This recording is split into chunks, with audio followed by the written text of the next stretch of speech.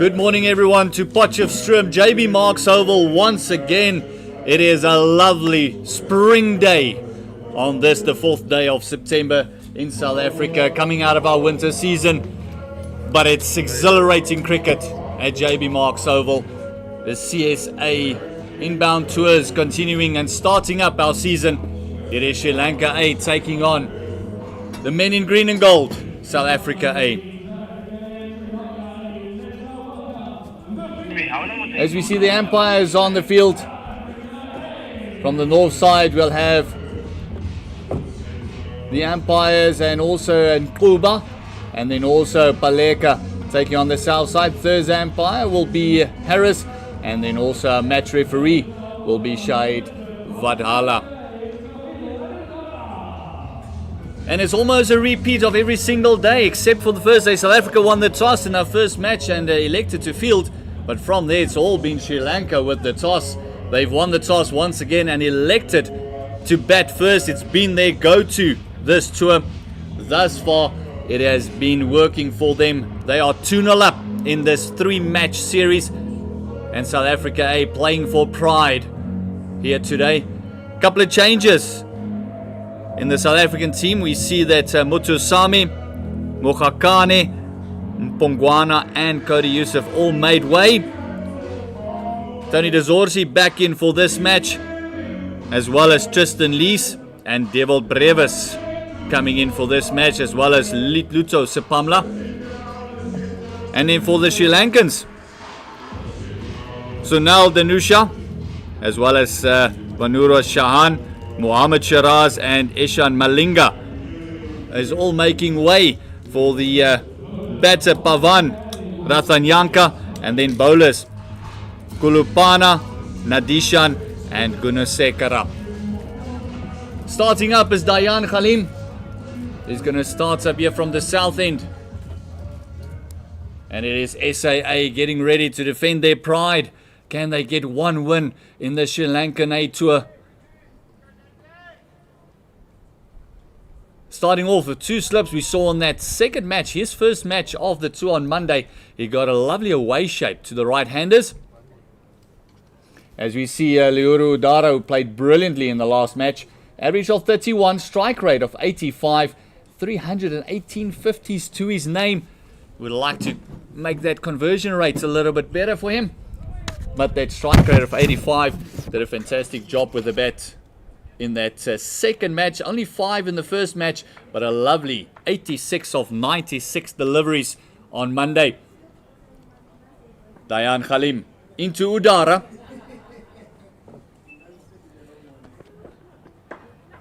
Oh, immediately getting off the mark with a streaky single.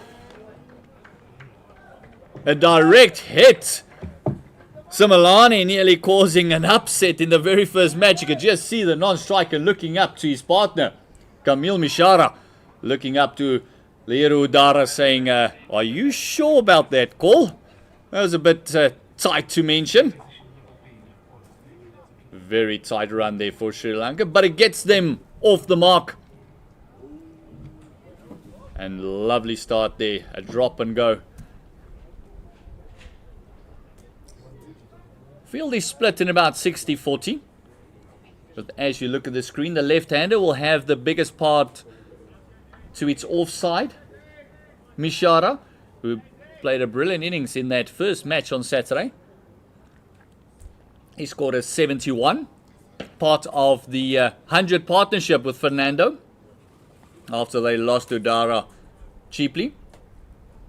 Just look at that summary there. An average of 50. And a strike rate of 97. He is definitely one for the future. Age 23, a best of 113 with 950s and 300s. But look at that average, 50 and a strike rate of 80. Brilliant. Khalim into him. Just on the hip. You can just hear the oohs and ahs there. Already starting off a bit more chatter than they did in the previous 2 matches.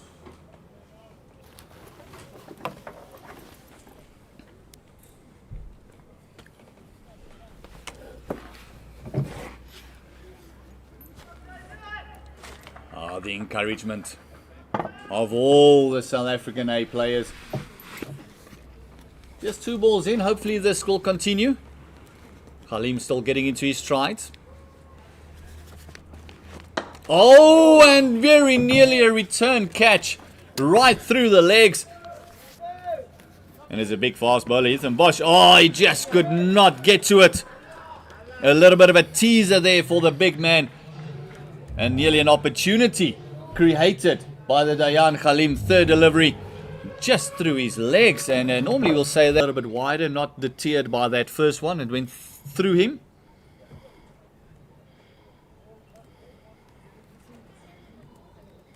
Still nice, easy start for both teams. As we see one slip coming out, and the first slip moving to about a 1.5. Maybe just enforcing that mid-wicket. Expecting the ball to pop up and maybe you get a lofted shot off the hip. First 6 deliveries. Good start here from Dan Khalim. Creates an opportunity, but last it just goes for 4. But also at the same time, it's good batting from the Sri Lankans, who are picking out these little gaps to take these runs. Strength that we've been seeing from them. South Africa did well in the previous game, actually, to just restrain them in those first 15 to 20. They were really tight into the pitch, and they were very intense in their fielding as well. At times, Sri Lanka were afraid to take those ones. Luto Sipamla back in today's lineup. He's going to take the new ball from the north end. And he's going to be running in to the left-hander Kamil Mishara. One of the changes for today's match, coming in for Cody Yusuf.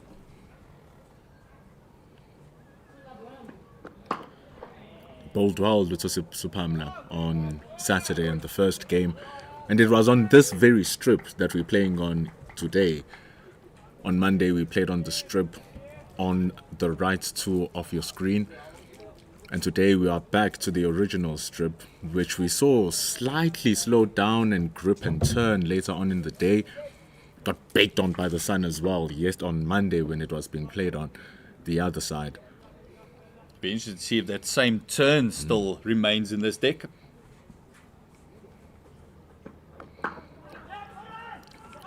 Oh, it is just you going nowhere with Big Andile Simelane on that point region. He's such an athlete. One of the finer fielders around.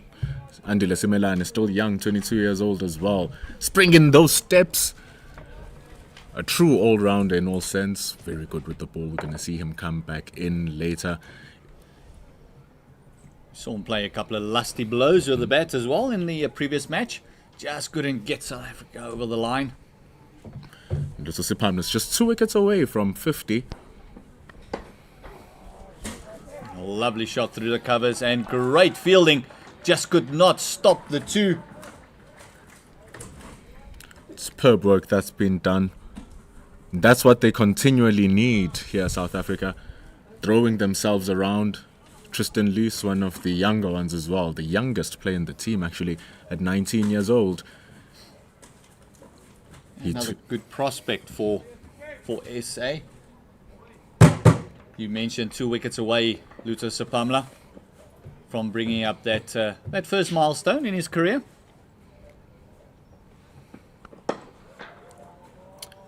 He's been bowling extremely well here. We saw him on Saturday. The lines were much fuller. He was right onto those pads, right in front of the batters. And today he's just pulling those lengths back, hitting that back of a length. And it's a beautiful one.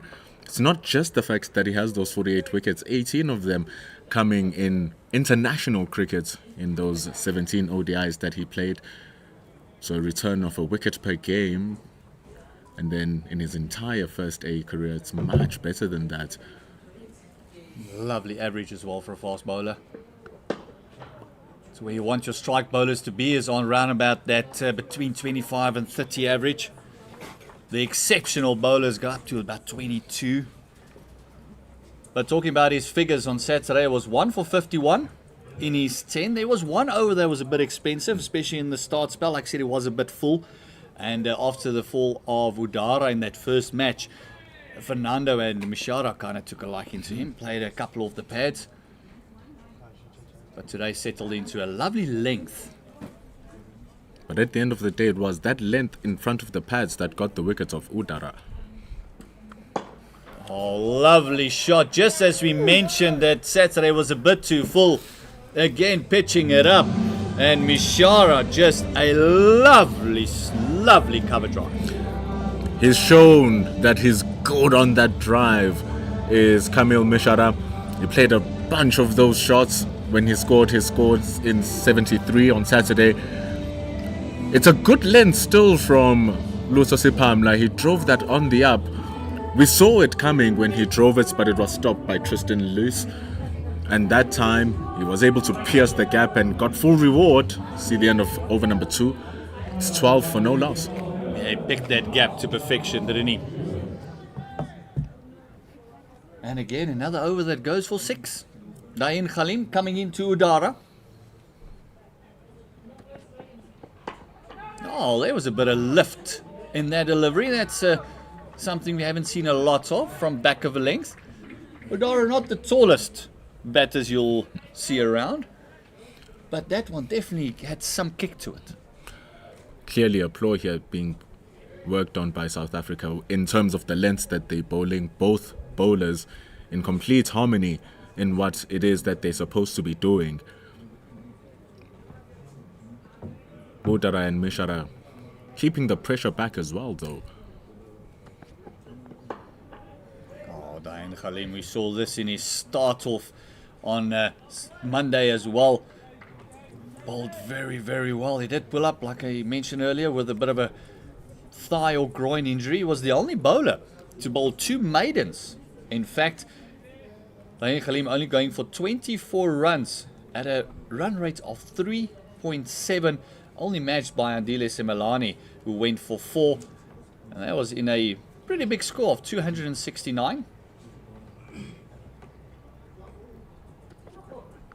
Oh, this time just wider. Commentator's curse comes in once again. As we mentioned, his fantastic lines and lengths. Short, wide, punished for 4. Naughty delivery from Dayan Khalim. Asking Udara to do something. He's been patient, Udara. Then pushes this one wide. Allows him to drive. That's why he has those 2 slips in place as well. But it's a great connection from Udara, who takes the challenge by Dayan Khalim. Says, don't give me many of those, I'll take you on.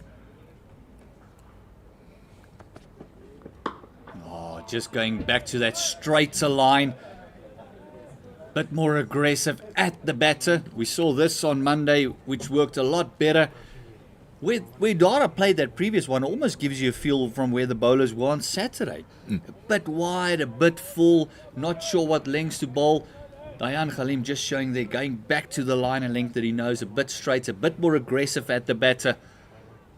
Just much harder to score off.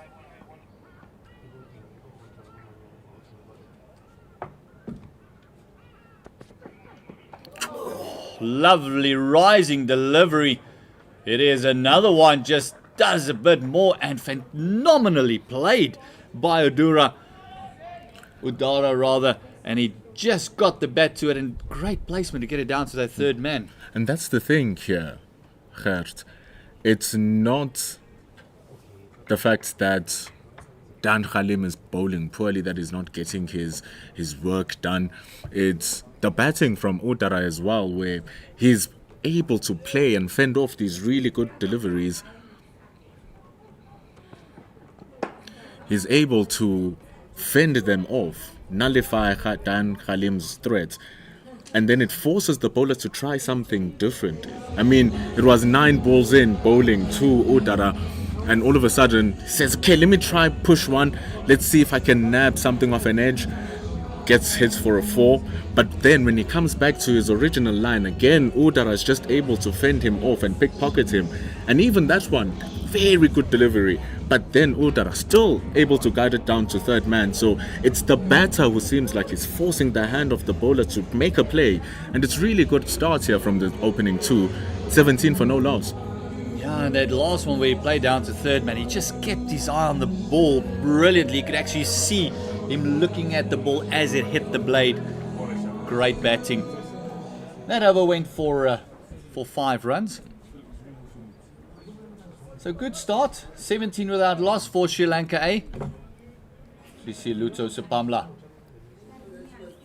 into the attack. He's got 2 slips, third man fairly wide, and then a fine leg on the fence. He's got backward point, cover, long on, long off, and mid wicket. This is what I want to see, a little bit more attacking, a bit more aggressive bowling. The trick here is just that consistency and remaining persistent and understanding that eventually it will be the batters who look to do something that is out of character, and that's how the opportunities are created. So Luto Sapamla here is bowling excellent areas, and he shouldn't be worried about what is happening. Just continue peppering that line, hitting that length. He's going to get his reward.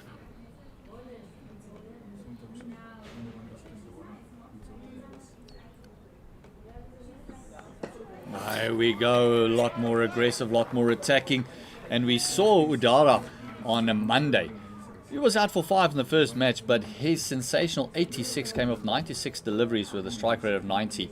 Although he absorbed so much pressure in the beginning because the opening bowlers bowled brilliantly. The first 4 seamers, Andile Petlukwayo, Dayan Khalim started off with Cody Yusuf, Andile Petlukwayo and Andile Simelani bowled brilliantly in that first couple of overs, and they just absorbed the pressure, lost a few wickets, and then all of a sudden Arakshinge and Udara just put a fantastic partnership together, and everyone from there chipped in. Danusha with a 40, Wickramasinga with a 44 once again.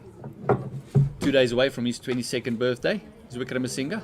Oh, this one finding the inside part of the bat, and that's exactly what we're talking about, is that aggressive bowling towards and at the Sri Lankan batters.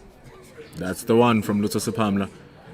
Just continue there. Just continue there. The thing is, when you bowl the ball at the correct line and length, it doesn't matter whether the ball comes into the batter, goes away from the batter, or straightens with the line. If you hit those areas, if it straightens with the line, the batter has to play still. If it nabs away, that outside edge is a problem. If it comes back in, the inside edge is a problem. So hitting those areas is so important. Oh, again, a little bit of a gap between bat and pad. We praised his work a bit earlier on, but there's just a little gap. I think Udara's not sure if the ball's going to leave him or maybe come back into him. You can just see Luto Sapamla wants a bit of a change in field, as he just moved fine leg a bit wider. The one slip, they've now got a very catching man. You can just see him off screen, his shadow there, the white shoes coming in on the left hand side. Bit of a catching mid wicket.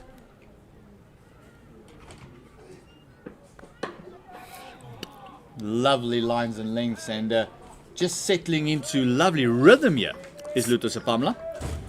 It's poetry in motion here from Sapamla. It's also encouraging the team around him to just be a little bit more aggressive. Look at how many people are around the pitch right now as Sapamla is walking back to his crease. Lahiru Udara saw him opening the space between bat and pad. Eventually, he wants to find something to score of. That's the amount of pressure that Sapamla and the rest of the fielders are pumping onto him. Oh, this time finding the gap with that cover just creeping in. This will be 4 runs. It will beat the fielder. It just shows the class of Udara closing out the over with a sensational shot. Sapamla just pushing that one too wide. It allows Udara to just throw his hands at it. The length was still good enough. You saw it got the outside half of his bat, but it was just good enough connection that it pierced the gap. Ngaba Peter had no chance of collecting that. It's a fast outfield here at the JB Marks Oval, but still, it seems like it's a win over for Luto Sapamla. Yeah, I think he just had them with that more aggressive straighter line, and as soon as he went for that little bit wider, maybe get the outswinger going for that first slip to come into play, just a little bit pushed it too wide. You could just see the face opening up from Udara just to pierce that gap, because mid-wicket is in very close, and also that cover is coming in off the circle by about 20 meters. Oh, just on the hip. Look at how tight they are. close down that space. Oh, outside edge found and a phenomenal catch at first slip.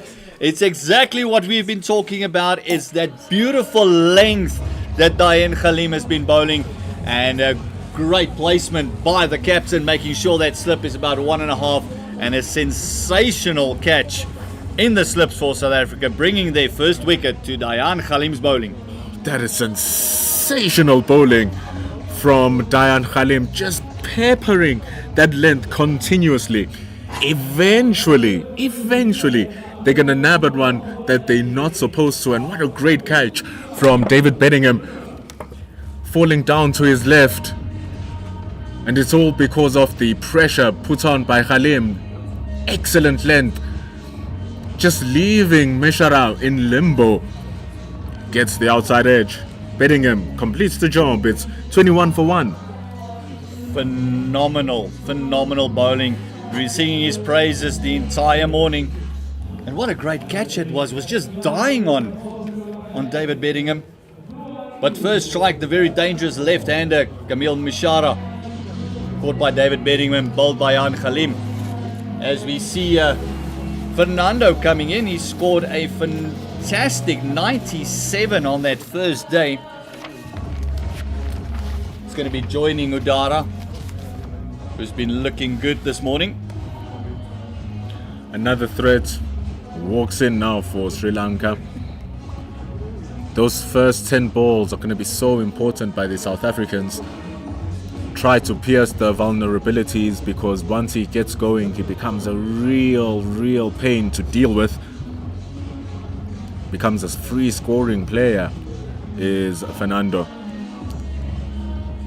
The important thing here for Dayan Khalim and Sipamla is to continue doing what they are doing. Just see the average there for Fernando. Just creeping up to that 40 region. You want to get it maybe right up there, especially with the batting third in lineup. Just look at that delivery. Just leaving the left-hander. Phenomenal catch. Great rhythm by Dayan Khalim, who we were a bit worried about with that groin injury.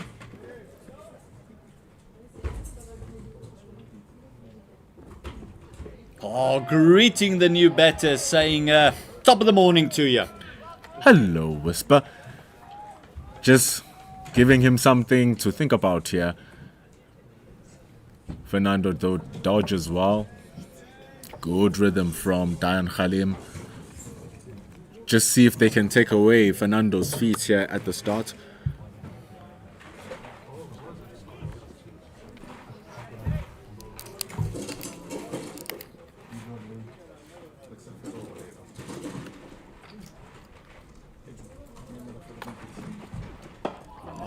After the lovely bumper, you can just see him, the batter showing. Ball's just moving away, it's just straightening up. I think that is what created that angle, because he got the, instead of moving back into the left hand, he just got one to nip away from the left-hander. Very tough delivery to deal with for any left-hander. It's a good stance from Khalim.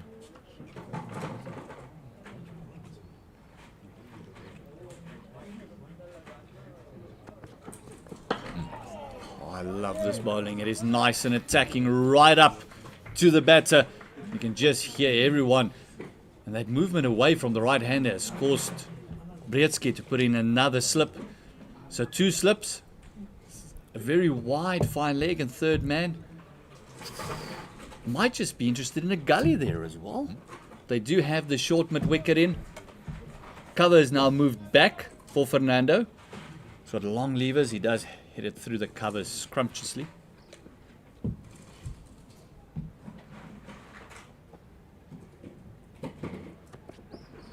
Oh, there's that outside edge. Exactly what he's going for.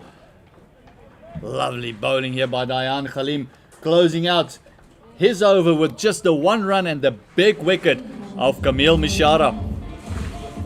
Score's gone to 22 for 1. And that is at a run rate of around about 4.4. But we know Sri Lanka won't get too panicky about that.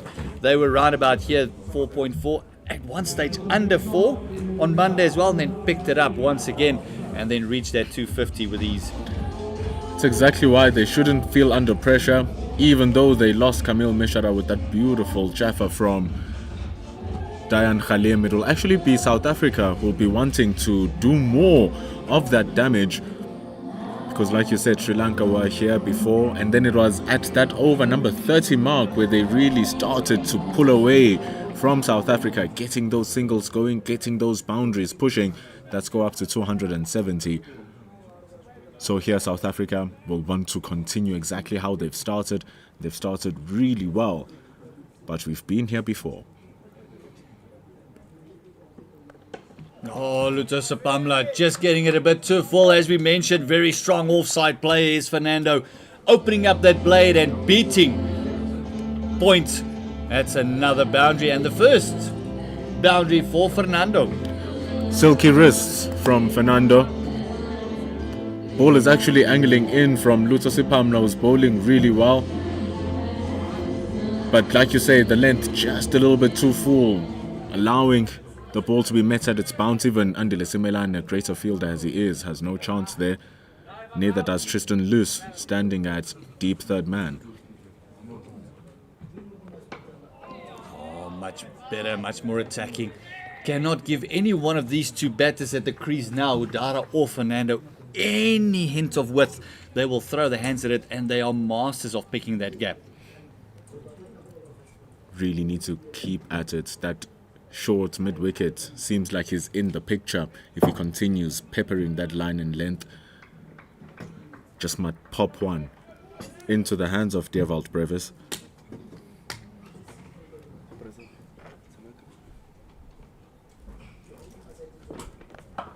Oh, again, just that bit of width.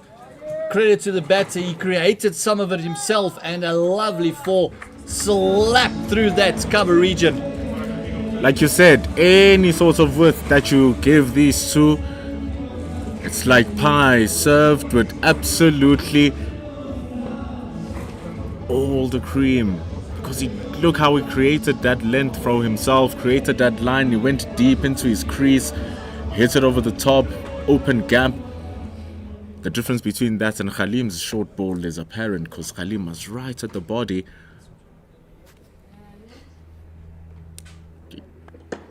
Oh, another straight, a much better line, much better length. Great direction. And that's just where Luther Pamla look, is dangerous this morning, is getting it fuller, getting more into the batter. And like you mentioned earlier, just getting that line correct, so even if it nips in or nips away, gives you a chance inside and outside part of the bat.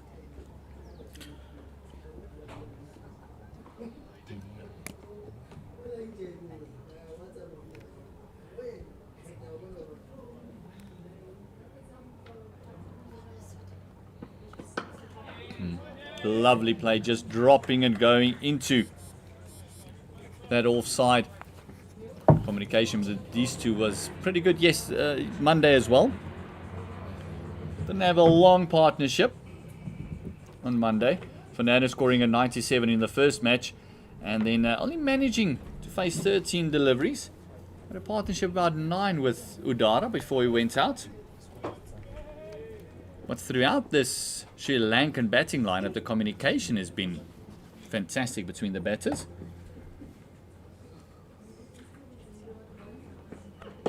There we go. Much more attacking as he close out the over. Successful one for Sri Lanka A. 9 runs coming from that over. 31 for 1. And it's picked up the run rate to over 5. South Africa have also disposed of the slip fielder, putting in a short extra cover, feeling like those wickets will come in front of square with the way that Sipamla is bowling, especially. Hasn't really threatened anything on that outside edge, and more often than not it's the batters who are trying to go at him with his lines. So by putting both that short mid-wicket and short extra cover as well, they're trying to close off those scoring options for the Sri Lankan batters. Oh, Dayan Khalim. Can see him just attacking Fernando's outside edge. That one just didn't move away as much as the previous ones did. Worked her off the hip for a one, but hands on heads.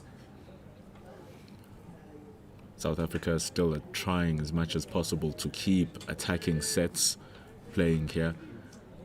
2 slips remain in David Bedingham and Dewald Brevis standing next to Mikhail Prince.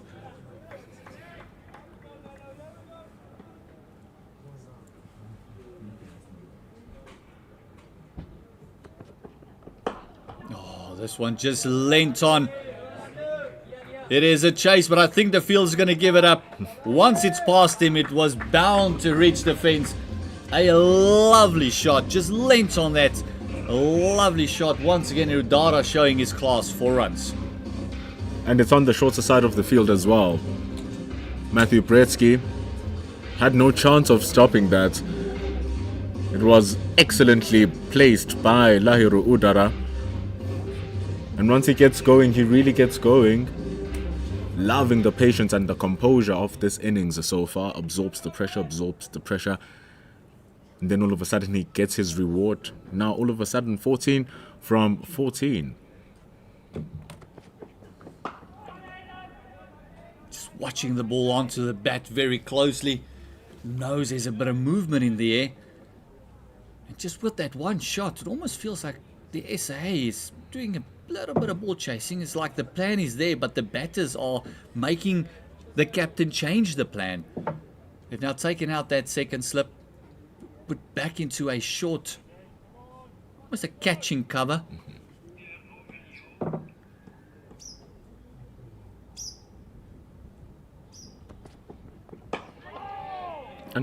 Understand the reasoning here from Matthew Bretsky. He still believes that the opportunity of the outside edge is still there. Hence he keeps David Bedingham at the slips and actually pushes him wider from Mikhail Prince to widen the angles that they can catch with, but also creating another catching opportunity by putting Dewald Brevis at that very short extra cover. You can see the pitch just outside of your screen on the left. That's where Dewald Brevis is standing at. So they have 2 attacking opportunities here. Oh, a little bit of a bouncer. This one not having the same carry as the previous one. The first one he bowled to Fernando was a lovely bumper. This one just dying on Mikhail Prince. Again, we saw this pitch in particular on Saturday. If you really dig it in, it's got a little bit of a tennis ball bounce to it. So it was difficult to play square off the wicket.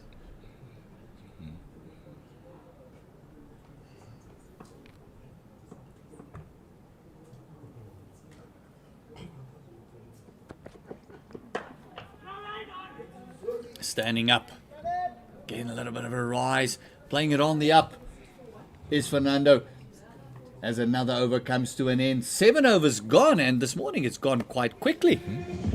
Plus up here, it's 7 overs gone, 36 for the loss of 1 wicket, and Sri Lanka on the go. Good start from South Africa in the first couple of overs. Phenomenal return from the Sri Lankans is something that we've seen far too often in this series so far. South Africa do be getting wickets and the first 10 overs of each game. And then it's the recovery efforts from the Sri Lankans that is so impressive to watch, and their ability to remain composed under pressure and their way to pace their innings as well. Right now they're scoring at around 5 runs to the over. And so South Africa, after 7 overs, they bring in Ethan Bosch to see if he can create something different.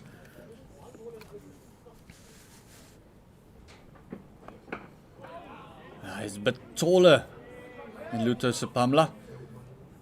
Hit the decks a lot harder. I think they might just notice that his natural back of a length will just be the length to bowl on this deck. Just remind of South African A team for today. The batter just asking the bowler to remove those white arm protectors with the white ball. Mutusame Mokokane Mpongwana and Yusuf missing out today. See a return of Tristan Lees. Ethan Bosch in the attack. Just worked down to third man. Devil Brevis also coming in, and also the inclusion of Tony Dezorsi for this match for SAA. Better balanced team from South Africa at this point in time. In the previous game, they missed out on 2 batters. They only brought out Matthew Bretsky and Mikhail Prince as the sole batters in the team, and the rest were comprised of all-rounders through and through. And you can say that it told from the way that the game was played. And so here Tony Dezorsi returns, Devil Brevis returns. Well, that's the length they want to settle into. If they're going to score a view, make them work for it.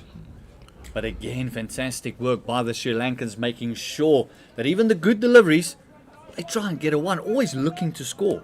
These 2 batters especially. That's where you see the difference between a team comprised of a top 5 of batters, and a top 5 of 2 batters and 3 all-rounders. Here the communication is far more crisper. The ability to create scoring opportunities also grows exponentially. Oh, this time pitching it up, straying from that back of a length and just hitting through the line. And Fernando says, thank you very much. I'll just relieve some of this pressure. That's how it shows. They create that pressure and they just bring it back for themselves. Great shot from Fernando. He risked taking on Lutsosiphamla at the mid-on. Won't say he got the cleanest of connections as well, so Ethan Bosch must not feel too bad about that, but now it just allows Fernando to ease himself out of the over. Better and this time round, dropping it short, and Fernando expecting it and just whacking it through mid-wicket. Didn't even try and keep that down. He knows that it's a vacant piece of land. He just needs to get it into the gap, and it's the second 4 in this over. Not the ball from Ethan Bosch. He just needed to continue bowling what he was bowling. He decides to pull the length back and try to go for a bumper. The ball barely rising. You'd think that Fernando would have just allowed himself to ease himself out of the over, but he gets a juicy one from Bosch. Climbs over the man at mid-wicket, and so they pulled a man at the deep square leg.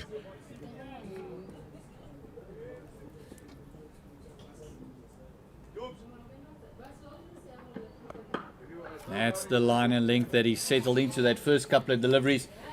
Just got a bit impatient there in his first over. That Ethan Bosch going for double figures.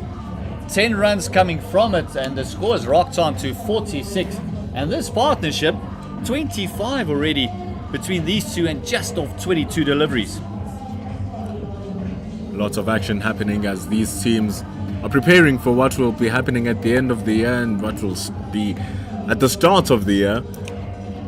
Cricket South Africa, bringing you a whole summer of cricket. Some of these gents can still have a way to break through, as South Africa will be playing Pakistan later on in the year with a full-blown tour. They'll be playing Sri Lanka again, so if any one of them are able to get back into the team, they have a slight advantage of just understanding the style of Sri Lankan cricket. So surely they'll be wanting to break through for those later on tours.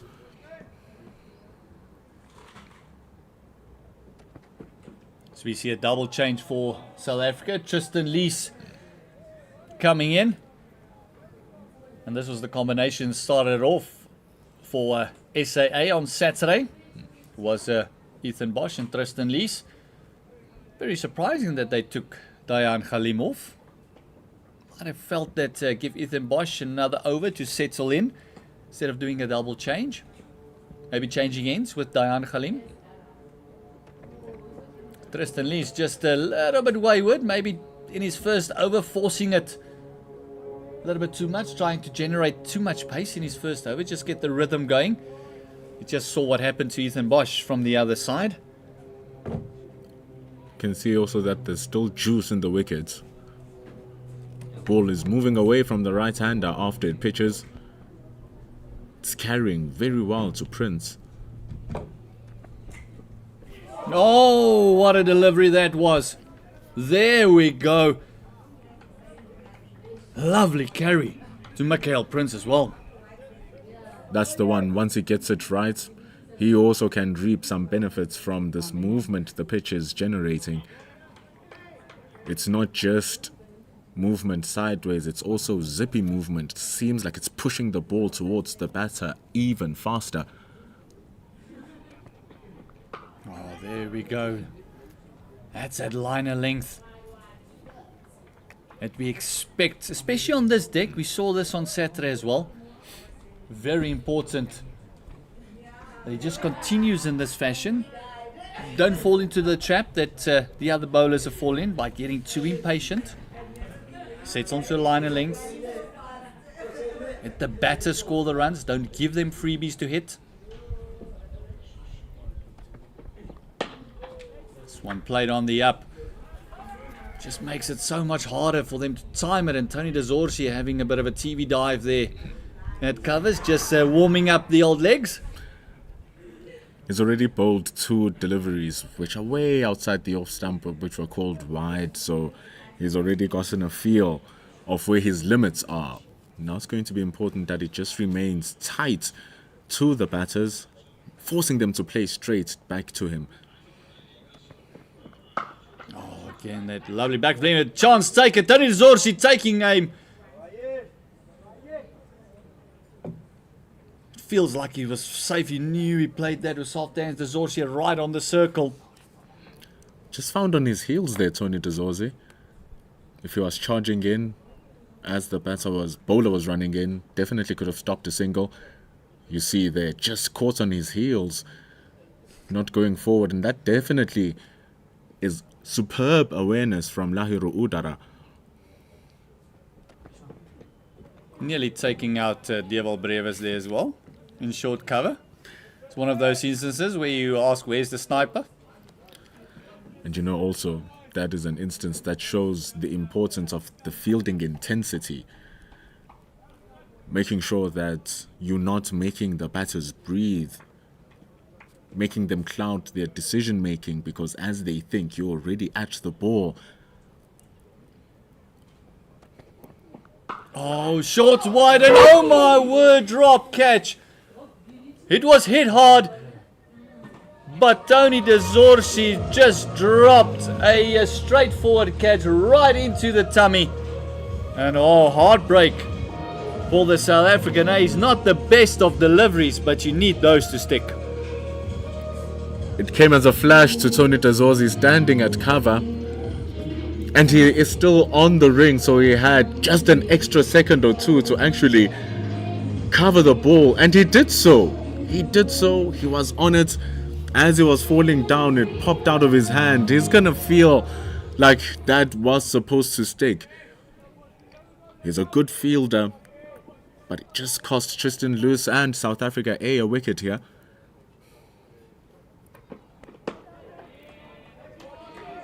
And with batters who've been in such excellent form between Udara and Fernando, you don't want to give either of them a second chance to breathe. Yeah, it's one of those scenarios where we saw Fernando scoring a lovely 97 on Saturday. Udara scored a lovely 86 yesterday. Oh, sorry, on Monday rather.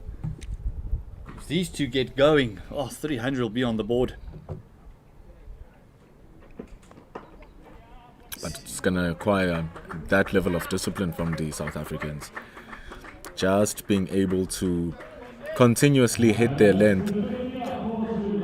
But with the great batting here from Sri Lanka A, his partnership with 29 runs has brought them up to 50 within the first power play. And certainly big smiles on their faces, considering the fact that they've only lost 1 wicket. Yeah, I saw that drop catch in the previous over. Oh, that sounded like the edge. Fernando is standing.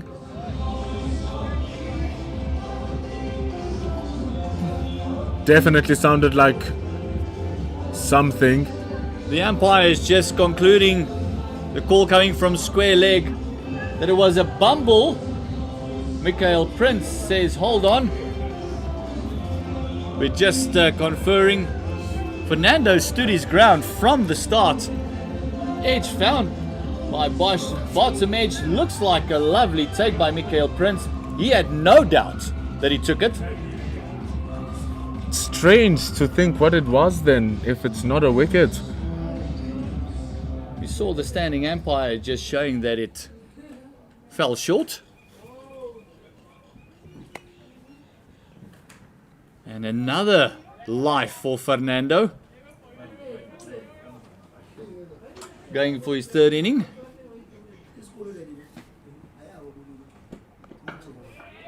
And no doubt that the SAA lads on the field will let him know that he's got a bit of luck. Maybe ask some lotto numbers. At the end of the day, good luck plays a big factor in any game that you're playing. Never forget that the first 300 in Test cricket for South Africa came through a dropped catch. Hashim Amla hit it over covers and it was dropped on 299. Sometimes good luck counts.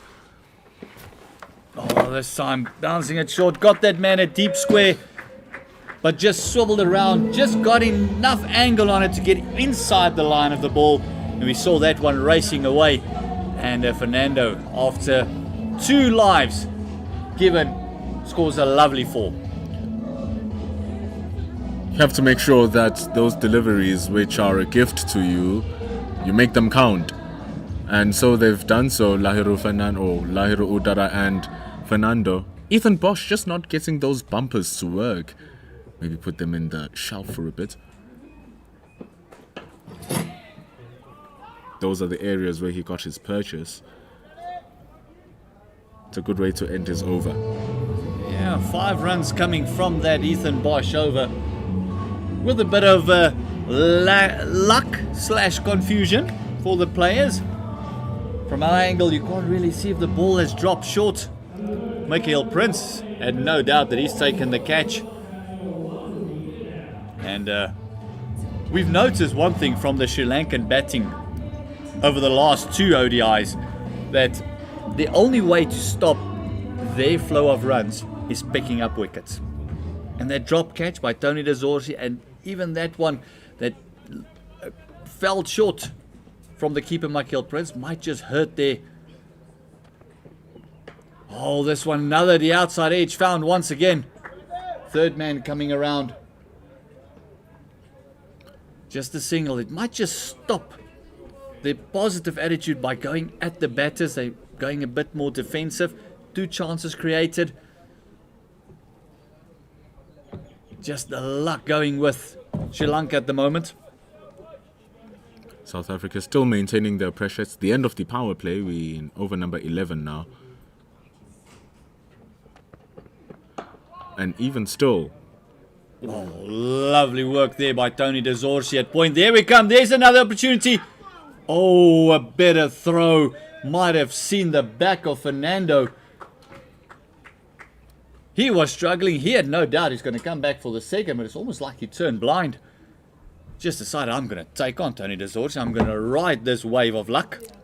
It's a great stop from Tony de Zorzi. It was getting away from his left hand, and then he's able to just keep it under. But apart from that, it's brilliant running from Udara and Fernando. A story that we hear way too often with the Sri Lankans over the past couple of days. The awareness to see that he's struggling to get up because he was sliding through even after he stopped that ball, knowing that they can come back. By the time he was up to throw it,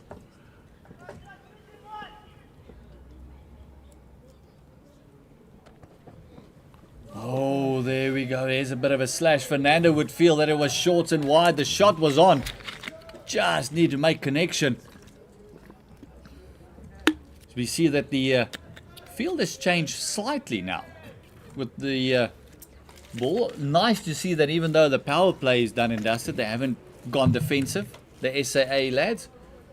They do have a long leg out instead of a fine leg or a deep square. And then also third man is very wide. Again, just targeting that shorter one. Lewis seems like he's happy to bowl that ball wide outside the off stump. He's already created an opportunity which was slashed into the hands of Tony Tezorzi, which just pumped out. Couple of edges down to third man, couple of edges hitting the bottom part of the bat.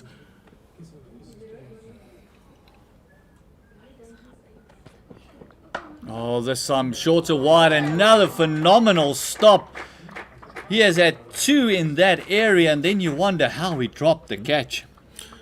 That's why he's there, Tony Tezorzi. Brilliant fielder. But every time he gets those stops, he'll be asking himself the very same question, Gert. How was I not able to make that one stick? However, we reach over number 11. It's still 1 wicket down for Sri Lanka A. 57 for 1.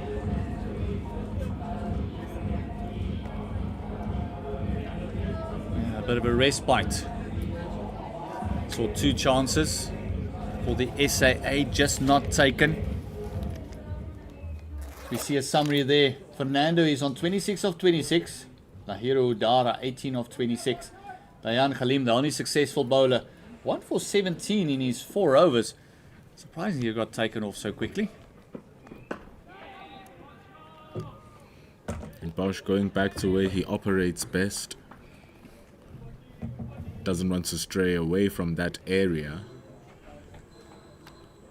Previous over, felt like he got an outside edge or an inside edge, but he felt like he got a touch. Mikhail Prince felt like he got a catch, and it was at around those lengths. Oh, we saw Ethan Bosch on Saturday. He got a bit of a thrashing in his 8th over, bowled brilliantly up until then, and then he got taken for 20 in that over. Wickramasinga bringing up his 50 in that over, hitting 3 mammoth sixes in 1 over. Picked up 2 wickets, 2 for 60 in his 9. That was on Saturday. Missed out on Monday. Today coming in for Mokakane.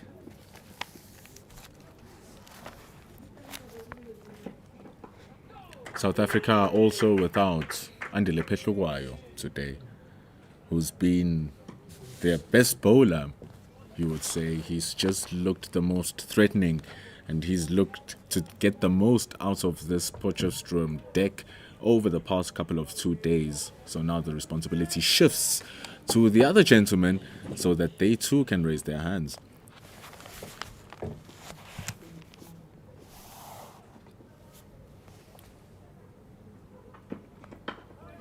Much better areas there, keeping the batters honest. Andile Simelane. Not often you see fast bowlers at backward point, but he is a phenomenal athlete. Can field anywhere for you. He has done some time in the slips as well. See him in the latter part of the innings, patrolling the fences, taking advantage of that express pace to cover as much ground as possible. Has a strong arm as well. Bowled decently in the previous match. Andile Simelane. One of the pick of the bowlers. Picked up 2 wickets. Went for 24 runs. Only had 4 runs to the over, but only bowled the 6 overs.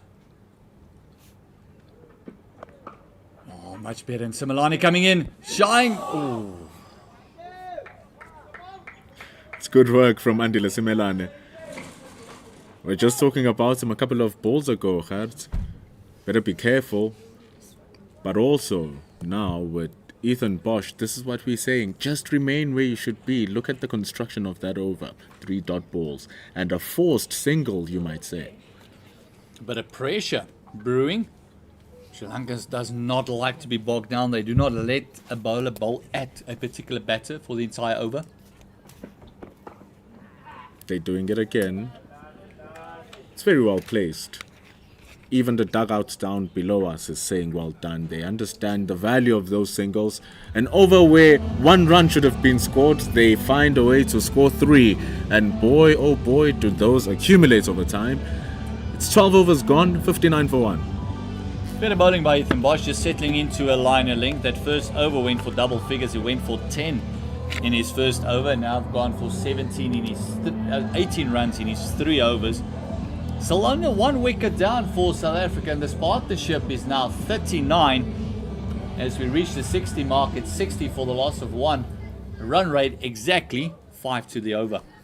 Tristan Lewis going at 3 runs to the over, so he's bowling at a above par economy rate right now.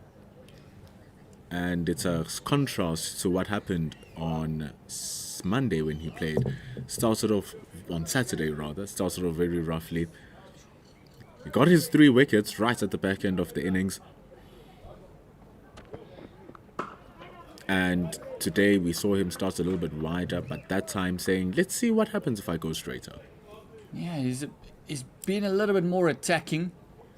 And it was of his bowling that Tony de Zorzi dropped a straightforward catch right on the circle, right into him.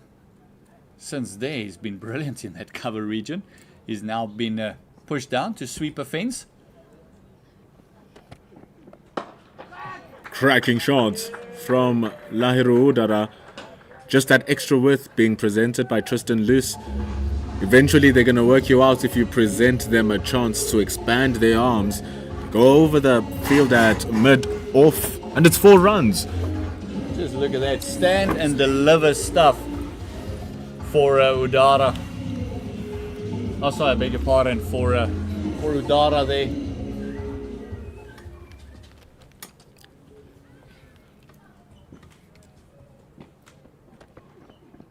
Go straight to the pads this time. They don't appeal too much. Rushed by pace. Good return from Luce. My reaction was warranted. Anyone who's played the game knows that does put a bit of a pit in your stomach.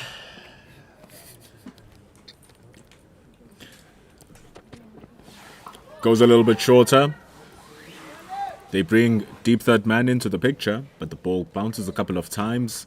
Rather sketchy handling of that short pitch delivery by Udara, but gets away with it. I don't think it's sketchy handling. I think he's trying to get his breath still. I think if you talk to him now, it's going to sound like a BG. Those hurt. It's one of those things you don't ask the batter if he's fine. You know he's not. But it's a good thing he's staying alive, isn't it? But it goes down to the hips. Lutso Pamla is just a little bit too far in the fine leg boundary. The direction was there, but he was able to climb over Sipamla, and it's 6 runs for Fernando. Now Fernando doing a fantastic job. He's done brilliantly with the short deliveries. You can just see him now. As that ball is bowled, he just moves into the off stump and just gets inside the line to whip it around. And Sipamla was on the fence. That would have been down his throat. It's a purposely bold delivery from Tristan Lewis. He knew exactly what he was doing in constructing that over to create that chance. So often we think that wickets are created, or you set up wickets, you set up LBWs, you set up bowls or edges, but so often you can also set up those delicious shots where the batters think they can hit 6 and they get caught out. It works this time for Fernando. It's 72 for 1. Yeah, it worked out. Expensive over there. You can still see that Udara is still haunched over a tad. It was a big blow, wasn't it? Felt like the ball didn't pick up as much as he thought it would. He's not the tallest of gentlemen, so definitely the lack of bounce worked in the SAA's favour. Ethan Bosch goes back to regular proceedings. He's now into his 4th over. He's going for 6 runs to the over. Not really a true representation of how he's been bowling. His first over went for 10 runs. He just was a bit too full in that first over. And from there, he's bowled brilliant. He's settled down into a line and length. He's following 2 overs, only went for 8 runs. Hits to mid-on. They're able to just take one. It's a good throw from Lutusipamla. Good running still from the Sri Lankans. Just see Mikael Prince just asking for the helmet. He might just feel that he wants to stand up. So we see Ethan Bosch not too happy with the foot marks.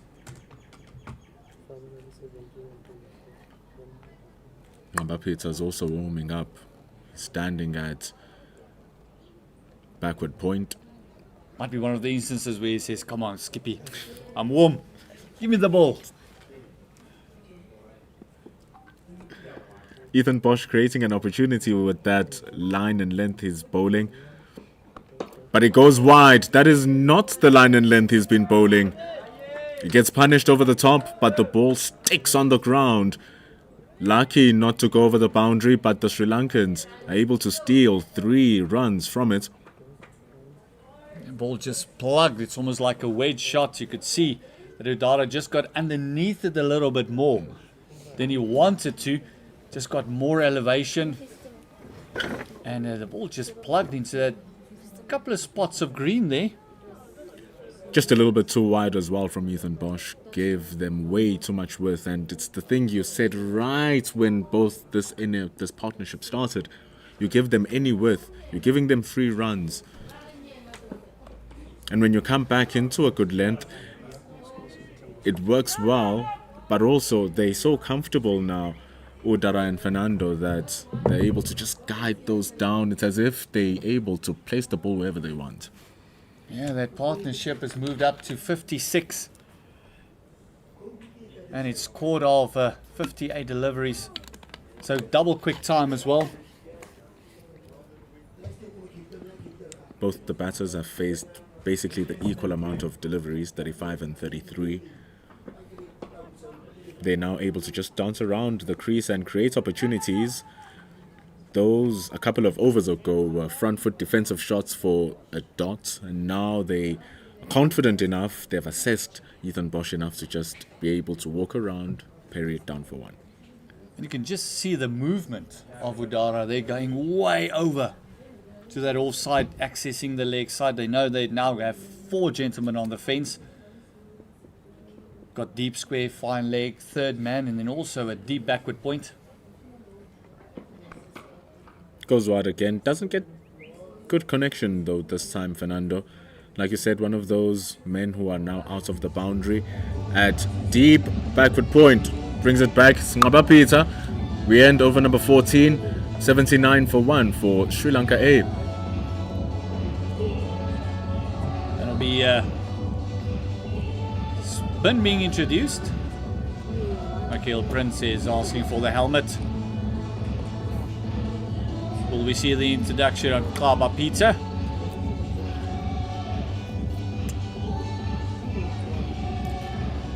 Took 1 wicket in the first game he played on Monday. Wasn't cleared to play on Saturday as yet. And now he's back on. He went for 51 runs, but he did create some level of opportunity when he came in. Surely now he's going to want to do better. He's gotten his 10 overs in the bag. He's gotten his loads as well during practice now that he can bowl freely. And so with the pitch that started spinning at the end of Saturday, we're going to see now what it's going to do. Also, he created those chances, didn't he? He was just one of those bowlers that just looked like he's going to take a wicket every single time. Talking about wickets, we've got the Player of the Year coming up in the CSA Awards. That'll take place tomorrow night, 8 p.m. Supersport Channel 212. Go through that nominees list in a minute. Oh, great players that's nominated.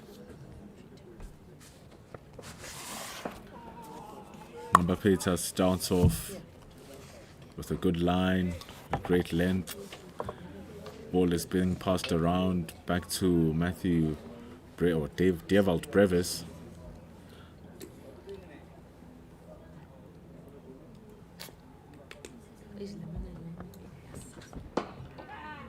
Bowling at a Good nick here.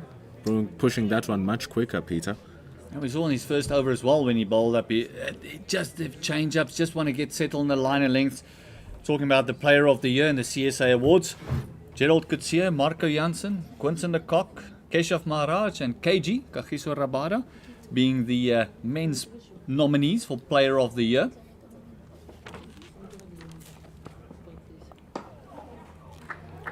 Players played great seasons throughout the watching the one day here.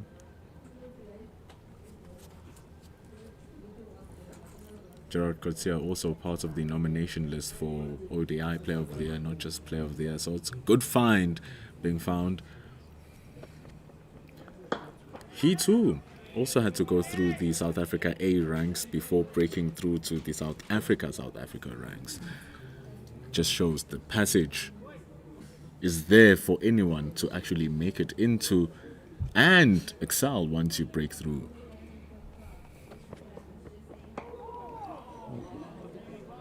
In the outside part of the bat there, Klaba Pizza just getting the batters to play. That's what you want from your leg spinner. And yeah, it just shows the feeding ground that SAA has, and it's phenomenal to see that so many of those players went through the SAA structure. When you get an opportunity, grab it with both hands. David Bedingham has been selected as the International Men's Newcomer of the Year. Here you are, watching him right here. Took a brilliant catch. That one was to dismiss Mishara. But surely he'll want to get into the runs as he has been with the red ball stuff. It's 15 overs gone, 83 for 1. Yeah, he hasn't really got going in the white ball stuff, as he is a phenomenal batter and he is held in very high regard. He's often, when you speak about the young players coming through, talk about Stubbs, he was always in that conversation as well. But he's no young man. He feels like he's getting into his prime now at 29 years old. And it really shows that the red ball stuff, his work at Durham has been fantastic. Lotose Pamla returns. He wants to have some fantastic showing as well. He had a wicket, first game that he played, but still dry here today. Yeah, coming back after his 3 overs, went for 19 runs. There's a couple of newcomers that's on the field as well. Michael Prince, the keeper, that is playing here, is one of the newcomers. Quenam Parker, the exciting youngster, the left arm quick for the DP World Lions, has also made his debut internationally for South Africa. Quick delivery that, but it just flips down the legs. The umpire spreads his arms for a wide. And one of the gentlemen that played on Saturday and also on Monday, Andile Mokhakane from the Warriors, Klaba Peter, we saw in the attack a bit earlier on. He's one of those as well. And Luandre Pretorius from the Mensa Multiply Titans makes out that list of domestic newcomer of the season. 2 keepers in that list. Tall players to watch out for. Matthew Brietsky's played to him at mid-off. The Sri Lankans continue just eking out runs piece by piece here.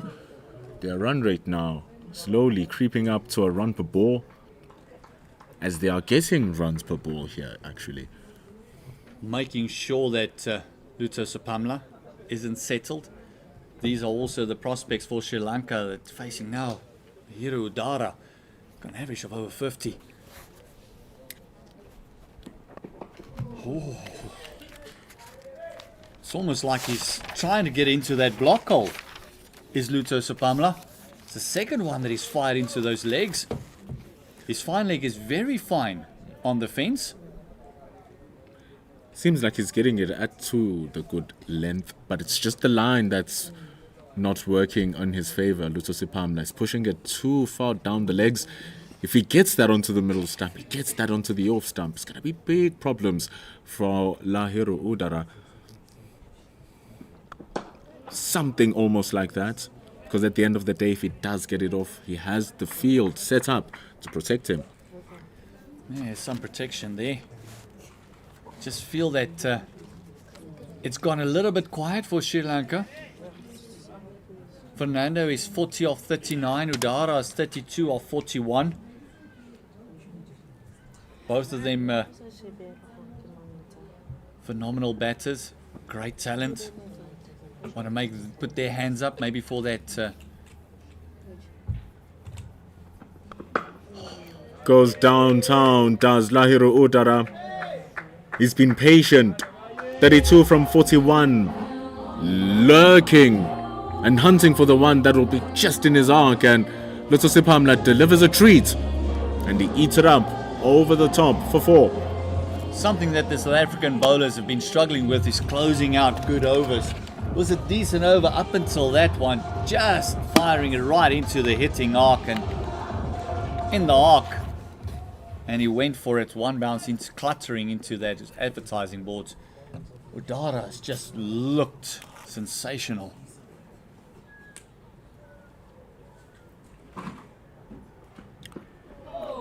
Recovers brilliantly, does Luso Sipamla. A hand on the head for Udara. Went for a wild flash. He knows that that was not the shot to play. But he keeps his wickets. He's on 36 from 43. Fernando on 40 from 39. Sri Lanka A after 16 on 90 for 1. And in a partnership of 69, as we see the players come out, we're going to have a short drinks break. We'll be with you in about 5 minutes' time. Don't forget CSA YouTube channel, ball by ball action. We'll be back with you in 5 minutes.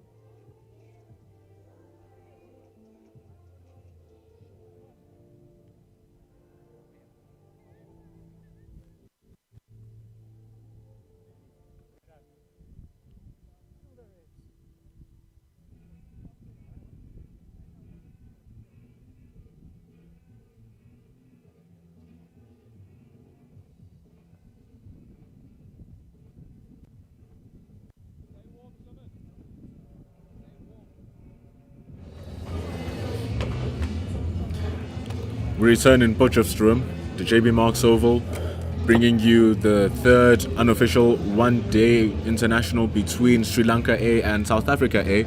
Sri Lanka A have sealed the series, but of course it's much more than that when A teams are playing. It's about discovering and unearthing emerging talent that can break through into the first team and add more solidity to the first team squads. You've just seen a graphic of the first class teams that will be playing. This would being the last ODI. We go on to Saturday, flying down to the Diamond Oval in Kimberley for the start of the first 4-day games. But when we bring our eyes back here to the JB Marks Oval, it's 90 for 1. Ngaba Peter continues with his job. Noanendu Fernando is on strike on 40 from 39. It's a good quicker delivery from Ngaba Peter. He's come in, he's delivered excellent lets just from the start. He's really been good in his areas. It's just one of those bowlers that looks threatening. And from your leggy, you would want wickets, especially now. SA is in a situation where they need wickets. This partnership has gone on to 70 runs. And he's one of those bowlers who will just give you something different. He will give you that. He will just give you that something different in the attack. He won't be like regular bowlers. He plays around with the speed. He doesn't mind tossing it up.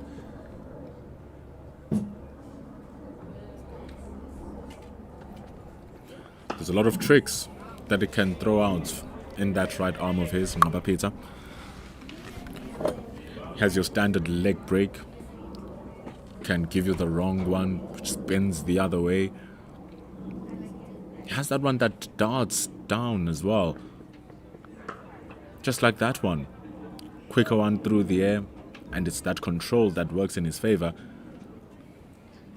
We actually saw his wicket coming from a similar delivery, where it was just worked around and easily taken there at exactly that short mid wicket that is in place there. Matthew Brzezinski just hanging around.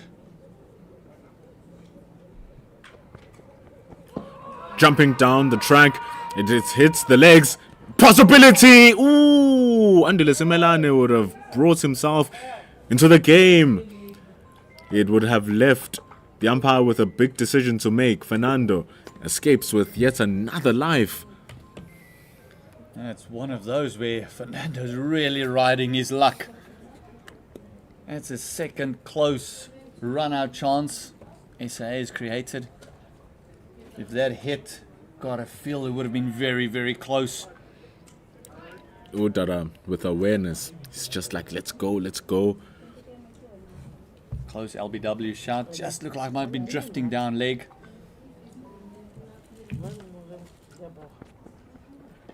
And he is bowling it a little bit straight here, Ngaba Peter. He's not getting much turn, but also at that speed, don't expect to get much turn. It ends over number 17 though. A good one from Peter. The Sri Lankans will be happy that they haven't lost a wicket upon the return, because how often does it happen that after a break the team loses its rhythm, especially with a partnership that has been created over 79 deliveries. It stands at 73. Sri Lanka 94 for 1.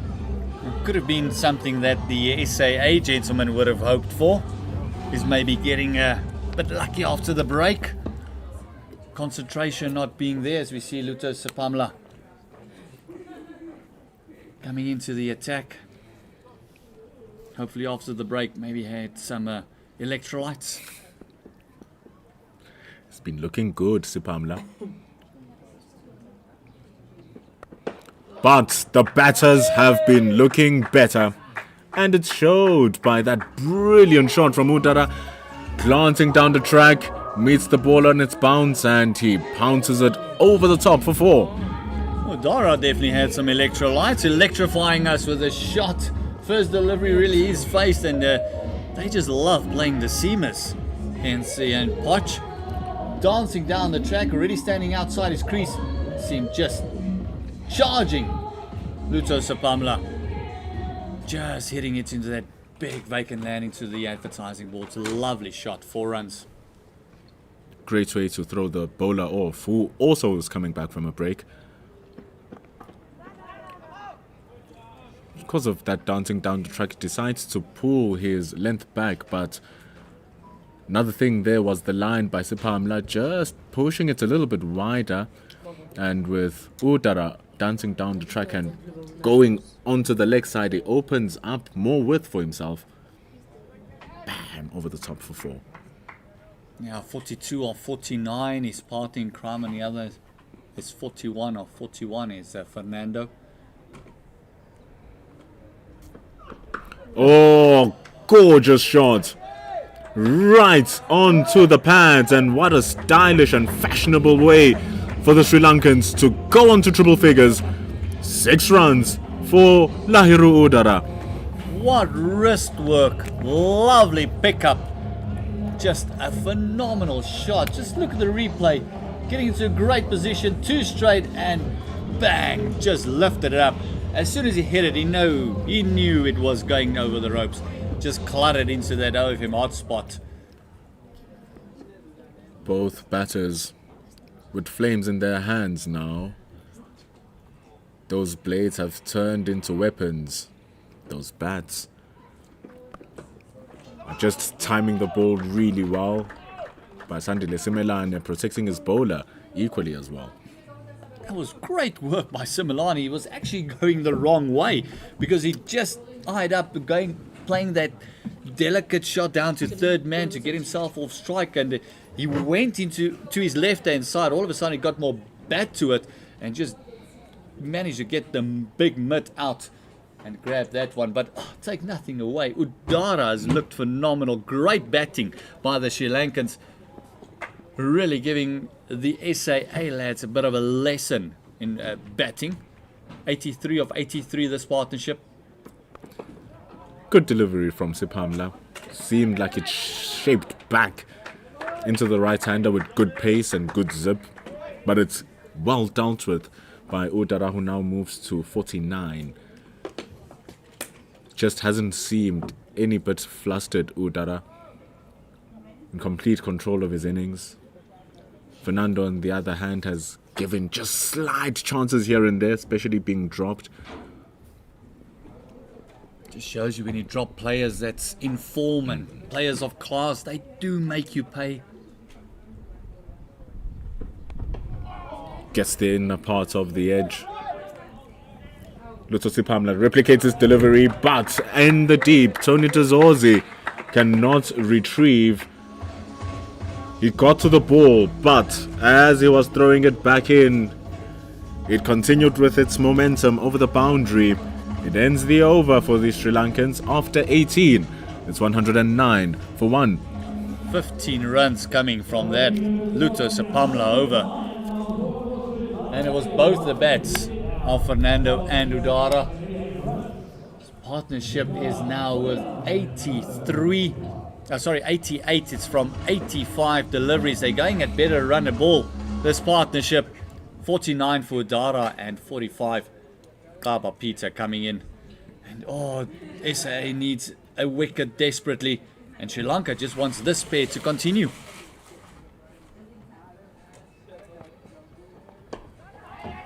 Chance here, but not really.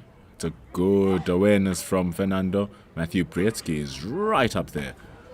Would love to see that exact line, and maybe Kaba Peter just throwing it a little bit slower.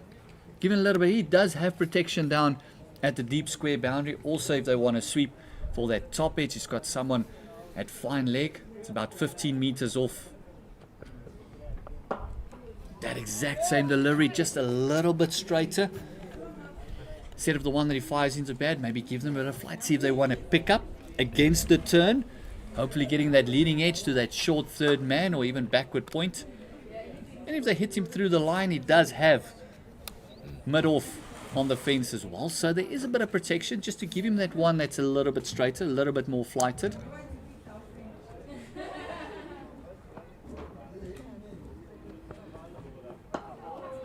Pushes it up onto the offside. Good placement from Lahiru Udara. A classy innings, 55 deliveries. He gets the right to raise his bat, gets to 50 runs. Played fantastically, Lahiru Udara. Second time in a row, second innings in a row. Same opponents, 50 up for Udara. 30 of his runs coming from boundaries, showing his level of patience that he waits on it, he gets one to score, and Fernando gets another sketchy one that nabs his inside edge. Again, it seems like he's just playing away from his body every now and then, and it induces that sketchy shot. Actually, don't think he picked the wrong one from Peter there. There's a bit of a gap between bat and pad.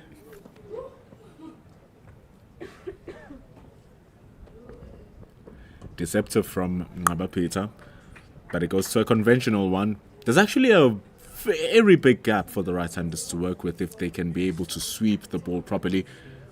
Deep mid-wicket, then deep fine leg. We've seen with Peter, he is a very tricky customer to sweep.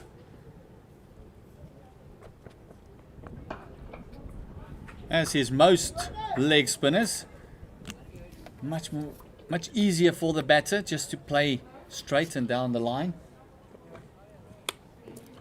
And more often than not, when he gets his wickets, he gets caught out in the field from batters trying to play across the line forcefully. Deliveries that are not there to be hit. Much more patient approach here by Udara and Fernando. And that patience has earned Lahiru Udara his 50 runs from 55 deliveries.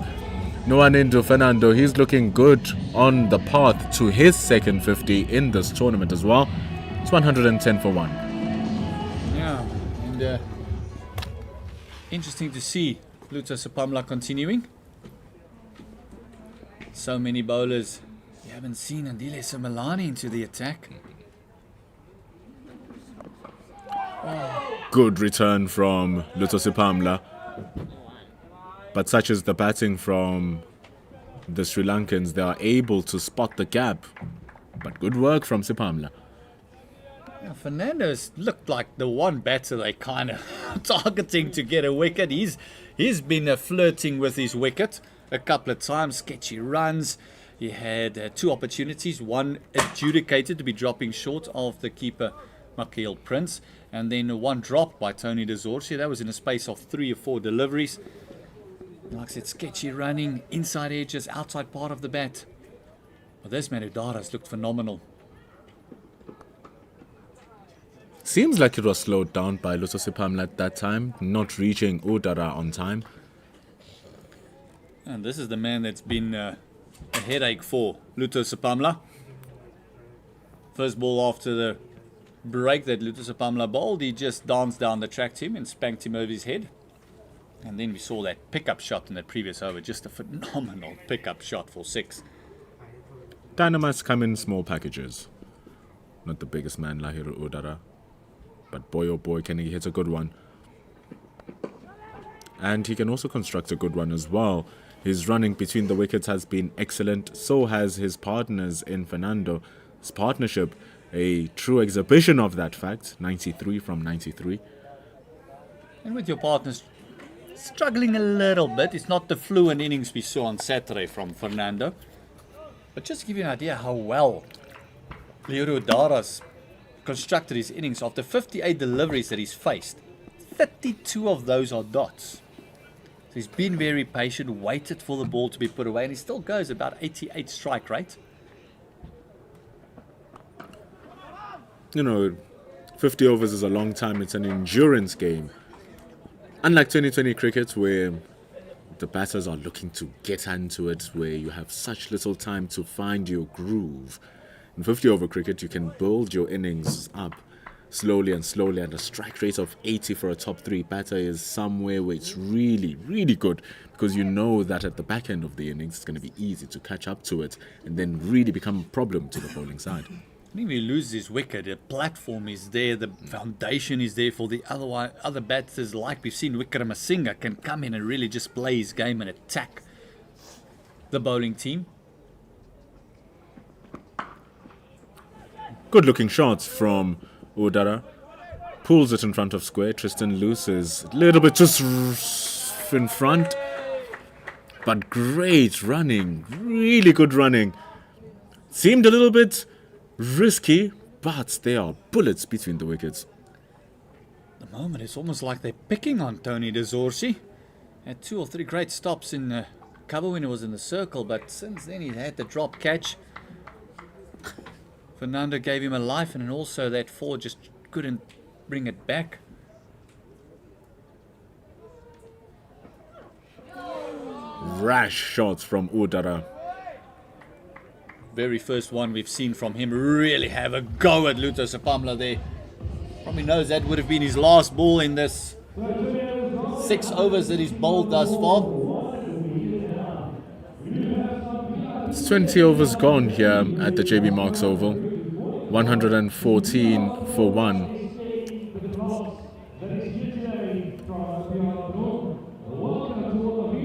They've had an excellent partnership here. 95 from 97 deliveries. Udara and Fernando. Chemistry between the top 5 is excellent for the Sri Lankans. We cannot stress this enough. We saw the very same partnership being constructed on Saturday, but that time it was with Fernando and Meshara. Going on to 95 of just 97 deliveries. Lovely ball. Klava Peter just continuing his work, making sure that his end stays quiet. Luther Sapamla has been very expensive today. They've really took a liking to him. Love to see Andile Similani coming in. Oh, again that feet movement and just picking the gap between Brietsky and Dayan Khalim. And scoring is bringing his 50 up with a lovely shot as well. 52 of 47 deliveries is Fernando, his second half century on this tour. They really zapping the energy from the South African fielders with all of these runs. That was a forceful shot from Fernando to bring up his 50. Dayan Khalim was chasing it with all of his might, but he couldn't make it. A lucky innings. He's 13th in an unlucky number. The irony of it all. It's had good survival efforts throughout. He dances down the track for that one. Even the connection wasn't the cleanest. But that's what sets champions from the rest. Again, trying to force that one over the mid-wicket. This is what I was about to say. That just shows the class of the man, because although he struggled, he's hanging around, he's fighting through his innings. The grit of that innings. Not a fluent innings by any stretch of the imagination, but he's still there. And that's where it comes in. And that's the thing with 50 over cricket. It's the fact that if you are able to persevere through the pressure and through the struggles, the longer you stay there, the runs are going to start coming to your way.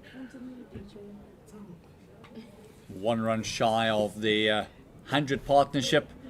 These two. Oh, very bold there. Peter just closing out a phenomenal over. He did concede that 4 runs, but it did create a bit of a false shot. So brilliantly done. Another over gone. It's 21 gone. 120 for loss of 1. Still that run rate to the over. Still around about that 5.7 mark. But they're just holding it there. If these two can carry on till about the 30th, 32nd over with that lineup that is so set, and with the dangerous hitting power they still have to come, Sri Lanka must be eyeing up their 3rd score of over that 260 mark.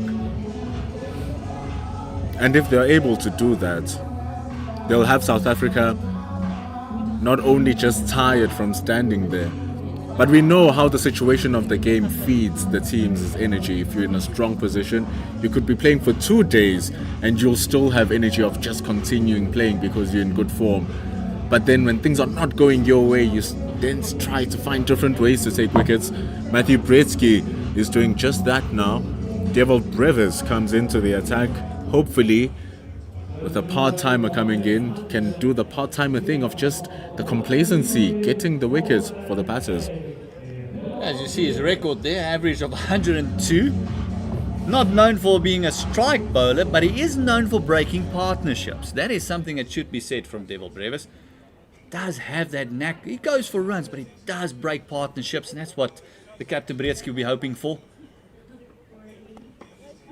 First one is squirted away past backward point. Thick is outside edge. It looks like the fielder will roll it in. They're going to turn for the third. Just wait for the signal for the umpire. And that will bring up the 100 partnership between these two. 102 of 104 deliveries. Phenomenal work by Fernando and Udara. It's a big chase for Ethan Bosch. They run down to stop it. They run 3. As we said, a bit of a partnership breaker is Devil Brevis. Not the best delivery. Just when in doubt, lean back and cut. And the struggling innings for Fernando comes to an end by the hands of the most unlikely of bowler, Devil Brevis.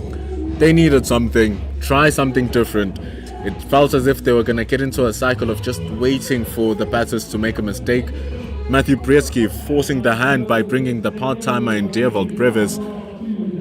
It's a wide delivery. It's short. It's cut. And the catch from Andile Simelane is a really impressive one. Diving forward. No doubts for that one carrying. It's the second wicket gone. A valiant effort from Fernando. 52 from 52. Now striking at 100. That goes with his first ODI score of 97. So pretty successful ODI tournament for him. As we see the captain of Sri Lanka, Surya Bandara, coming out. He wouldn't mind getting some runs under the belt as well. He's been struggling for runs, scored a 21 before he became that victim of Kaba Peter with a bit of a long hop that he just placed into the hands of Cody Yusuf on Monday. And the very first day also struggled to get really going. He only scored 2, so he would love to get some pitch time as we see the record there. 24 years old. Hasn't gotten 100 in his career just as yet. Bunch of 50s. 12 in his 54 innings, so that's a 50 every 4 innings he comes out to bat. This is the third one he's coming to bat here in South Africa for this tour. Hasn't scored a 50 as yet. Just lost a big wicket, and so he'll want to fill in those shoes, Pasindu Surya Bandara, and work with Udara and construct another mammoth partnership which can break South Africa's backs. And the hope for the SAA now is maybe to see the back of Udara going as well, because getting 2 new batters in will stem that flow of runs that's now gone to 5.8, 123. The 1-2-3s on the board for the loss of 2 wickets. And Devil Brevis, you golden arm you, and Simelane, what a catch. Fernando's luck run out. SAA strikes. Sri Lanka would just want another partnership to create here with the captain and the said batter Udara.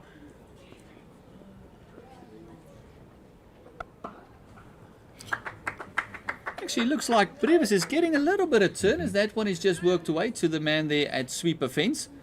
Actually getting a little bit of turn, no quick turn, just a little bit of bounce and turn. Running down the slope is Devil Brevis as well. Maybe we could try Ngaba Peter from that end as well. See what can happen.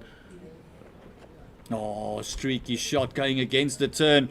And what lovely placement this is by the captain.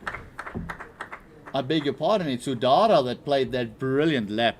Just against the turn, he's just so set in his ways. See, just dropping down and taking it right off middle and leg. And the vacant fine leg. The man operating a deep square, Tony De Zorzi, had no chance of getting to that. It's a big gap behind his hips is the right-handed batter. So they've seen that, no, man, we can't leave that space so much. Dan Khalim has gone to the short fine leg area. And now he plays the reverse sweep. This is phenomenal batting by Udara. And it's equally appreciated by his dugout. He deserves the applause. First the normal lap sweep and now the reverse sweep. And also played fine. It's a fantastic shot. Manipulation of the field from Udara. Khalim tossed over to the leg side and he reverses his sweep expertly past Simelane. Brady Behrens will be saying now it's a game of chess. It's not checkers, it's not just see ball, hit ball. Your bat can control where the field can be placed for you, and that shot just shows it. I think it's just a matter of manipulating the situation now. Is Udara bullying the SAA bowlers at the moment? Well, you got his field. Expensive over, 13 runs coming from it, but job done for Devil Brevis. I doubt he'll get another one. But job done, he broke the partnership. Exactly what you wanted to do. Udara just looks very comfortable against him at 133 for the loss of 2. Sri Lanka A in this third unofficial ODI. Udara facing up is 65 of 65. That is their set batter. Surya Bandara, the captain, has just joined him. Just faced a solitary delivery. Klaba Peter continuing. 2 leggies in operation for South Africa now. And it's actually strange when you watch the makeup of the team that there's no spinner who is a finger spinner spinning the ball back into the right-hander. All the spinners who have been selected, including Senoran Mutusami, who's the left-arm orthodox, are all spinning the ball away from the right-handers. Yeah, it's still very strange not to have seen Simelane coming into the attack. Only bowled the 6 overs in the match he's played on Monday. And he bowled brilliantly in those 6 overs.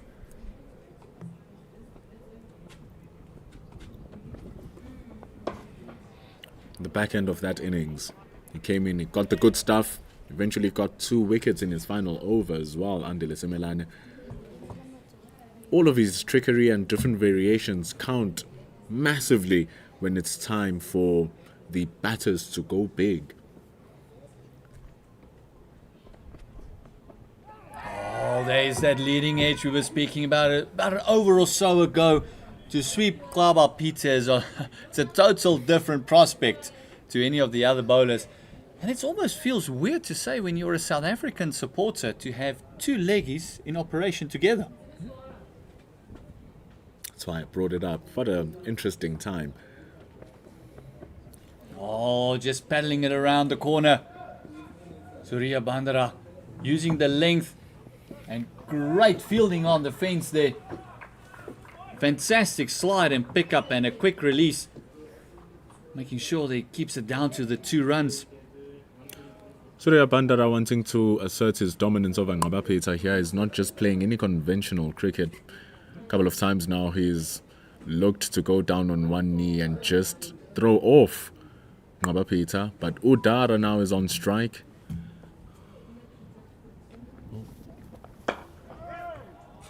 Again, just working that one.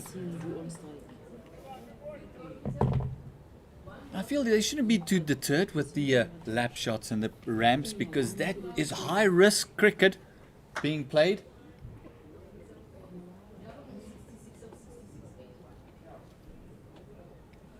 Just pulling up in that one, not feeling the rhythm.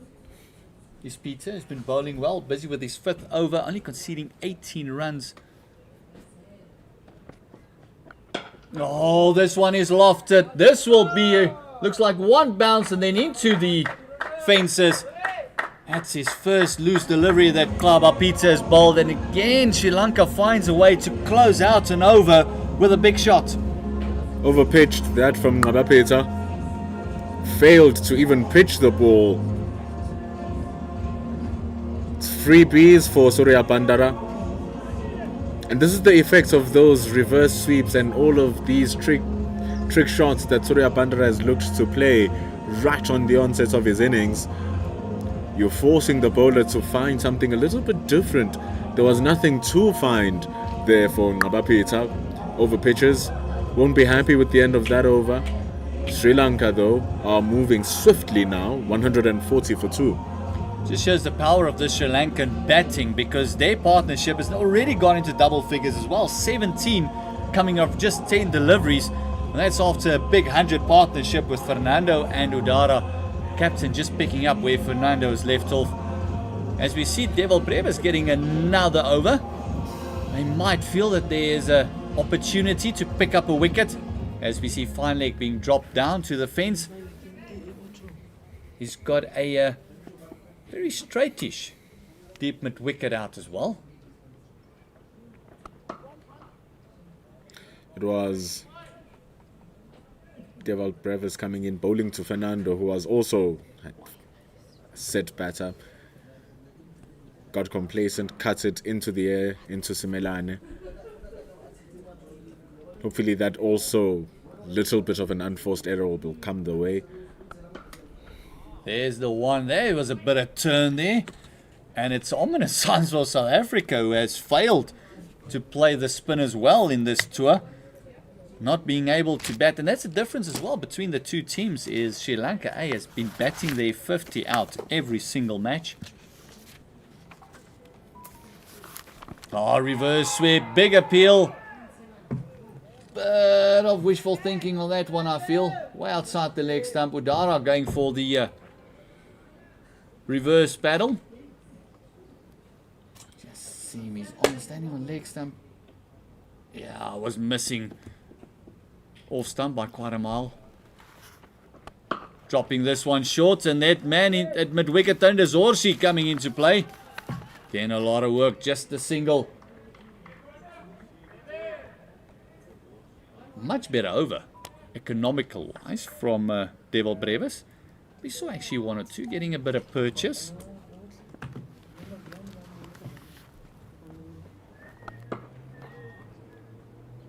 And great work done. Pressure being put on the bowler. And then also Baba Peter backing him up. All he needs to do is close out this all over. Push down to that sweeper fence.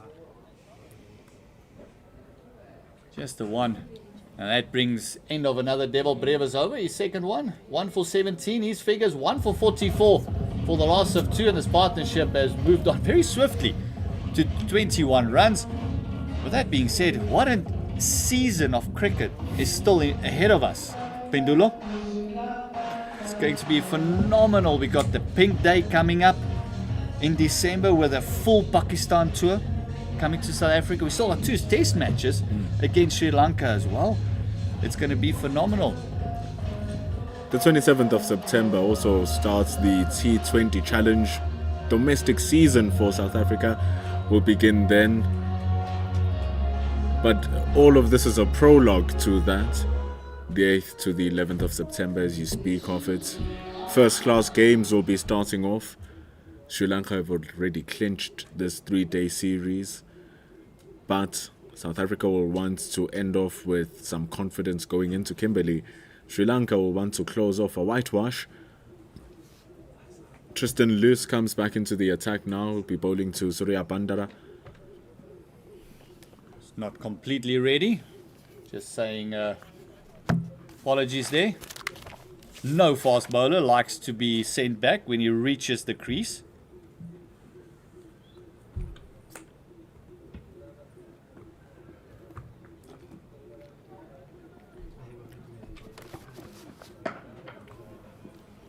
Just hitting that back of a length. And hopefully he can stay patient with that back of a length. As soon as he hits that 7-meter mark, he just looks like a more threatening bowler. Problem sometimes is just a little bit of width being offered by Tristan Luce. Just a little bit of too much width, but he did create an opportunity where he bowled a short one down to fine leg. It was hit.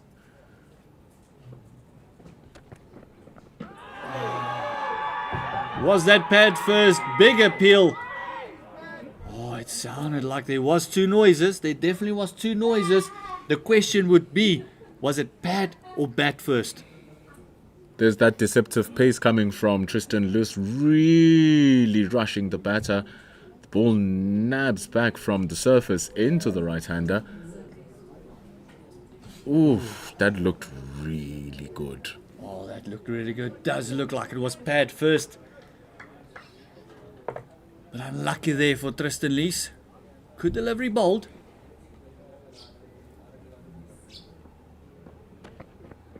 Oh, now he just gets a little bit of frustration trying to push that one into the pads once again. The previous delivery didn't try and force, it was just lovely seam up. Seam position was excellent, just nipped off from the seam. Just getting a little bit greedy with the second one.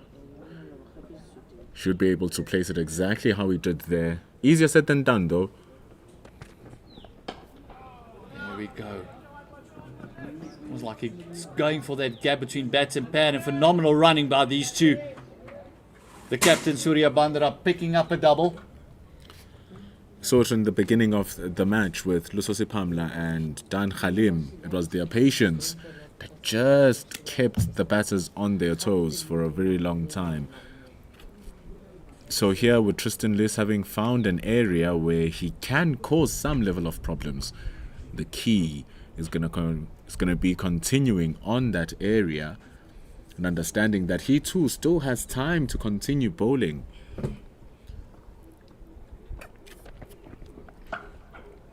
Oh, lovely feeling. Again, that man, Andile Simelane. He's got to feel that he needs to come into the attack sooner than later. Maybe with bringing back Tristan Lees here, bringing in that pace, he might be due for a couple of overs within the next few.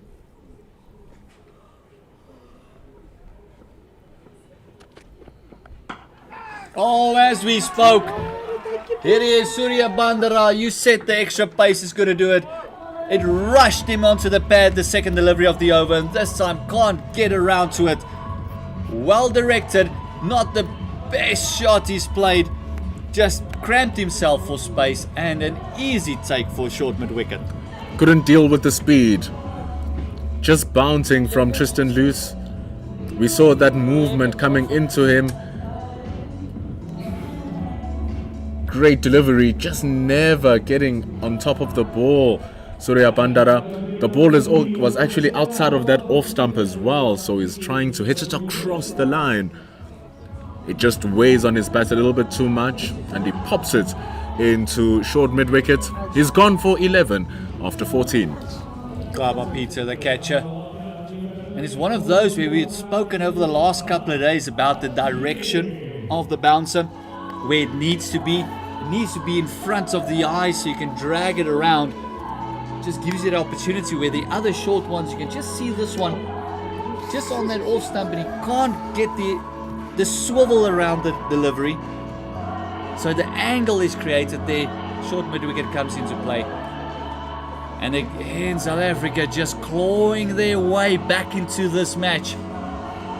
Still a firm grasp on this innings is Sri Lanka. They're 3 short of their 150. It's just the 25th over, only going around about halfway.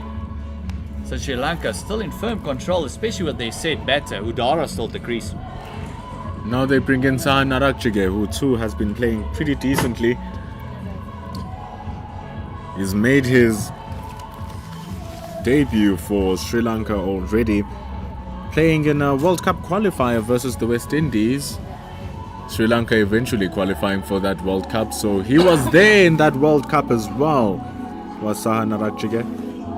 Played 5 games in that World Cup. So he's here now. Very interesting to see another Sri Lankan top order batter who doesn't have 100 to his name, all going out in the late 90s. Stifled appeal. Now the right-left combination comes into play again. The first match that we had here at JB Marks Oval, that was on Saturday. Narakchige was LBW by Andile Petlikwai, only scored 15 runs. Then he played a very good innings in the second match. His 52 came off 56 deliveries. And hopefully we'll continue that trend where he increases his runs. We've come to the end of the 25th over, halfway through the innings. 148 for the loss of 3 wickets. And he's in there because of that catch by Ngaba Peter. He's been bowling, and now he does it in the field. Dewald Brevis continues. He struck in his first over. Very loose shots from Nuane to Fernando. Caught by Andile Simelane with a great catch. So now Brevis will be spinning the ball in to the left-hander. So he has a short fine leg. He has a short mid-wicket.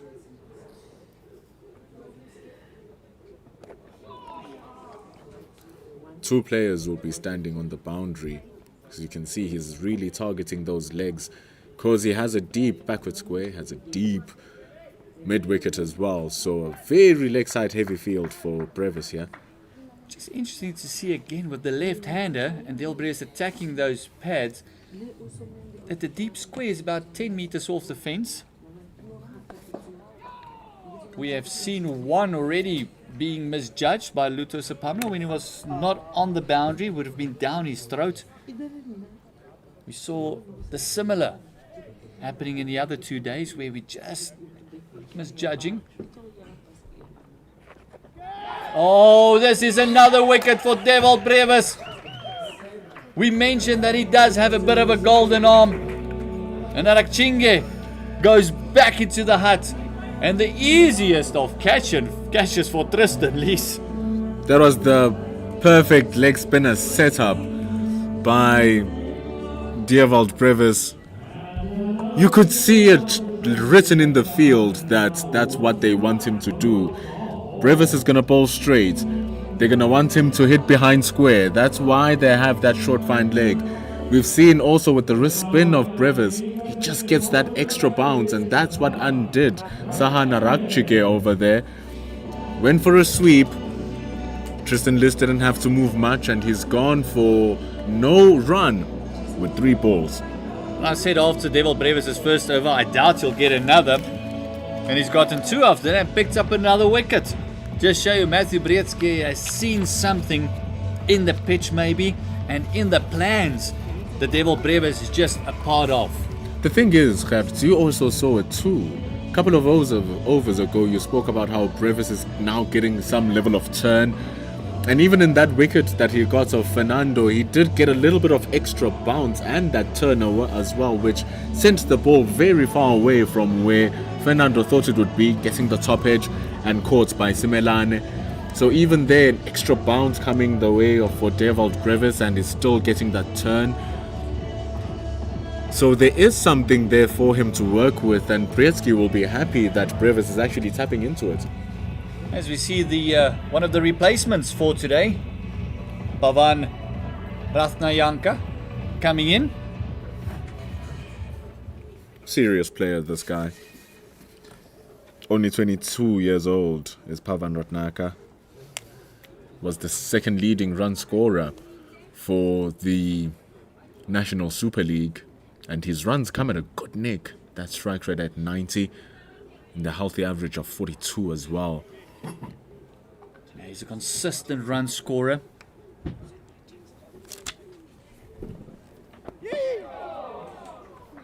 First ball, and Dewald Brevis is right in there. His confidence must be riding high. He went for a little bit of a tapping after he got his first wicket in his first over, but he's returned solidly. Gives this one an extra little bit of flight. He's not happy, Dewald Brevis, that he's let the fresh batter loose.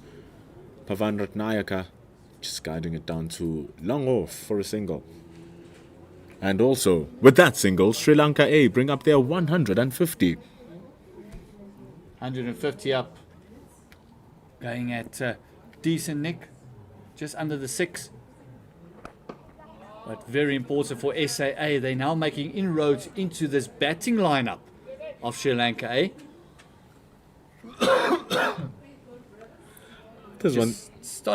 Just stemming the flow of runs is Dewald Brevis. After that first over, they went for 13. After that, only conceding the 6 runs and picking up the important wicket.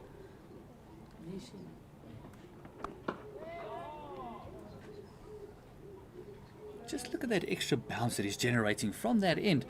And this was also the end that Sahan destroyed our lineup in that first match on Saturday. That's going to be the thing now for the South Africans. Sahan is not playing here today. Neither is Dinusha, who were the kingpins of their destruction on Monday. The question is now, how will South Africa fare off with new players? Like you said, they chipping into the batting lineup. One of the easiest catches for Tristan Loose. Saw the dismissal. It brings in Ratnayaka into the attack now. But Lahiru Udara was on 69 from 70, still on the attack. Tristan Lee still in the attack as well. Running down to the set batter, Udara on 69.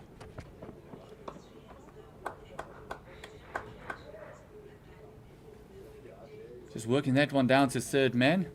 He's just, look, every now and again grabbing. Might just be a bit of a niggle, maybe a cramp there in the hamstring. We know that he took a bit of a blow that was a bit more aimed at the front earlier on, but just grabbing that left hammy. We saw him stretching it a couple of overs ago as well.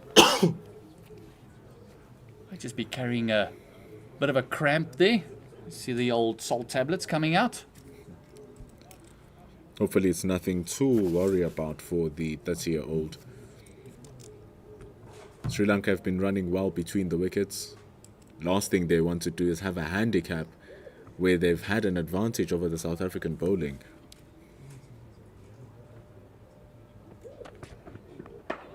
Oh, this one just a little bit of suspect, playing away from his body. Ratnayaka getting his first run in this ODIs. Rush delivery. Very good bowling this from Tristan Loose. Right up into the face of the new batter. You saw he just put extra effort in that previous delivery. Seems to have gotten his rhythm going well here. Oh, firing that one in. Looks like it was just going down leg stump. And for the first time, Udara just looked like he didn't pick that late in-swing up from Tristan Lees. He's really throwing himself through the delivery now, Lees. It's good wheels that he's placing behind the ball. Just misdirecting that one.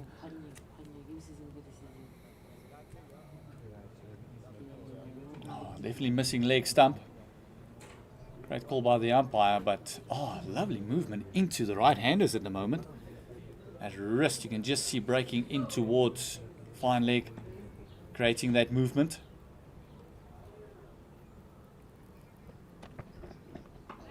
Oh, 8-ball corner pocket, bit of toe end there. Q end of the bat.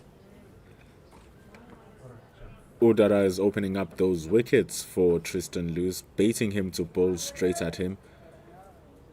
So for the first couple of deliveries, that's what exactly he did, but just angling it a little bit too straight. Like you said, late movement, maybe a different factor now for Loose to think about. As soon as he digs it in, it doesn't come into the right-hander like they expect. See that one just angled in again. That previous one that came off the toe end, just almost straightening up. If he bowls that back of a length delivery, we see another one again, just Udara working it. He'll be the mainstay. You want to go as deep into this 50 as he possibly can. One more delivery to go in this Tristan Lee's 5th over. One of the Sri Lankans needs to walk away with a triple century, with a triple-digit score, to show how well they've been batting over the past couple of days. Oh, this is a lovely push, just leaning onto it, letting the ball come to him, playing it underneath the eyes, and it'll be an easy 2 with a vacant mid-on. And it brings the over to a close. It is 27 gone, 156 for the loss of 4. And it's one of those where you feel South Africa's got a bit of momentum in their bowling now, especially with Udara looking uncomfortable. Again, just grabbing that hammies. There might just be an opportunity to claw back one or two runs where those twos were turned into threes. With Udara looking a bit uncomfortable, it might just save 1 or 2. And on top of that, one thing South Africa don't want to do here is to give off another partnership for the Sri Lankans. To see the first-class squad there, Neil Brandt will come into these teams with Ackerman as well. Ditole coming in. Oh, he's tossing it up. He really wants him to go at him. He's picked up 2 wickets thus far. Proved me wrong completely up here. Oh. Good connection by Udara, just picking out the very agile Andile Simelane.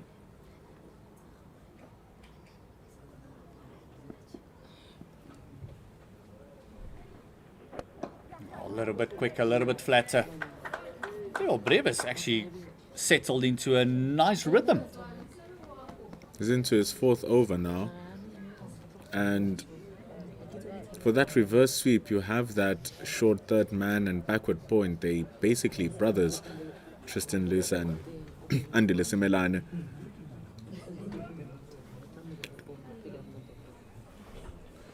It even means that those balls that can be guided down to the third man area can be a little bit closed down and tougher to access for the batting team. So they open themselves up to the boundary riders for a couple. That was lovely placement just to the left of that fielder that's operating down at the boundary, and easy too. Again, Udara just trying to guide this one. Ratnayanka just trying to guide it down to third man. One more delivery to go. Can he close out the over well? Oh, Devil Brevis. Great bowling at the moment. 2 for 23 after his first over. Went for 13 runs.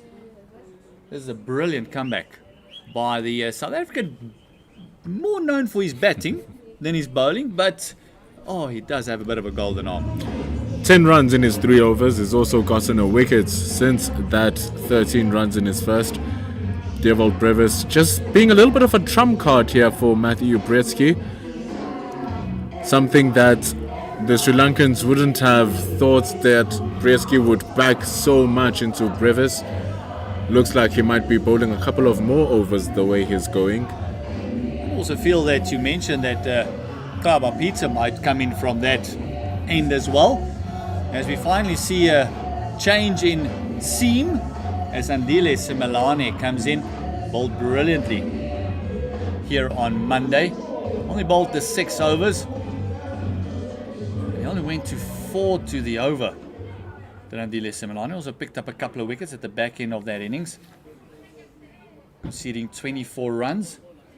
Comes in the 29th over.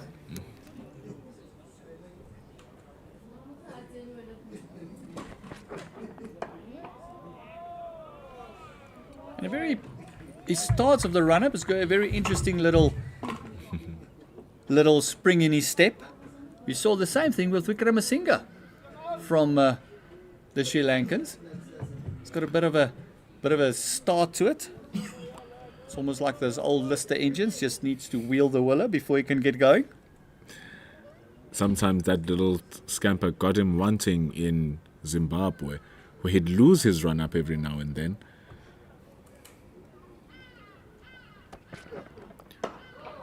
Seems like it hasn't been the case here throughout this overs that he's bowled, especially the ones we saw in the last game. Looked really smooth running through, getting the wickets that he got. Like you've been singing his praises, he started off well here. Yeah, I think he got away with that previous delivery though. That was a bit of a long hop and just surprised Udara. He would have seen a lot of Simelane in the previous match.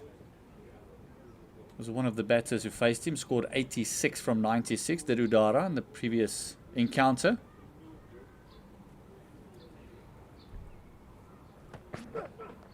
Oh, he rushed him on that one. He did not look comfortable with that one. He's been looking good at the short ball, but this one is just completely flummoxed him. It's the direction from Simelane that makes it work at that time. Right on the body. It's coming in hard. Ball just jagging back into the right-hander after it had pitched.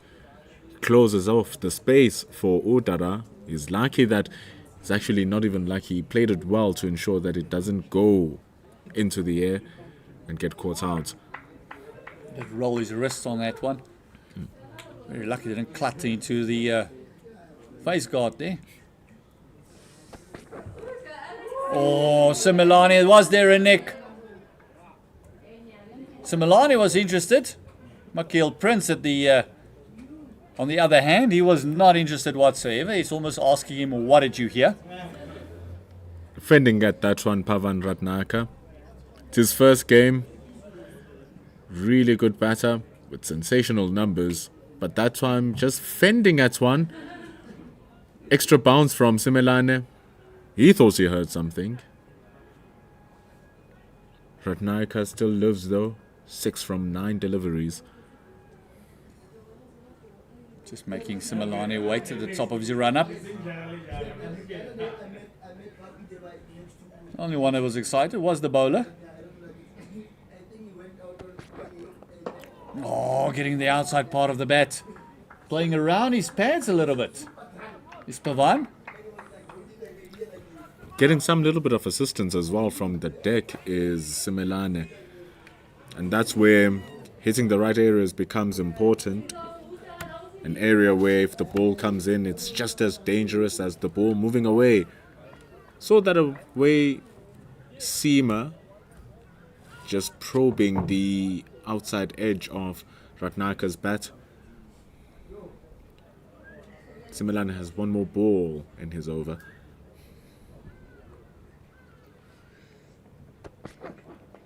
Oh, this time just worked onto the leg side. Soft hands. Just making sure they pick up another single. Great over by Simelane, only going for the 2 runs in his first over, settling into that liner length that we saw in the previous match. 161 after 29. That run rate still, it's phenomenal how it's stuck around between 5.6 and 5.7 the entire match almost this far. Udara still there, 73, and this is the only partnership in the starting of their partnership that hasn't gone to a runner ball. Just shows you that the South Africans have bowled well, including Devil Brevis. Partnership has gone into double figures, 12 from 22.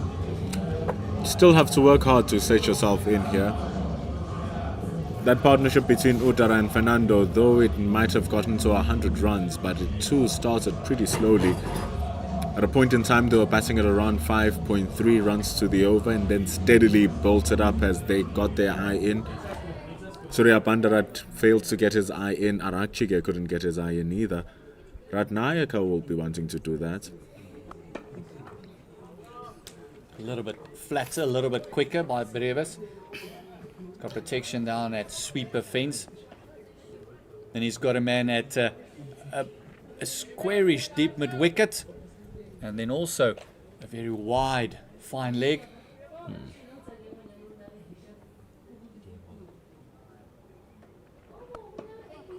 Concentrating on that line, just pitching it middle. And he also has long off on the fence as well. They want to hit with this, with the turn. It's very wide long off, has to be said.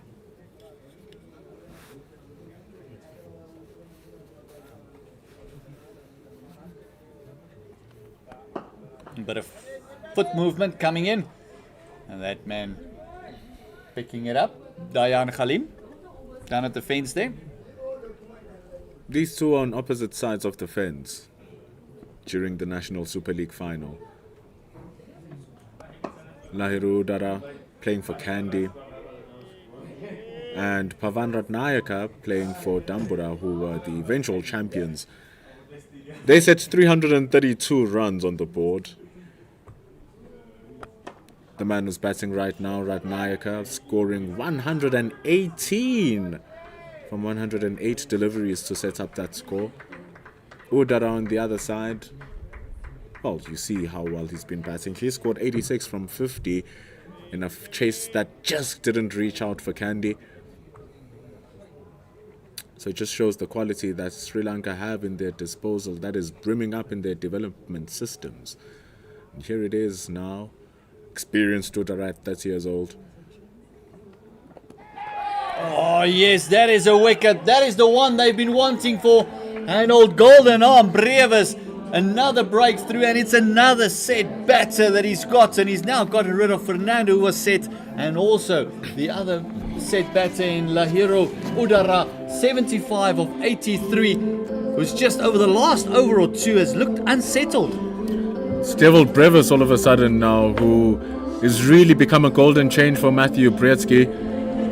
Just that extra bounce and extra turn as well coming into the picture. Lahiro Udara dancing down the track, and he plays inside the line of the ball there,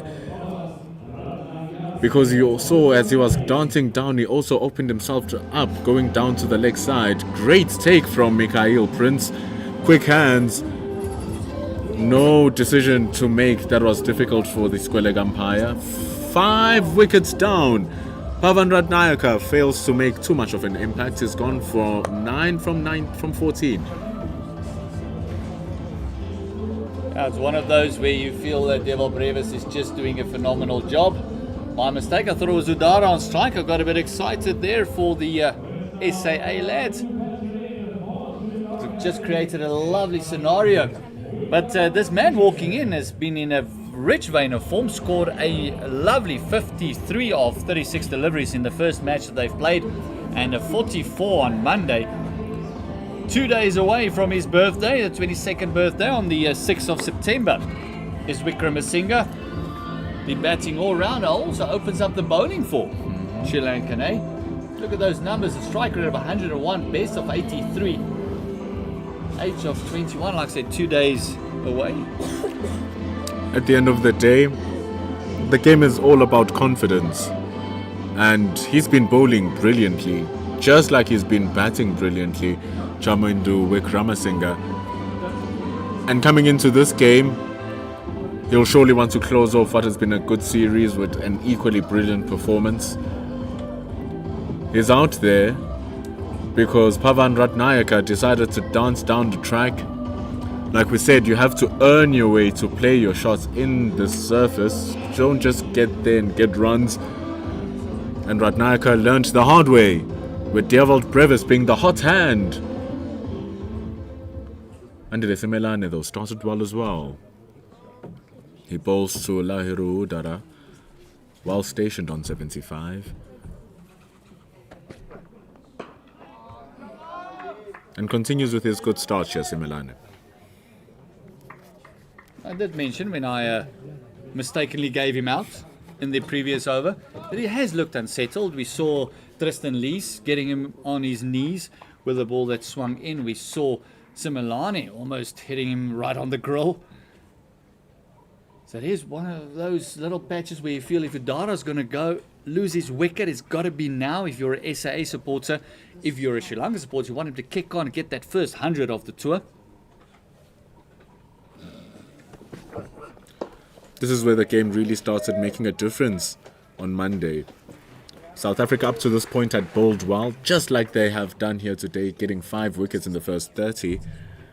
And then all of a sudden, it was great control by the Sri Lankans in the middle order to bring the game back up to a score that they could defend.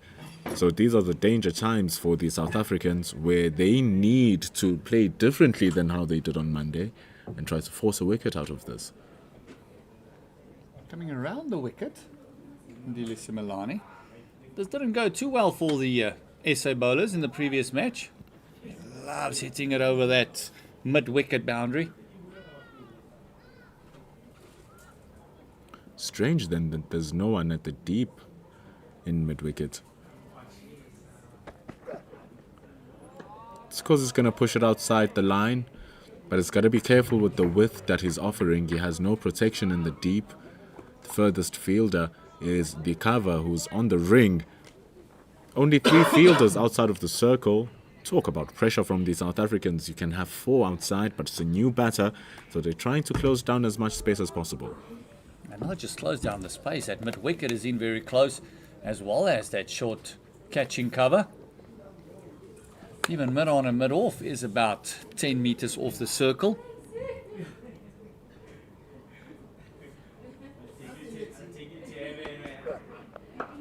They don't want to give him any free runs here at all. It feels as if it's just a period for Wickramasinga to just survive and get himself in. Gotta feel they're going to get him out. It's got to be within that first 10 or 15 deliveries, because once he's set, he can be so destructive at the back end of an innings. And now he has about 20 overs to bat. So I don't think South Africa A would want him out there for the whole 20. But the important thing here for the South Africans is that Simelane is bowling well to start off his overs. Only 3 runs in 10 balls. Make that 4 balls. But he tried the slower ball. Spongier bounce. The umpire calls it for wide. Over the head. Bit of a tennis ball bounce there for Simelane. Attempted the slower bouncer. Seen so often that those ones just pop up into the air. Kind of seemed shocked by the decision from the square leg umpire was Andile Simelane. I was like, oh, but umpy, I think I pulled that one well enough. Judging especially the fact that he removed the pace of the ball, just over the top of Wickramasinga. Back to natural proceedings, but when you give off extra width, it's going to be a risky proposition. Great shot from Wickramasinga, who gets a little bit of a release. It's 4 runs into the covers. Now Big Ethan Bosch going to roll that one in. That was lovely timing, and it's exactly what we were talking about. Wickramasinga, he has a power game, but he also has the finesse just to caress that one on the up through that extra cover. Just a beautiful shot, and just overcompensating after the wide given over the head. Ethan Bosch with the chase from the covers. They tell him to stay at the boundary. So now there's an open gap in the cover cordon where they can just push over for a single, but Simelane is keeping it tight.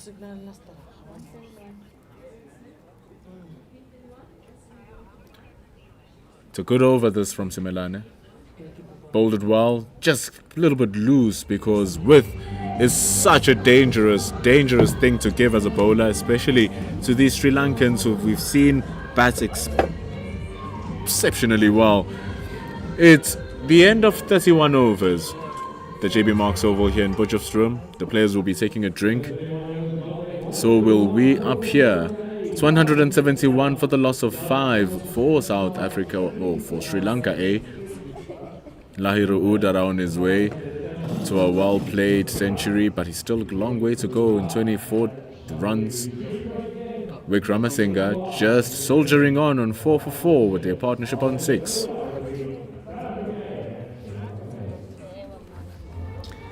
Hollywood Bets, the new sponsors for women's cricket in South Africa, really growing the game to new heights. You can see it on the top of your screen on your right-hand corner. It's in purple over the CSA badge. The Hollywood Bets Pro 20 for the T20 competition. The Hollywood Bets Pro 50 for the one-day competition. Last year, the women's game advanced as players got their contracts. So now the women's game are playing for the real bucks. And this takes it just one step further to nurture what will become of South African cricket in the near future. Women also playing the game and being of high quality. We saw the South African team last year reaching the finals of the T20 World Cup in Cape Town. So what beautiful sights to see as the game continues growing.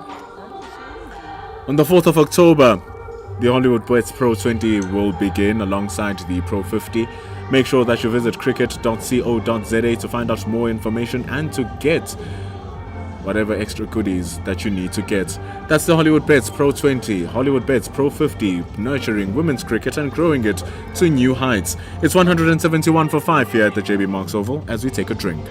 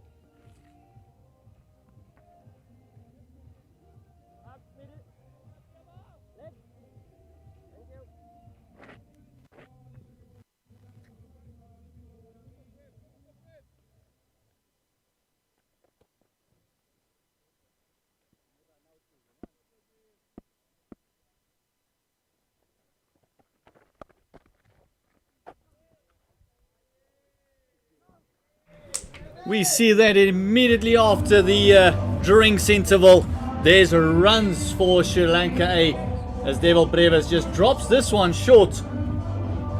And it's 4 runs, and it's the easiest 4 runs they've scored of him thus far.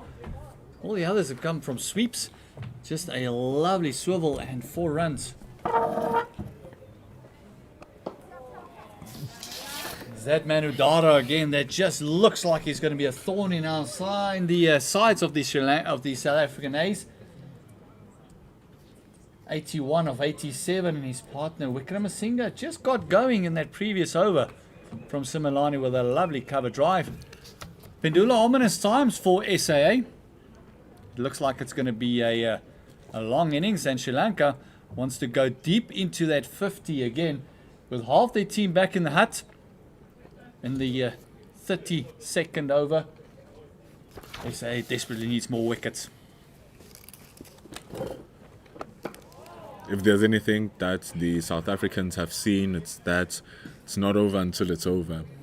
So many times in the first 2 games that they've lost, they had the upper hand where they can take more wickets and defend better in terms of the scores being scored against them.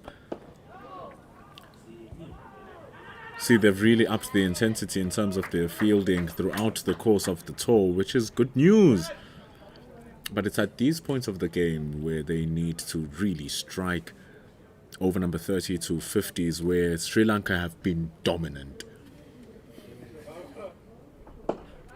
Now their control of the matches, they've been doing exactly that. Look at the timing and just dropping, and the understanding between the 2 batters have been phenomenal.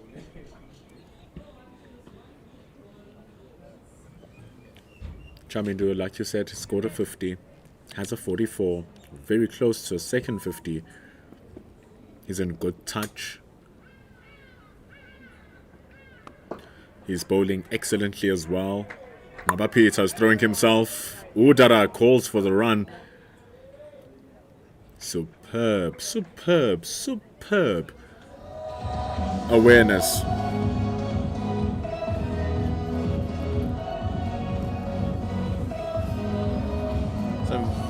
Great awareness and Fantastic by the Sri Lankans again. 82 of 88. This partnership 13. And it is Wickramasinghe and Udara. He's going to try and take this around about till the 40th over, the two of them, and then it's going to become difficult for the South Africans.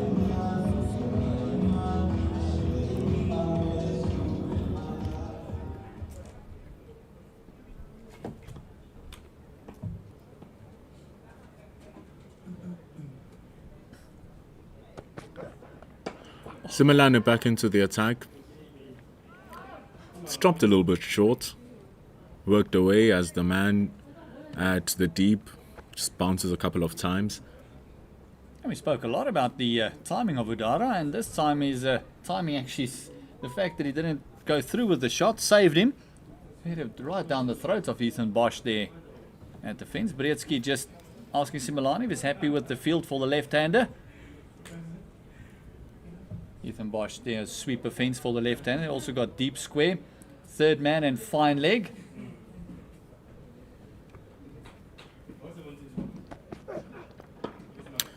Simelane coming around the wicket to the left-hander. They did well in removing Arakchike quickly because that stalled the formation of the left-hand, right-hand combination. And now with the arrival of Chamidu, that starts again. And now with him facing these deliveries and starting to get his singles going, might be another factor for South Africa here. A tough factor for them to deal with.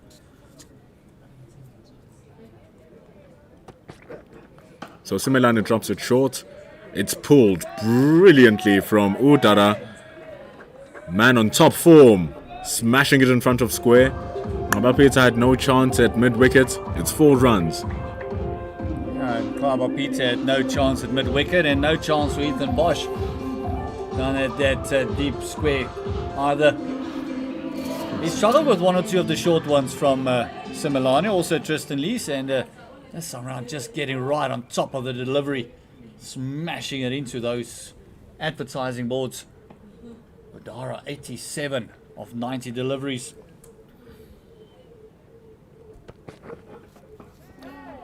Really rushing him this time. He hooks it behind square. Dan Khalim trying to recover it. It's 2 more additional runs for Lahiru Udara.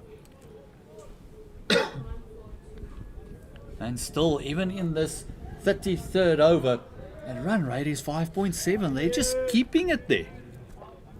It's like they did the math beforehand. It's really good batting.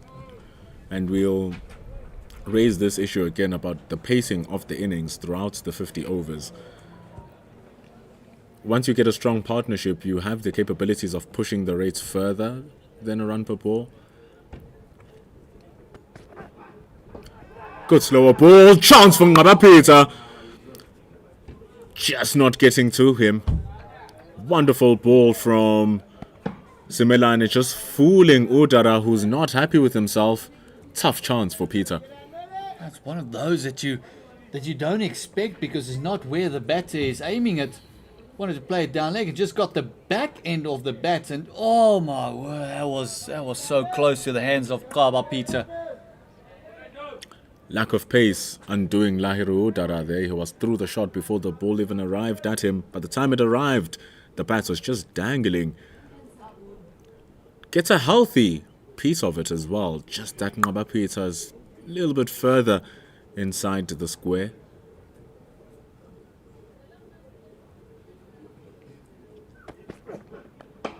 First time really in what has been an excellent innings that we're now starting to see problems in him, and they're all being caused by Andile Simelane here for Lahiru Udara. It's the end of over number 33, 187 for 5. A lot of cricket still coming our way. We got some women's cricket as well. Our Proteas women will take in England women this coming summer for 3 T20s matches. Also an exciting test match from the 15th to the 18th of December. www.cricket.co.za, and also not forgetting Cricket South Africa and Hollywood Bets on our partners as well. Excited to bring the Hollywood Bet series. Women's Professional League will go up to the Hollywood Bets Pro 50 and also Hollywood Bets Pro 20 starting the 4th of October. Another wicket as soon as we've spoken about it. And could this be the man that is set this time around? Do I have it correct? Devil Brevis has dismissed Udara on 90. Magic hand for Devil Brevis. He's really taking it on here. Who would have thought that out of all of them, it's Devil Brevis. Again, the ball just gripping and stopping, turning, spinning away from Udara. You could see he is absolutely livid with it himself. But he hasn't been looking as good as he was in the beginning of his innings with the past 10-15 balls. And so he crumbles. But what a beautiful innings of 90 runs from 94. Lovely innings, and he was the mainstay for Sri Lanka A. He opened the batting, did a great job. He's furious with himself. He wanted that triple figures yesterday, falling short as well with his 86. And Devil Brevis, 4 for 34. Who would have expected this from the batting leg spinner? South Africa looking to rebalance their side and reintroducing the batters, not knowing that they are actually bringing back a weapon of mass destruction on their side. Devil Brevis showing that indeed the spinners are still very much in the game. Frontline spinners coming into the game, and it's your part-time spinner who's showing you what needs to be done. With 4 wickets now, bring in Dinura Kulkapahana. Not a bad average. Batting down the order normally at 24.5, strike rate of around about 80. No 50s or 100s to his name. His highest score 43 not out. He's only played the 6 innings, so still very young in his career. 19 years old is Kalupahana, the only player in the squad who represented Sri Lanka in this year's 2024 Under-19 World Cup. Same one that Tristan Lees was in. Kalupahana was in it as well, so he's just 19 years old. Averaged 39 runs in that World Cup. Not often you're going to say this, but he's facing a rampant Devil Brevis at the moment. 4 for 34, busy with his 7th. Oh, look at that reaction. He was almost celebrating before the ball reached the batter. He's having a good time here. Devil Brevis is really enjoying himself. And now he has a chance because both batters are pretty brand new. Wickramasinghe has faced 9. Kalupahana goes onto the back foot, nearly into Matthews Britzker's falling body. And it's a great stop in the deep by Tony Dozorzi to back up his captain. Good pressure here from South Africa.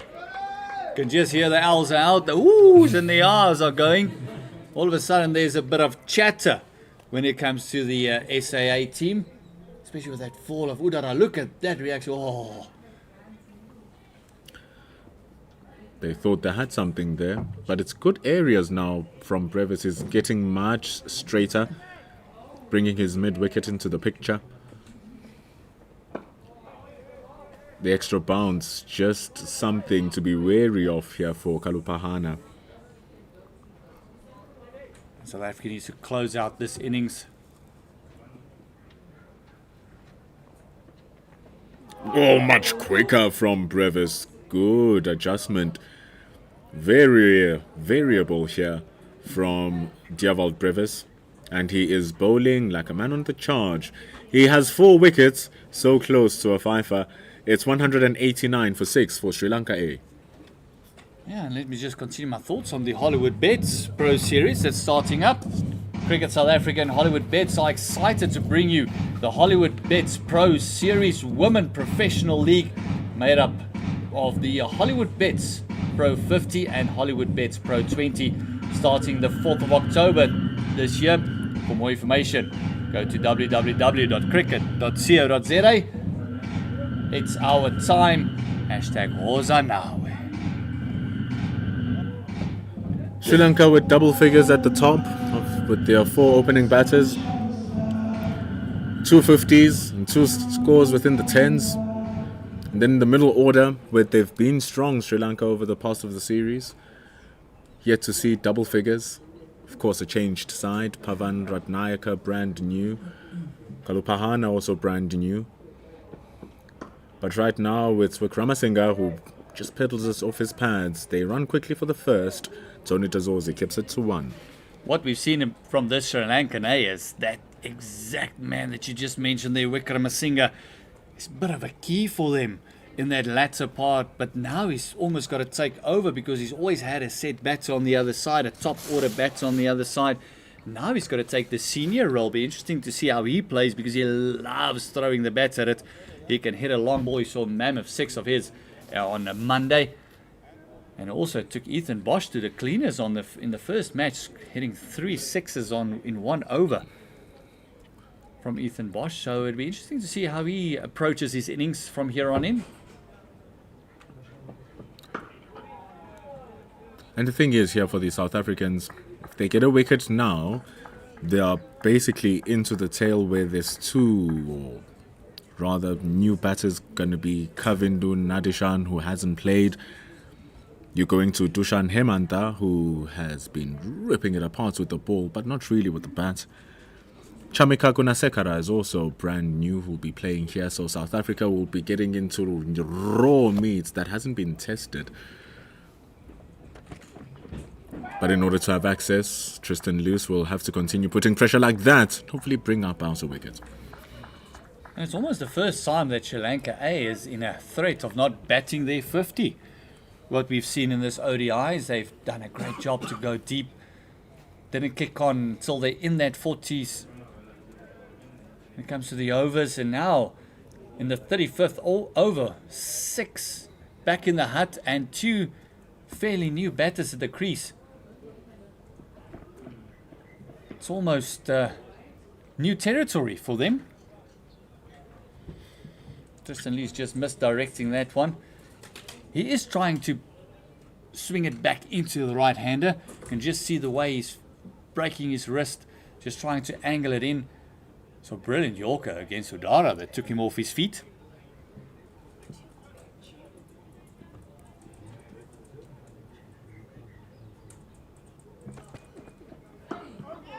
Good short pitch stuff here from Tristan Luce. He's really bowling well here today. He's dusted off whatever happened in the first game on Saturday. He's changing it up really well, putting pressure into the new batter Kalupahana. Nice to see a young man, only 19 years of age, not too deterred when he doesn't go well. Comes back, roll up your sleeves, work a bit harder. Movement back into the right-hander, meet a good drive also from Kalupahana.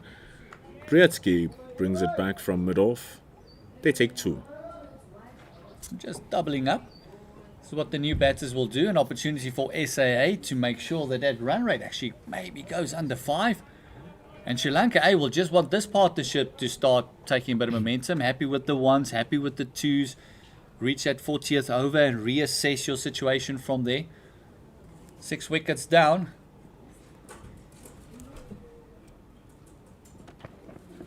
Oh, good delivery from Luce. Just might be flying over the stumps there, but excellent line, giving Kalupahana a little bit of troubles. Ends the over. 35 gone. 193 for 6. Yeah, Kalupahana. Just that ball nipping back, and exactly what we're saying Tristan Lees is trying to do is just getting it back into the right-hander. Dewald Brevis already at the top of his mark. He wants the ball. He wants a 5er. And the thing is now for Sri Lanka A, there's threats coming on either side of the wicket. Tristan Lees can't really say, yeah, I'm going to take him on because the chances of losing your wickets are many. You would have thought that you'll have your getaway with the part-time bowler, Dewald Brevis, but look at those figures. They are not a joke. 4 for 36 in his 7. Here he comes. Opening up some room on the legs offside, rather, is Wickramasinghe. Tony Tazozi, he's patrolling the boundary. Remember, 4 can be outside. But now South Africa having to deal with the left-right-hand combination. I don't think Devil Brevis really cares, to be honest. Everything seems to be working, but this time just dropping it a little bit too short. Bretsky a little bit too short to be catching that one as it flies over him, but cleaned up by Dazorzi in the deep. Great work down there. And also thinking that his very first over, although he picked up the wicket of Fernando, Udara took a liking to him and he went for 13 in his first over. Oh, just going round arm, much flatter, much quicker. Great variation from Dewald Brevis. It gets an outside edge of Vikramasinga's bat. He'll count himself fortunate that he was able to get bat on that one. And it runs down for a boundary for 4. It's not often you see bowlers smiling after being played for 4. Not really hit. And David Bedingham also had a bit of a smile because he thought he was catching up to it and then just rolled down the hill. Is bowling down the slope here, Dewald Brevis. Bowls another one a little bit quicker. Must be very careful with those mid wickets and that short cover right there. We've already seen a wicket fall in that fashion. Confident that he's going to take it on. Vikramasinga keeps it on the ground. As a 200 comes up for Sri Lanka A. And that's come up in the 36th over. So well done to them. 5.6 still the run rate achieved. From this point on, if they're able to complete their overs and just bat at a run per ball, they'll be looking at 290 being posted. But given the fact that they've lost 6 wickets, it's going to take such a mammoth task to reach that platform. Especially with Dewald Brevis bowling the way that he is. Yeah, picking up wickets at regular intervals. Great control. Beautiful control. Bouncing it in the right areas. That extra bounce and turn from the arm of Brevis causing a menace for the Sri Lankan A batters. They've reached 200 though. They've lost 6 wickets in return. 36 overs gone. You're getting to that stage where Devil Brevis is going to feel insulted when you call him a part-timer. Great bowling by Devil Brevis. And South Africa A just must not take their foot off the pedal here. They must keep the pressure on. Make sure that it carries on. We see the Sri Lankan dugout. Very relaxed still. Not too many worries faces there. 200 for 6. Like we said earlier on, the beginning of their downfall after that 100-run partnership foul. This is territory they've been in before in the past 2 games, Sri Lanka. Tristan Liss giving them more reason to relax. Bowls a wide one to start off. Yeah, he started off with 2 wides in his spell from this end. This time I think the plan is just to allow the left-hander to hit it through the line to that offside. He's got a man on the sweeper fence. He's got 3rd man and also deep square out. Also fine leg. Much better. Much better from Tristan Liss. Gets a thick outside edge. Ethan Bosch coming to return. Good awareness from the batters. Able to come back for 2. Knows that he didn't time that to perfection. Hit it hard into the ground. And as soon as it eluded Devil Brevis there, they know it was 2. You can actually hear the dugout also encouraging the hard running. Drawing Vikramasinga forward on that one, Tristan Liss. That's what he wants to do. Does it again. And he continues hitting that outside part of the bats. Vikramasinga playing inside the line because Tristan Liss is getting the ball to come back into him off the surface. And already Vikramasinga is 15 or 15. Only he's not really gone for anything, not really hitting a rash shot.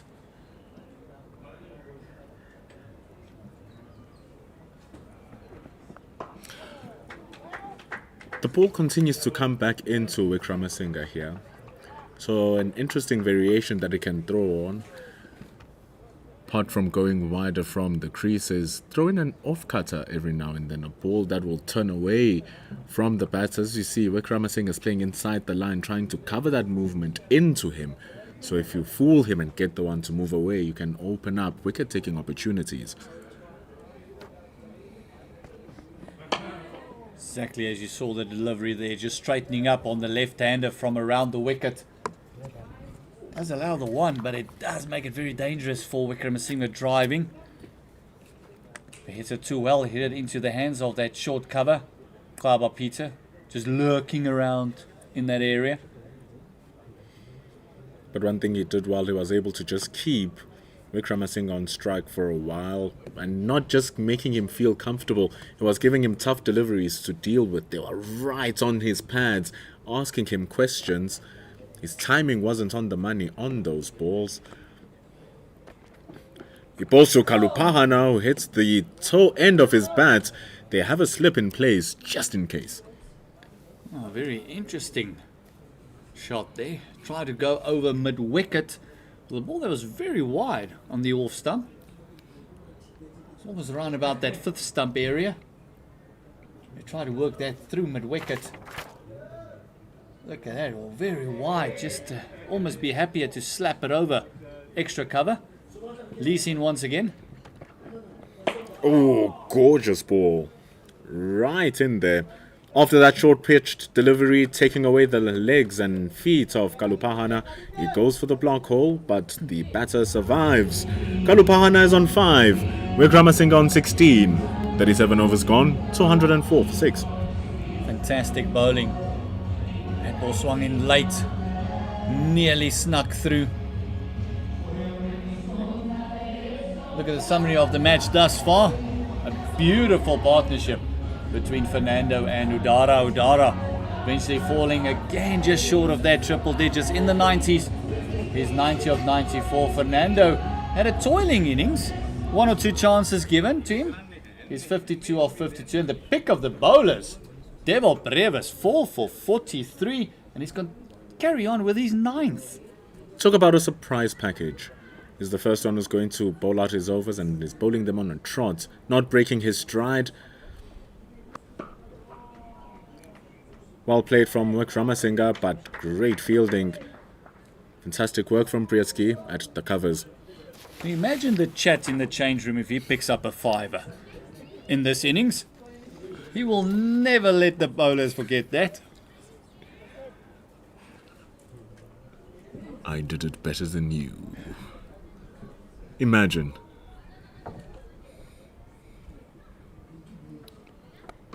But of course he's going to want to come back and also convert that confidence into his batting.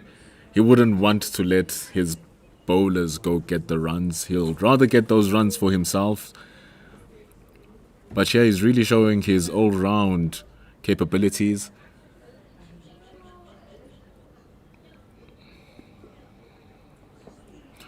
Ooh, the ball just drifting down the leg side. It trickles down. David Bedingham chases it. Just clipped the padding. So the umpire signals leg byes. Brevis did score 35 in the first match. Striker of only around about 80. So a very uncharacteristic innings. But it wasn't a losing effort in that first match. South Africa failed to play out their 50. Big appeal. Goes down onto the front foot. Does Wickramasinghe, finds himself in sticky waters, but is able to get himself loose as the umpire denies South Africa's appeal. Denial, the begging appeal from Devil Brevis there for his 5th. I'll tell you what, that didn't look too bad. Ooh. Not bad at all. Umpire's call. Good areas being bowled from Brevis, but every now and then just goes down to the leg side. It would have been something different if the batters were looking to dance down the track, maybe create an opportunity for a stumping. But you can feel like he can continue bowling that line where he almost trapped Wickramasinghe. Nice on that middle stump. He's gotten good bounce and good turn too. It's not often if a bowler's got 4 wickets that you'll take him on. Especially with the fact that he's just has 7 more balls to go. Just see him off, make sure that the threat is done. Sri Lanka, there's still some time to go with 12 overs remaining. 38 done. They're on 209 for the loss of 6. And then the batters still have to... Peter will probably come in from that end. When Deval Brevis finishes up, there's been a little bit of purchase for the wrist spinners. A lot of players also that can still select from. Andile Simelane showed his capabilities to bowl at the back end of the innings. Dayan Khalim has been impressive, and so he shall receive the ball for his impressive efforts. He still has 6 overs to go. He's the most economical of the South African bowlers. He's also taken a wicket. Great wicket also of Kamil Mishara, who got the outside edge. So as he comes back to the attack, the home dugout looks with great intent. Hopefully they'll keep the score below 250 this time. And they are looking into the hands of their remaining bowlers. Important time for SAA. They need these 4 wickets to fall quickly. Sri Lanka A have shown their fortitude in batting. As soon as there is opportunity to go through that 50, they'll take it, and then they'll go to that 260, 270 once again. That's been problematic for SAA, who's failed to score over 250 in both innings that they've chased. And Sri Lanka are still working, even though they have different personnel coming in for this game. The balance of their team is still pretty much consistent. They still have 3 seamers, just like they did in the previous game. One of those seamers being the all-rounder, who's Chamidu Wickramasinghe.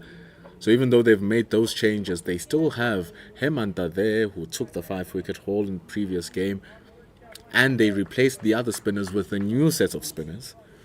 So it's not like as if South Africa have gotten away from the threat of spin. It's still there. Yeah, Sahan in the first match on this pitch was a nightmare. For a finger spinner, he spun it a long way.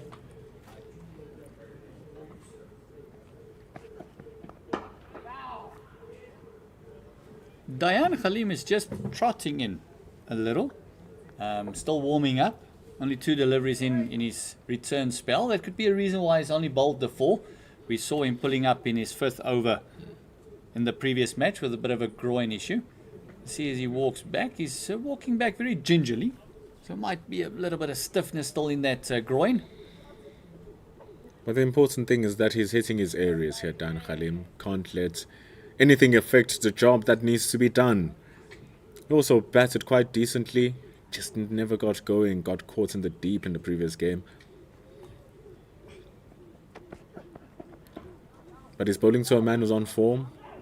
Goes for a leg cutter. Pushes it down too much to the legs and they get 1.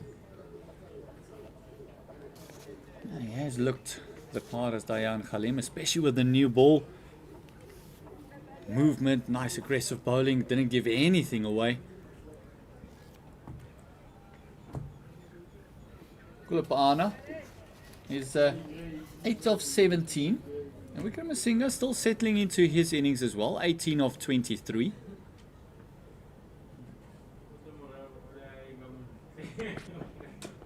Dan Khalim with a slower delivery. It's popped up into the air.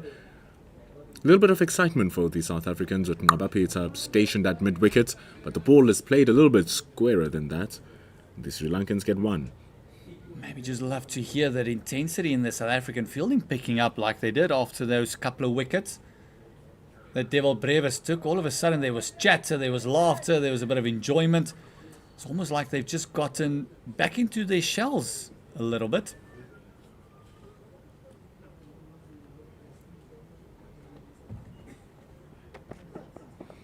There's that little off-cutter from Dan Khalim right up there into the face of Wickramasinghe. Away of the threat. Just pushes it away.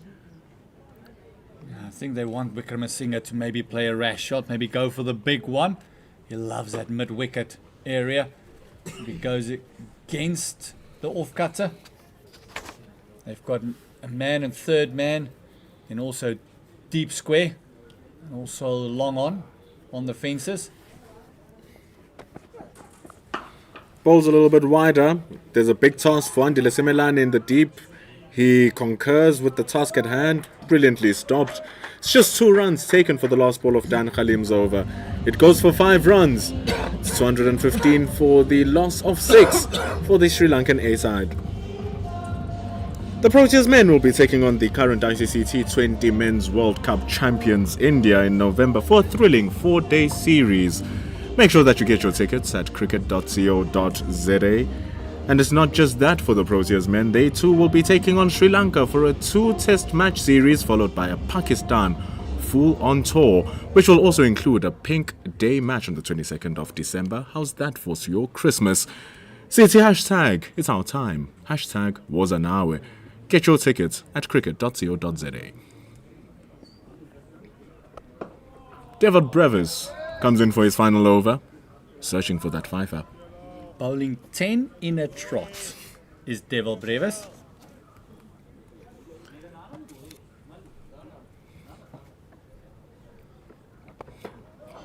Never thought you'd see the day, but with him bowling like that, a nice, quicker one, no wonder Briatsky has put his trust in him. I think it's one of those instances where, as a batting team, you just do not want to give him his fifth. It's almost a bit of a cricketer's ego. Doesn't matter who the bowler is. If he's on 4 wickets, you do not give him his fifth. Even worse when it's a quote-unquote part-timer. But he's bowling well here, Devil Brevis. You can see more turn coming in. Kalupahana not having a good time. I don't think I've seen Devil Brevis smile so much in a very long time on the field. It's almost just every delivery lets go and it's and it just smiles at the batter. Oh, getting one to beat the outside edge. Look at that smile again. Just every delivery bowls. Was nearly crashing into off stump. There's the discussion. 2 deliveries to go. Don't give him his fiver. Did that look like the one that turned the other way? Looked like it did, or it straightened with the arm from Brevis, really causing problems for Kalupahana. He has 2 balls to go. Bowls on much quicker. The lines are excellent here from Dewald Brevis. And he has 1 more ball to go. If he can't take a fifer, might as well try close it off with a maiden. Get some victory in his final over. Bit of a fake out there by Devil Brevis. Bowling with great rhythm. You can feel when he's not right in that 5-step run-up. Superb work from Devil Brevis. He takes 4 wickets. 4 valuable wickets. Lahiru Udara on 90 runs. Nuanindu Fernando on 52 runs. He got Sahana Rakchige, who has been in good form, and the new man Pavan Ratnayaka. Those are his 4 wickets, and he closes off with a maiden over. 4 for 46 in 10, and he will be incredibly happy as he achieves his best bowling figures in 50 over cricket. His previous was 1 for 19, so a little bit of a contrast in what his best was. But fantastic work there by Devil Brevis. And like you mentioned, finished it up with a maiden. Oh, great stuff. See a bit of a change in bowling personnel. Ethan Bosch comes back into the attack. And this is the matchup that went horribly wrong for Ethan Bosch in the first match. Wickramasinghe smashed him in his 8th over. And that was around about the 47th over in that match for 3 big sixes. Went for 23 or 21 runs in that over. 23 runs. Painful stuff for Bosch.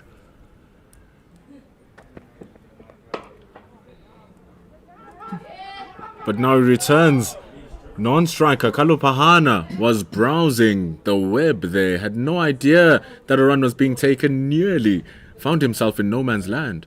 I think he heard you when you said cricket.co.za. Maybe just running in his head who's the player of the year, that sort of stuff.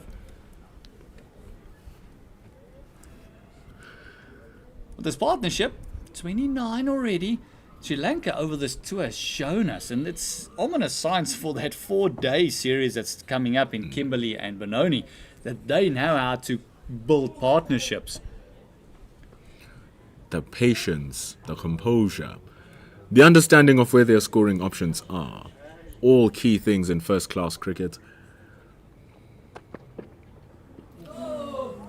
Slower ball from Ethan Bosch, rolling his fingers, turning back into the right-hander. Fails to make connection. Threw that shot before the ball even reached him. Kalupahana just trying to maybe get something going. He's 9 of 24. Yeah, already threw the shots, and that's going to leave a second belly button.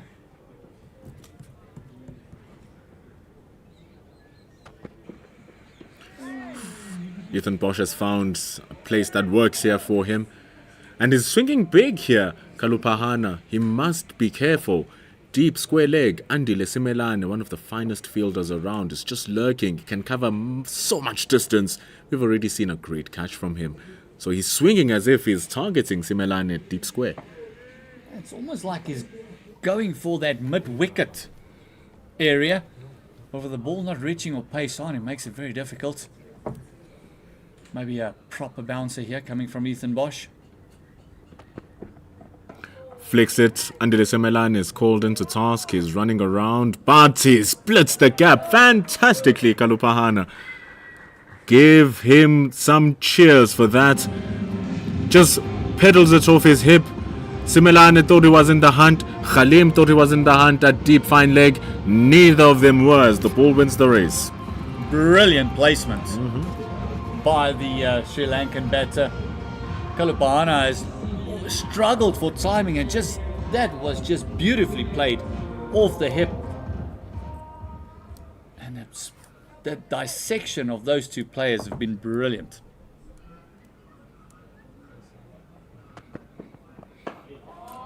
Pulling his length and pushing it forward this time, Ethan Bosch.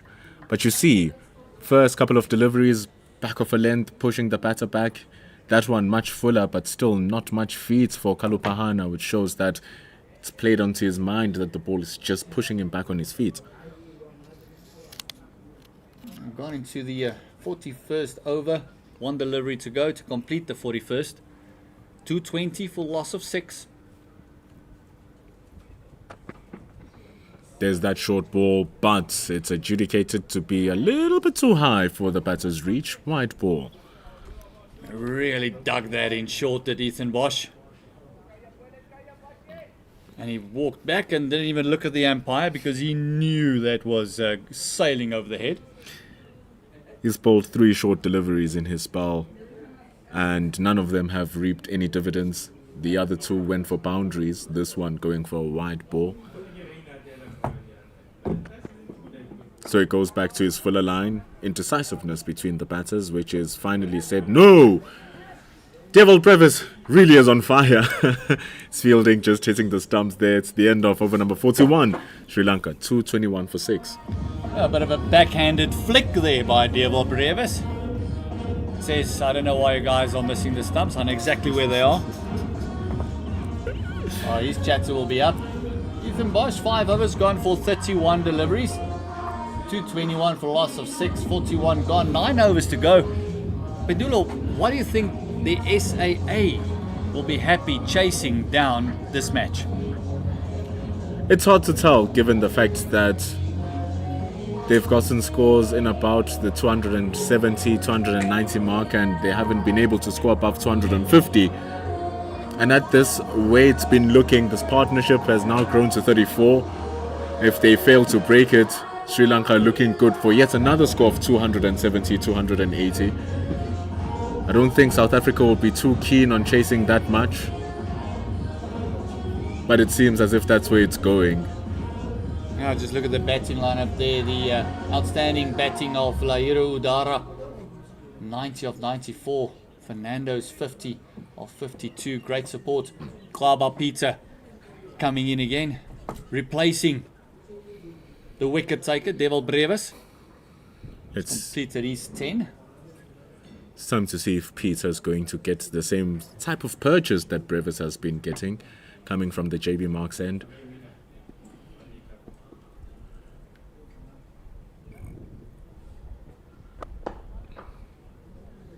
And also noted that the South African batters will be looking at this and saying, oh dear, it's starting to turn again. With the way we've been playing spin in this series, it's going to be hard work, hard grafting. That's why it's so hard to tell which score they'll be happy to chase down here. A score of around this much would have been ideal, but we don't see them taking 4 wickets without conceding any extra runs. Oh, edge found.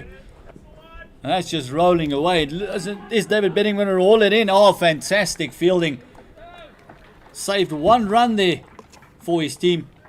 Klaba Peter deliberately just pushing that one across the left-hander, getting the outside edge, and oh, bit of luck there for Wickramasinga. His partnership now has grown up to 37 from 51 deliveries. And like we've been saying, sometimes it does take a little bit of luck to go to your side in order for you to get the runs you need and get the victory that you want. Wickramasinga now gone up to 24 from 28 deliveries. They're running hard as well. It's not as if they're just taking it, just lying down. That 3rd run was a risky one, but they decided to take it on because they ran the first 2 so hard. It's been the hallmark of all of Sri Lanka's batting here. They are running between the wickets. Super stuff.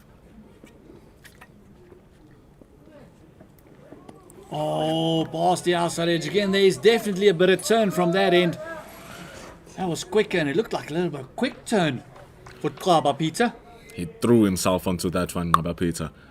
Really worked that wrist, really worked his hips through the delivery, getting that extra zip, pace, turn, and bounce.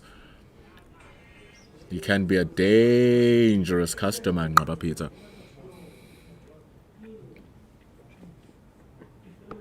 Oh, this one is lofted in the air. Is it going to be over? Yes, it is. A maximum for Sri Lanka. Great timing. And after that, the 4 that he hit off the hip, all of a sudden his timing has come back.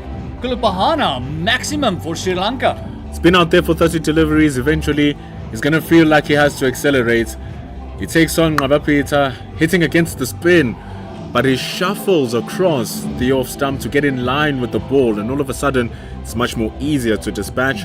Tony Tazozi was standing at deep mid-wickets, but that went over square leg, and even if he was there, it was into the embankments for 6. Slightly shorter boundary down there as well. It's about a 60-40 split in the field.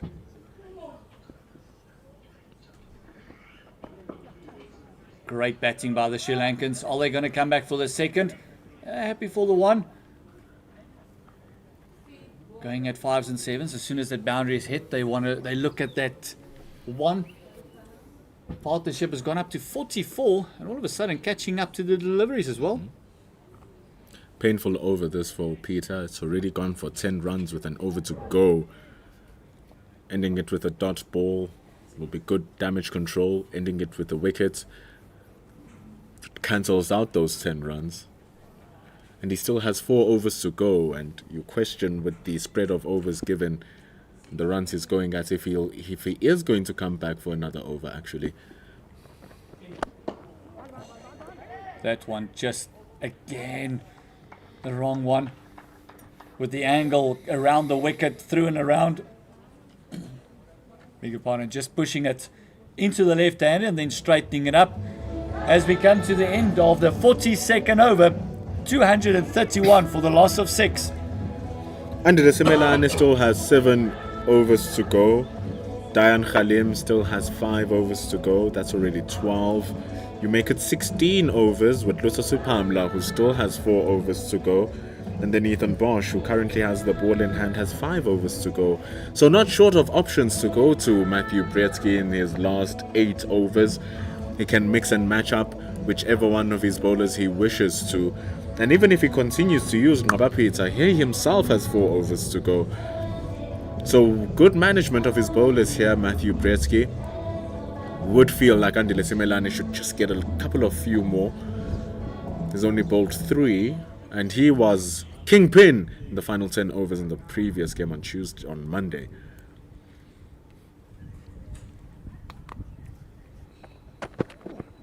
Ethan Bosch getting charged. And Kulapahana all of a sudden has got some confidence in his batting after that boundary in the previous over, and then the boundary in Ethan Bosch's over, and then the 6 in Klaba Peter's over. Got some confidence all of a sudden charging the big fast bowler. Also, you don't want to be that guy who comes in at the back end of the innings and you're scoring at 50 runs to or striking, your strike rate is at 50. You want to make sure that that strike rate borders 100 and even over at these back end times of the innings. He's currently 21 of 33. Going over the wicket to the left-hander, Wickramasinga.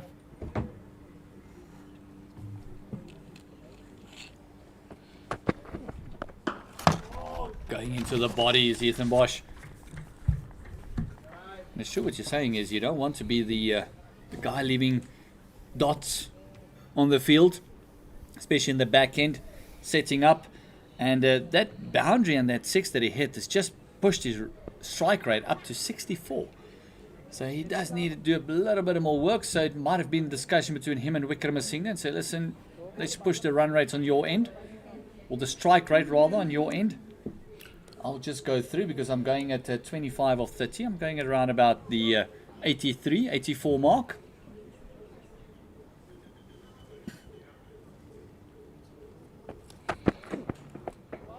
It's always good when your top to middle order batters are able to bat the majority of the team's overs, and you relieve your tail enders of the burden of having to score the runs. So that's why it's so important here for Kalupahana and Wickramasinga to take this game to as close 50 overs as possible. Their partnership now has grown to 47, protecting their tail and just wearing down the South Africans even further.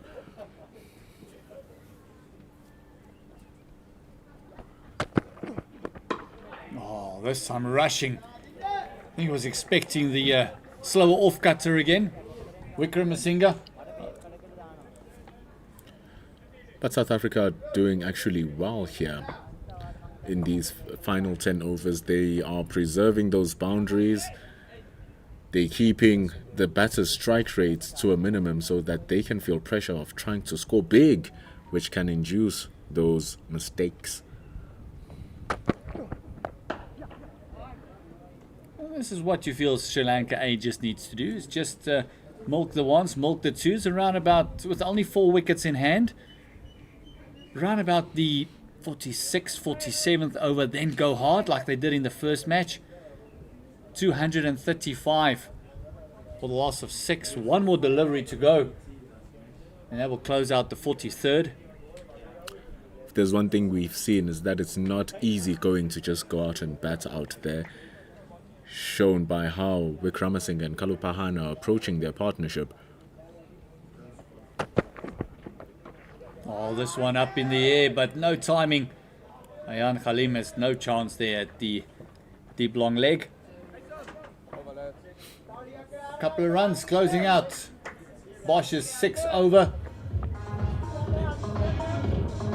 And he's bowled pretty decently today as Ethan Bosch, as the score moves on to 236 for the loss of 6. And this partnership one shy of 50.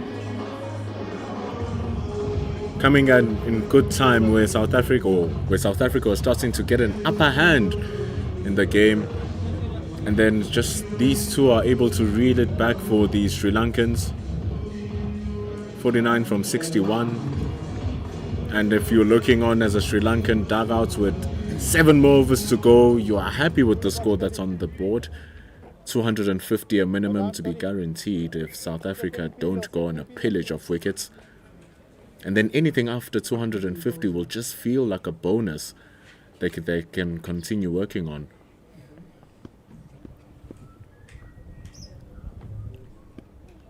Ngaba Peter, though, makes his return. Oh, went for the big sweep, and he wanted to play that against the turn behind square. That's where he picked up his 6 earlier on as well. This time the ball's a little bit wider. and a little bit shorter as well, just bouncing over his shoulder, it seemed, for Kalupahana. Bit of a change up.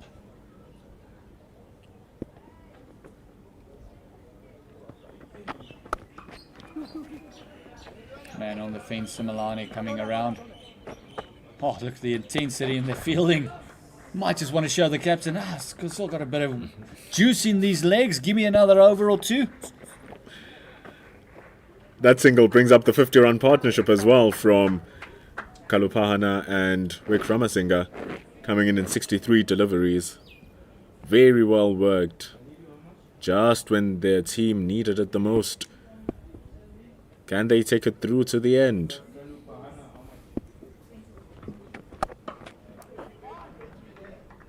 Great batting by Wickramasinghe. Almost looks like he's going to go as deep as he possibly can. Kalupahana taking a few risks. And that 50th partnership is split very nicely with Kalupahana scoring 24, going at half, and then the other run scored by Wickramasinghe. So the workload split between them nicely. Feels like South Africa bowling to the same batter over and over again.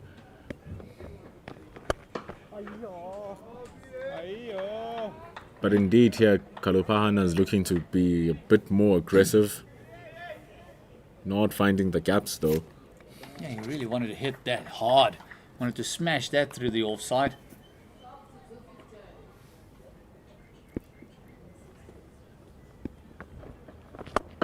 Oh, going downtown. Is this a chance? No, it isn't. The timing is sublime.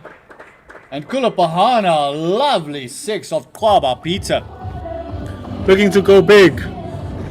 Dievel Brevis thought he was within a chance. He ran in and covered the line of the ball to realize that the ball is flying over his head, flying over the scoreboard, in to the grass embankments. Very good shot from Kalupahana. He moves to 30 from 39. A lovely shot. Just shows the intent. He struggled in the start of his innings. He couldn't get timing. And then all of a sudden that 4 off the hip for Ethan Bosch has just propelled him into a different mode.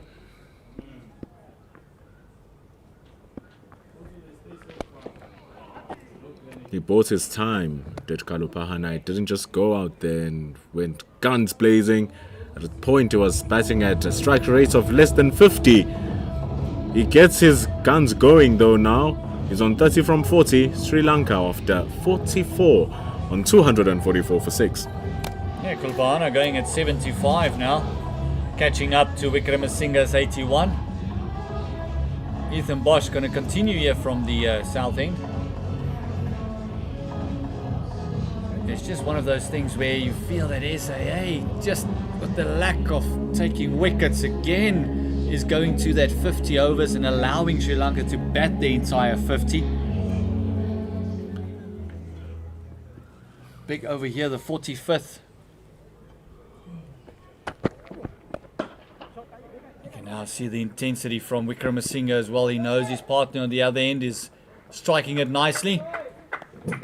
And also in the first match, he took a liking to Ethan Bosch. Same end, same batter, targeting the same area again, that mid-wicket. Will he learn from his lessons this time, Ethan Bosch? What will he change up a little bit differently? But the lengths that he's working on here, the back of a length, seem to be squeezing the batters off room. Oh, they're going to double up. Tony Dezorsi coming around very quickly, making sure it's only the one. Appreciated by the dugout. Shorter side of the boundary as well. Allowing Tony Dezorsi to run across and stop that for any sort of more runs. See the body language of the SAA team. You can just see it's been a long day in the field once again. All 3 matches, Sri Lanka has has batted first, although the very first match, South Africa won the toss and sent them into bat.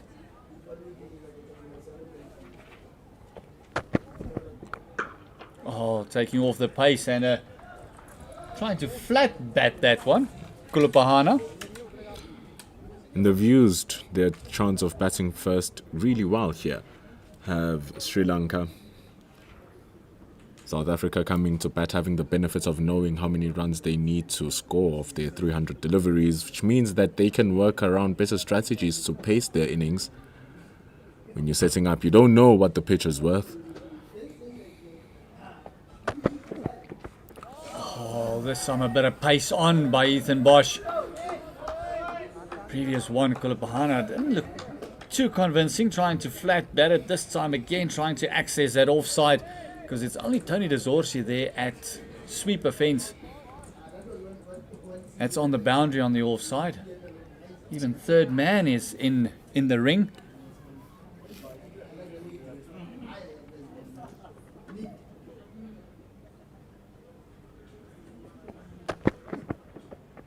Oh, that slower bouncer, just straying down leg. That'll be called wide.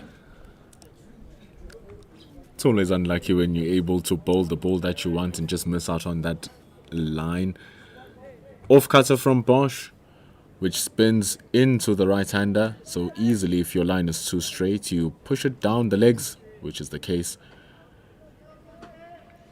A very strong leg side field for Ethan Bosch. Long leg, deep square, mid-wicket, also long on. Great delivery there. Slower bouncer, and that's one for the over. We saw the bowlers get carried away when they want to bowl that, bowling it too short and then getting wired over the head. This was very well directed. Also see the intent. Kulupahana trying to ramp that with the third man in the circle. He feels that he just needs to get a bit of bat on it.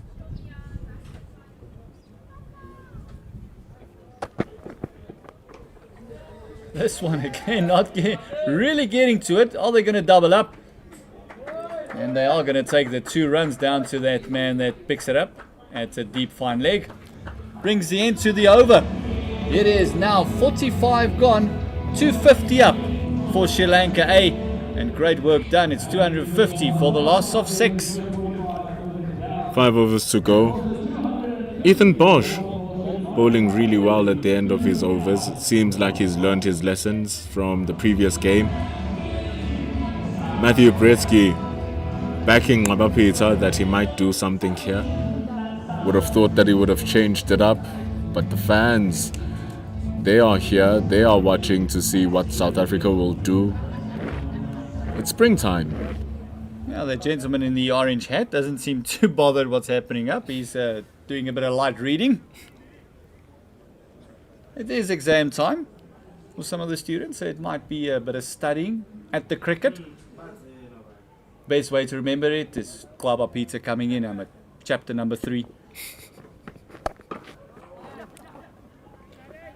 What song was the DJ playing when I read this chapter? Ah, yes. And then it comes back to you. Plus, you're just enjoying the greenery, the scenery, the cool breeze here in Potchefstroom. It's always so much better when you're out about in nature. And then a little bit of added bonus where you can watch yourself some international cricket.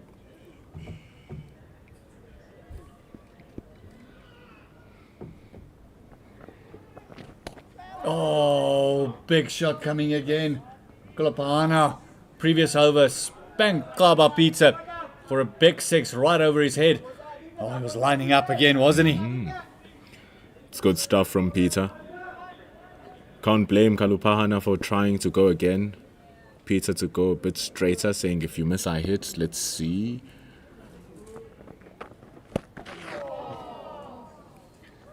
Falling into the away from the ball there. Kulupahana just maybe trying too many things. No one down at the deep point or third man, so maybe just trying to access that backward point, short third man region.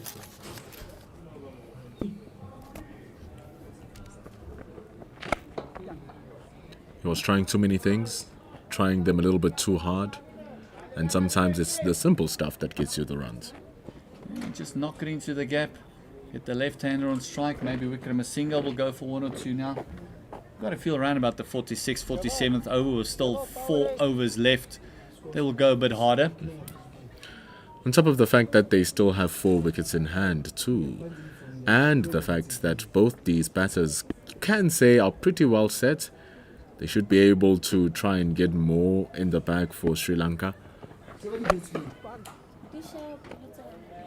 Wickramasinghe just again going back into his crease, trying to access that offside. But what we've seen here at the JB Marks Oval is a very fair pitch being orchestrated and being done. Oh, great bowling and great reactions by the non-striker. Going for the single, much better over by Klaba Peter. Just the 3 runs coming from it. North for 43 is his returns, as this partnership has moved on to 66 of 80 deliveries, 253 for the loss of 6.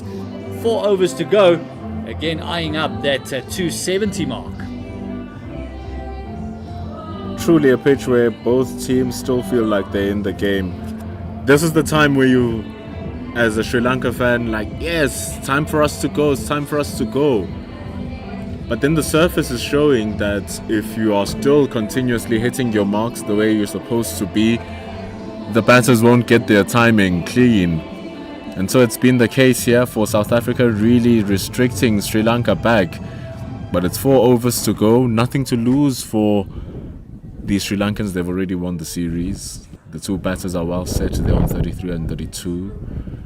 Want to apply more hurts to the South Africans. The danger man, Devil Brevis, has done his 10. 4 for 46, including a maiden. Now you got to feel that Wickramasinghe will take the fence on. He's been scoring consistent runs, 53 in the first match, 44 in the second, and now already has got himself 34 runs again. So he's going on nicely. And the thing on top of that are the situations that he came into are completely different in the first game compared to the second game and compared to this match.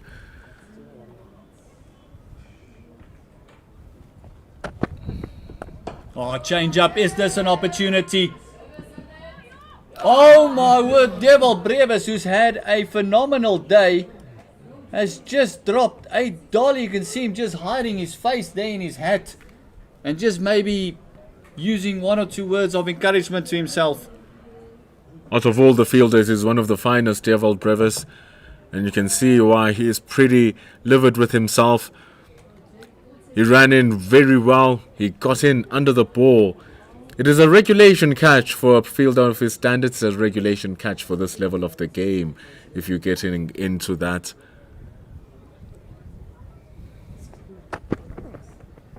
And now Wickramasinghe feels that he can just kind of wheel the willow.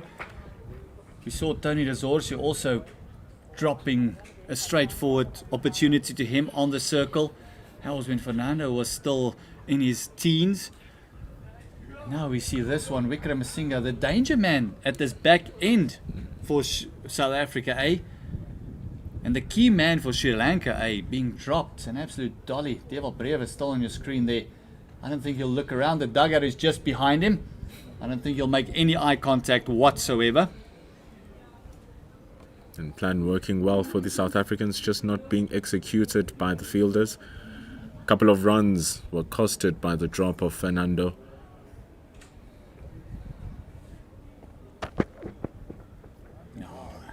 It would be adjudicated wide.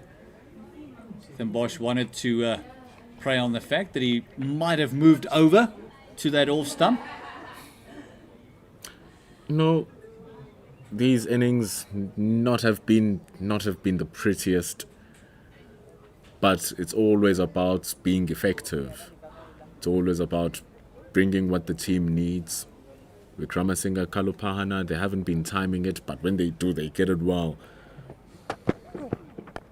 And that slower bumper into the deck again. But you know, it's shots like that that show you what they're doing. It's a good ball being delivered by Ethan Bosch.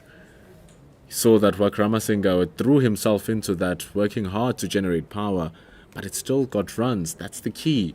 Runs in good deliveries, runs with bad deliveries. They where they are now.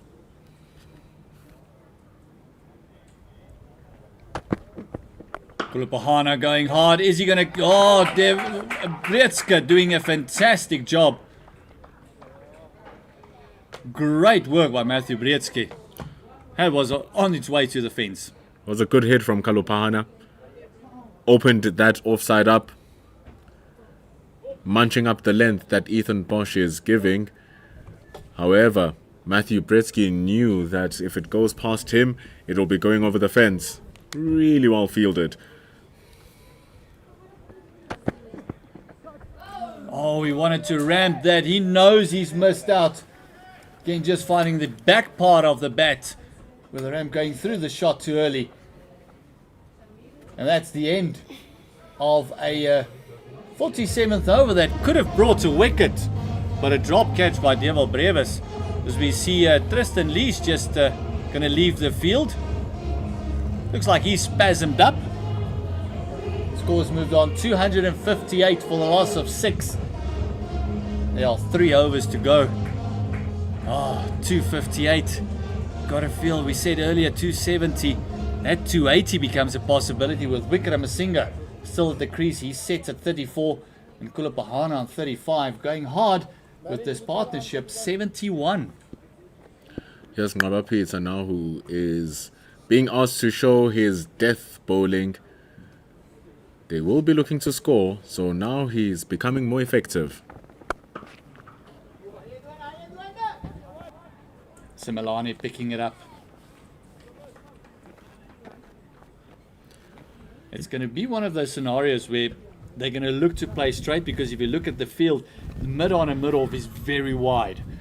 So anything over Kaba Peter's head would be runs. Can be a tricky customer with the ball spinning around, though, if you want to play those strokes. Coming around the wickets to the left-hander. And I think Wickramasinga heard you. Is this another opportunity? It's another misjudged catch. And the South African A must feel that what must they do to buy a wicket? Dayan Khalim down there. And I'll tell you what, if there's a whitewash in this series, oh, the fielding in this last match really needs to put their hands up. Third dropped catch now. Dan Khalim. It hanged into the air. Had enough time to just judge it. He ran past the ball, tipped the fingers, and over the boundary for 4.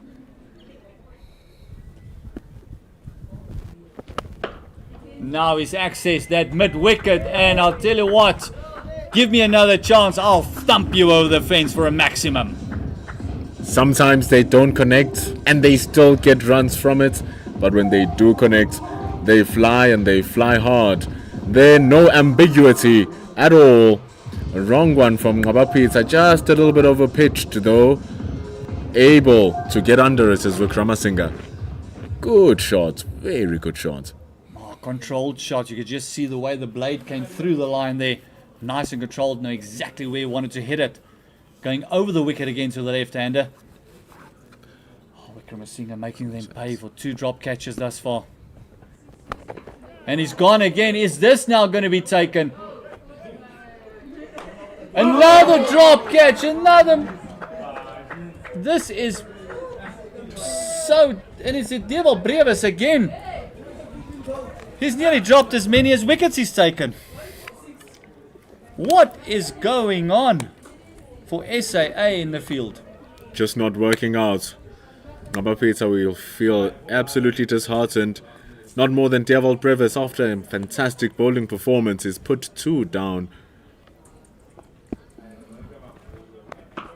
And this time Wickramasinga is targeting Brevis again with a thumble.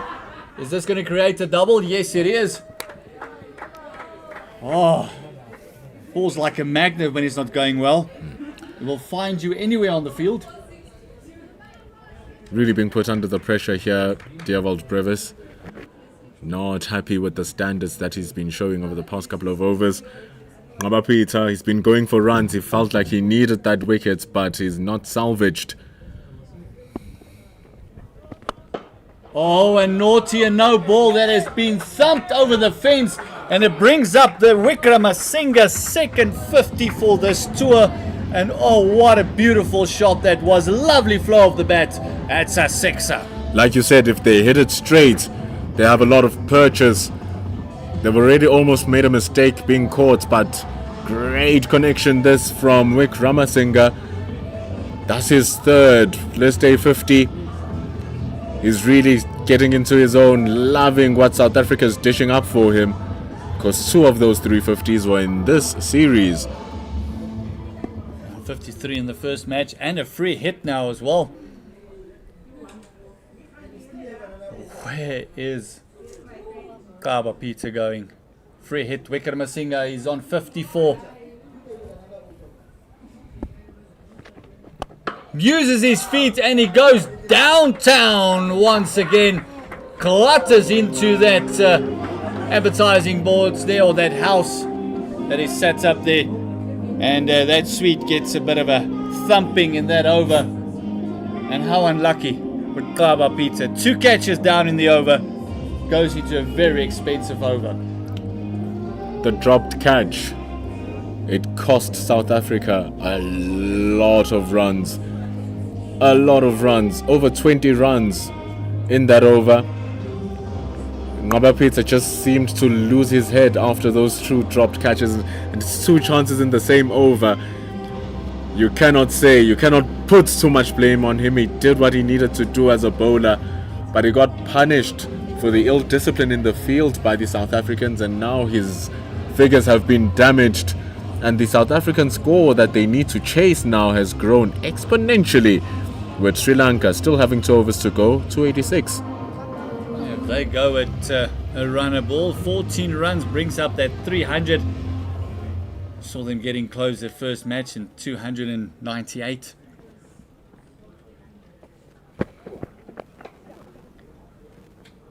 Kalupahana will just be happy to feed the strike now to Wickramasinga. He's on 60 or 48. At one stage he was going at 80 strike rate, and he's now lifted that up to 125. And this partnership has also reached the 100 mark between these 2 batters. 100 of 95 deliveries to Wickramasinga and Kalupahana. Well batted. Great news for the Sri Lankan A's, because they know exactly what they have in their lineup, and again batting deep into the 50.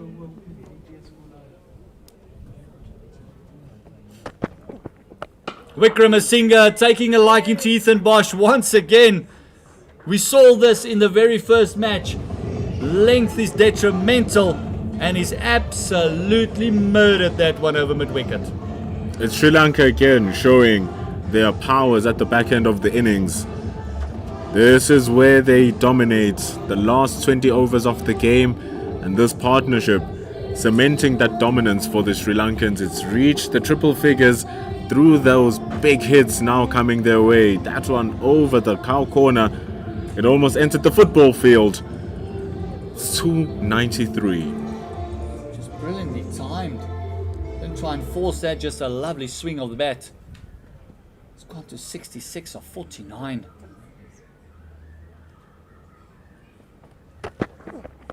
Going again, playing this one off the hip. Tony Dezorsi is down there at deep square. Oh, he'll have some batting to do when he comes in. A lot of runs to chase here for South Africa now. It's bordering that 300 like you keep on saying. Bordering the score that they scored in the first game that South Africa were unable to chase. It's a hot day, it's a dry day, just like the conditions on Saturday. And Sri Lanka awaits with their spin bowlers just like they did.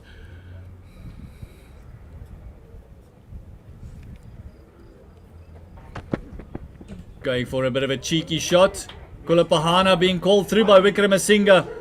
Akil Prince could not gather that one. It's a bye. Body language for South Africa absolutely damaged now. They brought it upon themselves though with their fielding, which was below par. A couple of dropped catches, more than a couple, 4 dropped catches in the game.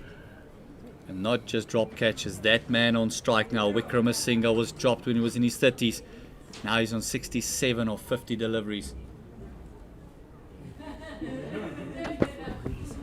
You just see him open up that front leg.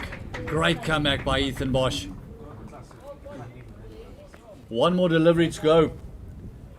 Kalupahana will be facing it, and at 296 on the board now with one more, with 7 deliveries to go. One in this over to close out that penultimate over for SAA. And as you mentioned, that body language is just the body language of absolute heartache. Feeling distort with their efforts in the field. It's SAA.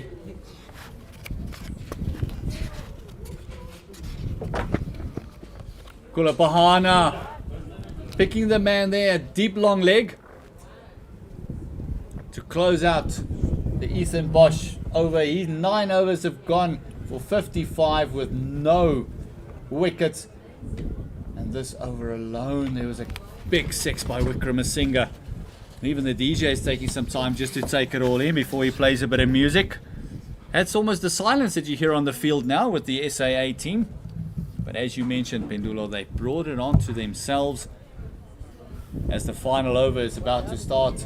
Looks like Luto Sapamla has been given that duties. 3 runs shy of the 300 for Sri Lanka A. Brilliant batting by them.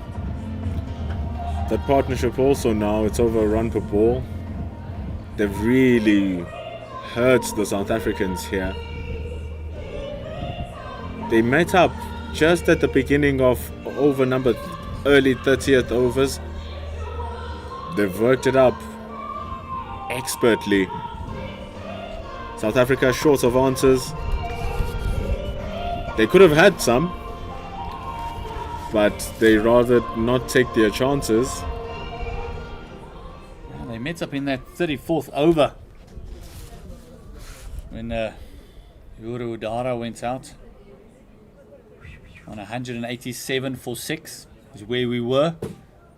110 runs later, we're looking down the barrel of 300. Final over for Luto Sapamla, hasn't bowled for a while. Only bowled 6 overs. Again, you got to question why Andile Simelane has only bowled the 3 overs. Only 6 on Saturday when he went for 4 and over, only 24 runs conceded, picking up 2 wickets. Only 3 overs today. Oh. Kulapahana going for a big swing. He's going to try and hit the markings of that white cherry.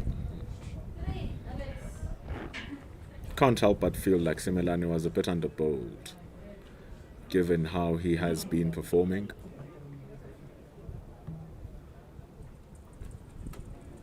Even today, just going for 17 runs, we've seen that these surfaces have a tendency to favor that fast medium pace, especially if you have all of the tricks in your book. They just tilt it towards your favor. Accessing the leg side, moving across to that 4th, 5th stump. One bounce into the advertising boards. Kulapahana bringing up his 40s. Sri Lanka make it to 300 with that shot. Moment in time that didn't look like a possibility, but this partnership bringing it back. Now they have the right to take shots like that into consideration, walking across the stumps. They've earned it from themselves, keeping those 4 wickets in hand, and now they can let loose with the last 4 deliveries of the innings. He'll be eyeing up his 50. He deserves it. Kulapahana being a support act to Wickramasinghe. Again going across. Is this an opportunity? Tony De Zorsi just clearing. When it's going your way, it's going your way. Just a single. It seems as if all of the hard work the Sri Lankans have put in for their first 2 games are culminating in all of this luck coming to them in this 3rd. Ball just mistimed that time, but still being able to find a gap and get 1 run as Kalupahana moves to 43. Danger man Wickramasinghe on 60 from 51 on strike. Yeah, it almost feels like Sri Lankan batters, all they see is grass. They don't see even the tinge of gold in the SAA's clothing.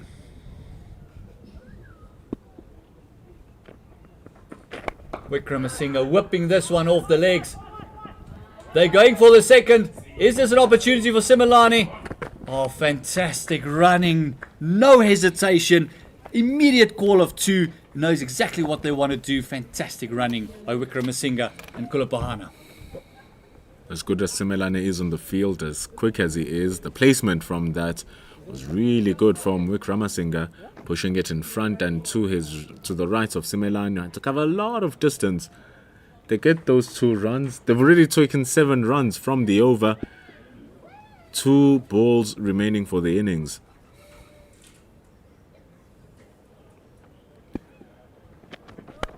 Oh, naughty, naughty. And Wickramasinghe says, no, hold on. I'm going to stay this end. I want this free hit. No run taken. He might just feel that Kulapahana is just trying to hit the ball too hard, and I'll take the free hit. It was literally just 2 more balls to go for the South Africans to limit more of the damage that they've received.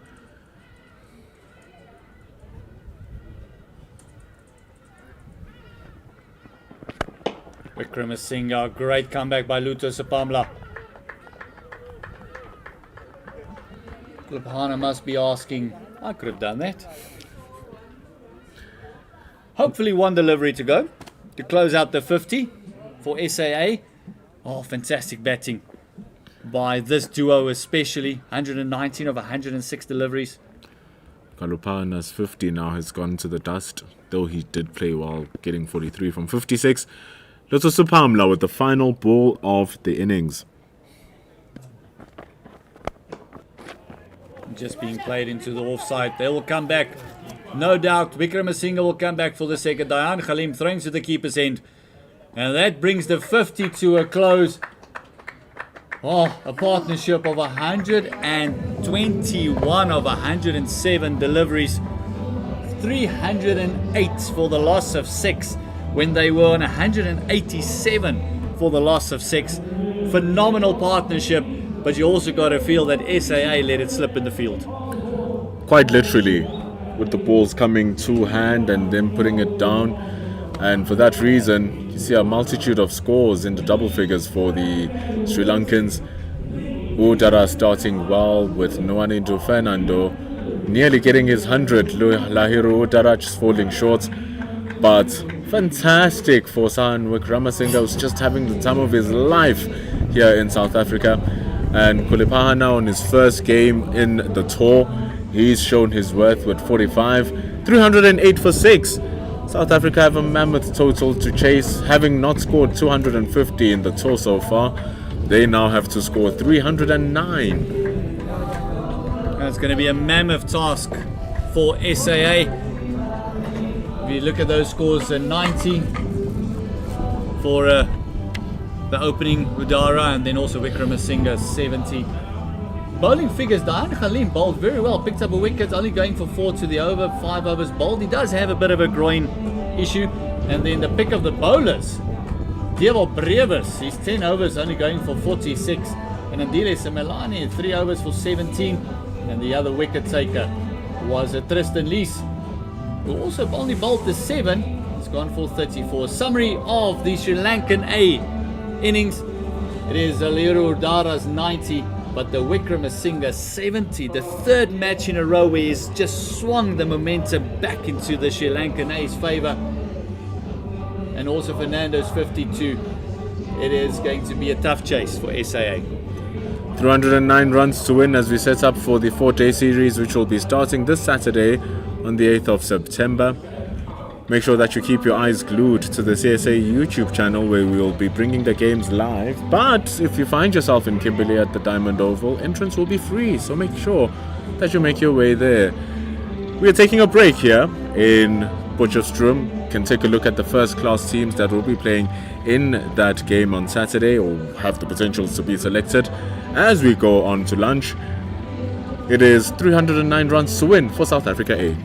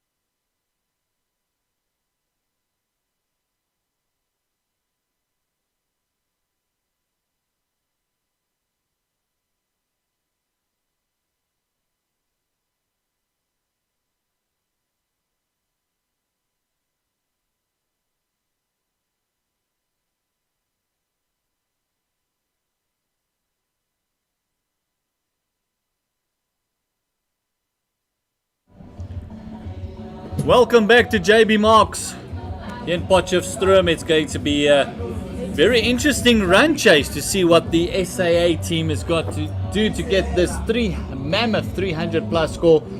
David Beddingham's figures there is going to open up the batting, averaging over 40, strike rate of 145, has got 950s and 500s to his name, best of 152 in 41 innings. Trying to cement and convert from red ball cricket into white ball cricket. One of those players we look to in our future. Tony Dezorzi is the man at the non-strikers end. Gunasekara is the new addition to the Sri Lankan team for today. He's going to open the bowling. Betting him immediately. Trying to go after him. Ball's dropped short. Short arm jab picked up by Wickramasinghe. It'll be interesting to see what the strategy is for the SAA players. Are they going to go hard up front? Really try and get Sri Lanka A on their back foot. They're playing for pride. Sri Lanka already won the ODI series, leading it by 2-0, with this being the final.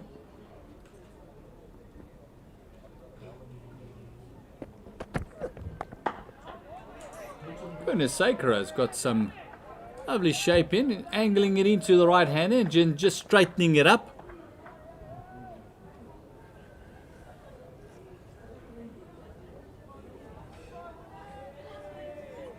Important for these batters to get set. They're playing for pride.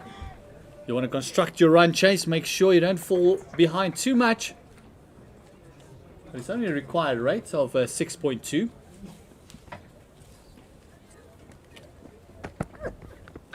Oh, it's edged over second slip. A fortuitous boundary for David Beddingham. Maybe just what he needs to get his season underway. It is 4 runs to the SAA. Just look at the replay. Angling it in, shaping it away. Just over second slip, and the third man has got no chance. SAA on the board. For the educated edge.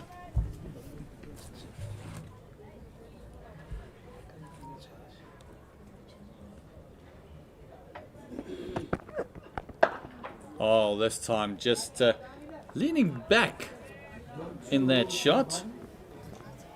You can hear the noise of the bat. A very thuddy sound. Sound convincing. David Beddingham not having the best time on this Sri Lankan A tour.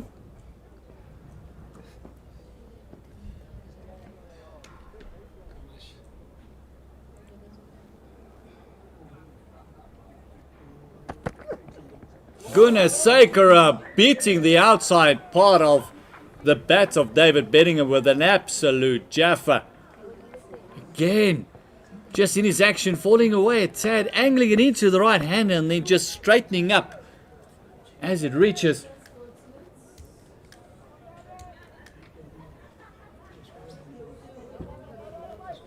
Oh, look at that, just beating the outside part and just missing the off stump as well.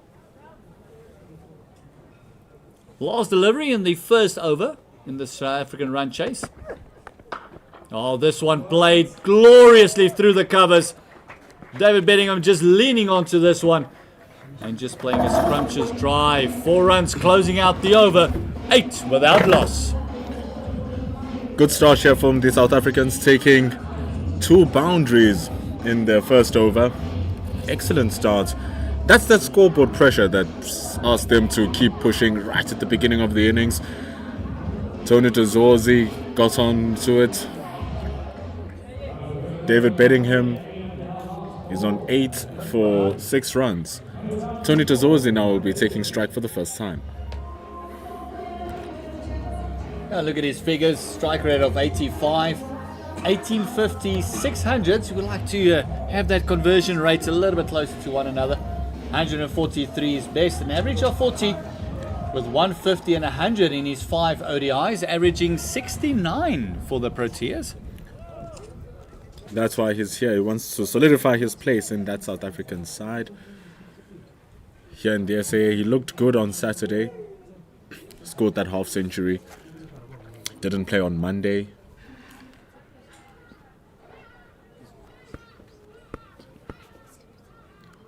Kulapahana coming to the attack, scored a decent 40. Tony Dezorsi pushing the one, just getting himself going, getting himself off the mark, streakily. Don't matter how they come, but they came. They get the one.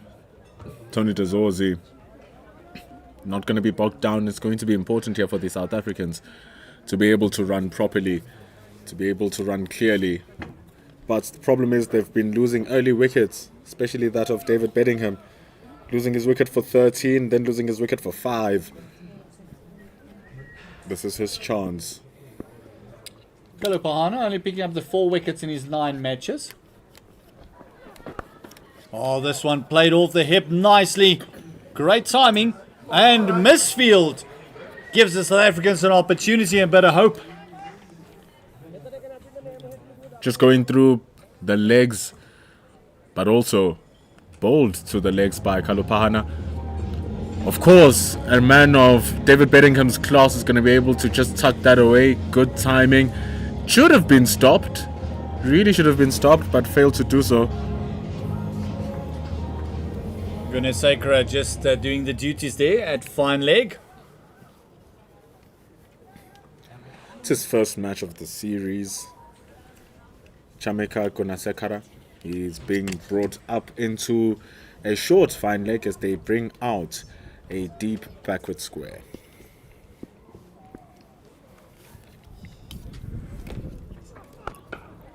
Oh, naughty, no ball bowled. Kulapahana was the recipient of 1 or 2 of those when he was batting. And this means that David Bedingham can breathe and have a full go at this one. Free hit. Nice and early in the beginning of the innings as well to just get him time to set up. 12 from 8 so far with 3 boundaries. They only have 1 slip in now. But whatever happens, unless if it's a run out, these are free runs. Oh, that will be given wide. Straying down leg side. That means the free hit will still stand. You can see David Bedingham just moving across his stumps. He's accessing that vacant piece of land there over mid-wicket. Strangely enough, with the way that Kulapahana's bowling, you wonder why he's targeting the legs of David Bedingham when there's no mid-wickets. There's no one on the leg side except deep backward square. So in essence, from deep backward square right up until mid-on, you have free land that David Bedingham can use. So it's going to be very important that it doesn't go to the leg side. It's going to be easy runs for Bedingham. Oh, David Bedingham accessing that leg side. It looks like it's another no ball as well. 4 runs from the free hit and no ball, and he gets another opportunity. Makes no sense why he'd bowl there. Absolutely 0 sense from Kulapahana. It's a free hit firstly, and you're just bowling it into the slot. He gets right under that, does David. Oh, goes exactly the same route. Timing much better. And again, just comes back to your point. 2 bounces into the fence. Why would you bowl straight if you've got no one in that piece of land? Especially on the free hit. Free runs again for David Bedingham. Just bowl it outside the off stump. You have 5 fielders on the offside, including a slip fielder. Why are you going straight? David Bedingham will chew onto those, but also at the same time, if you give him any sort of width, he's going to eat that. There's no margin for error, but he's just giving away these runs here. Gunasekara, 24 for no loss. That's one of those that's maybe just the execution of a plan. They wanted him to drag the length back.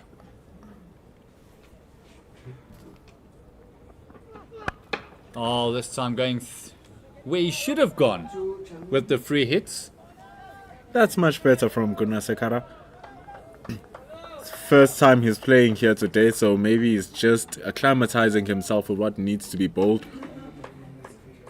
So with Mohammad Shiraz and Malinga on Monday that they were very into the wickets, and that reaped dividends for them. But it's a different surface here today. And also with David Bedingham, who's a clean hitter on that leg side. And because there's just no protection on the leg side, it's not the ball to bowl right now. Again, straying onto those legs. This will be another boundary for David Bedingham. Oh, the homework is not done on David Bedingham. Kalu Pahana is definitely not what the coaches would have wanted, and becoming a bit of frustration there for his captain as well. It's poor bowling, this. It's actually poor bowling. The field is now set to defend those deliveries that are tracking down to the leg side, and they remove the slip fielder. They tighten up that leg side. They put in a mid-wicket. So now it's a change of plan for Kalupahana. 19 years old, under immense pressure in his first over. We just saw Wickramasinga going across and said, hold on, I've done this a day or two before. Give me a minute. Take a breather. If you come back with a wicket now, all's forgiven. 28 without loss and 1 ball to go in the second over. Much better length. That would have been the discussion. Much better length. 2 overs gone. 28 without loss. David Bedingham, 24 of 13, scoring his highest runs in this series thus far. Previous being 13. It's only the beginning for the South Africans. Only the beginning for David Bedingham. He's only faced 13 deliveries for his 24. Bunch of boundaries under his bat. Tony Dazorzi has just been watching from the other end, but he too himself has a 50 in this tournament. Like you saw, averaging 69 in one-day internationals, though he's batted 5 times. He definitely wants his way back into that side for the white ball stuff. Yeah, he's one of those that's always been lingering around the fringes. Dazorzi facing up. The first delivery he'll face from Gunasekara.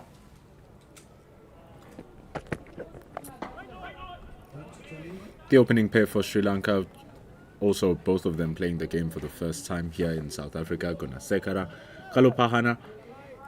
Previous game, opening up with Mohammad Shiraz and Chamitu Wickramasinga. He's going to come in and bowl later on. He's already been exceptional with the ball, with the bat. Wickramasinga just as good with the ball as well.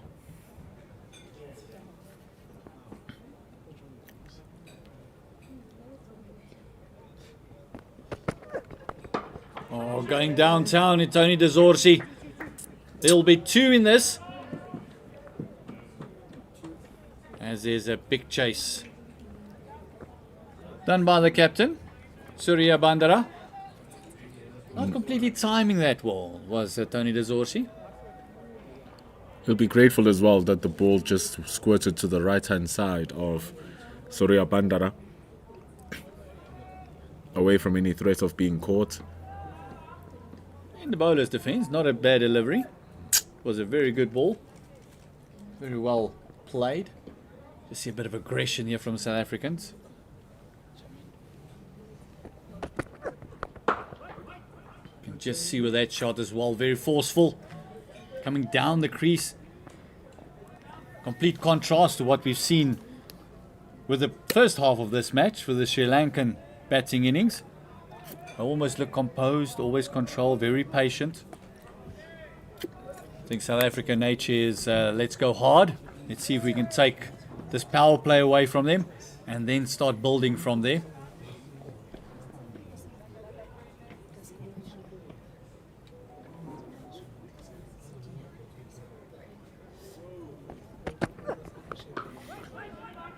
If anything, what happened on Saturday on this particular pitch that they're playing at, it's that slowing down, it's that spinning nature after 30 overs. So maybe that might be lingering in the heads of the South Africans. Let's get a good quick start. Let's just hit them out of their areas. Make sure that if that pitch is to become slower and turn a lot more later on in the innings, they already have a good platform that they can work themselves over to trying and chasing the score. Oh, going onto the legs. There's protection down a deep square. Gunasekara. He bowled a brilliant delivery to David Benningham in that previous over with the ball. With his action, he just falls away. So it's almost like it's always angling into the right-hander. And then as it got to Benningham, just left him, just straightened up. Completely beaten the outside edge. He looks like a very skiddy bowler. Very bustling action through the crease. Works very hard through that crease. So let a ball slip through his leg. So he feels like he might owe the team 4 runs there.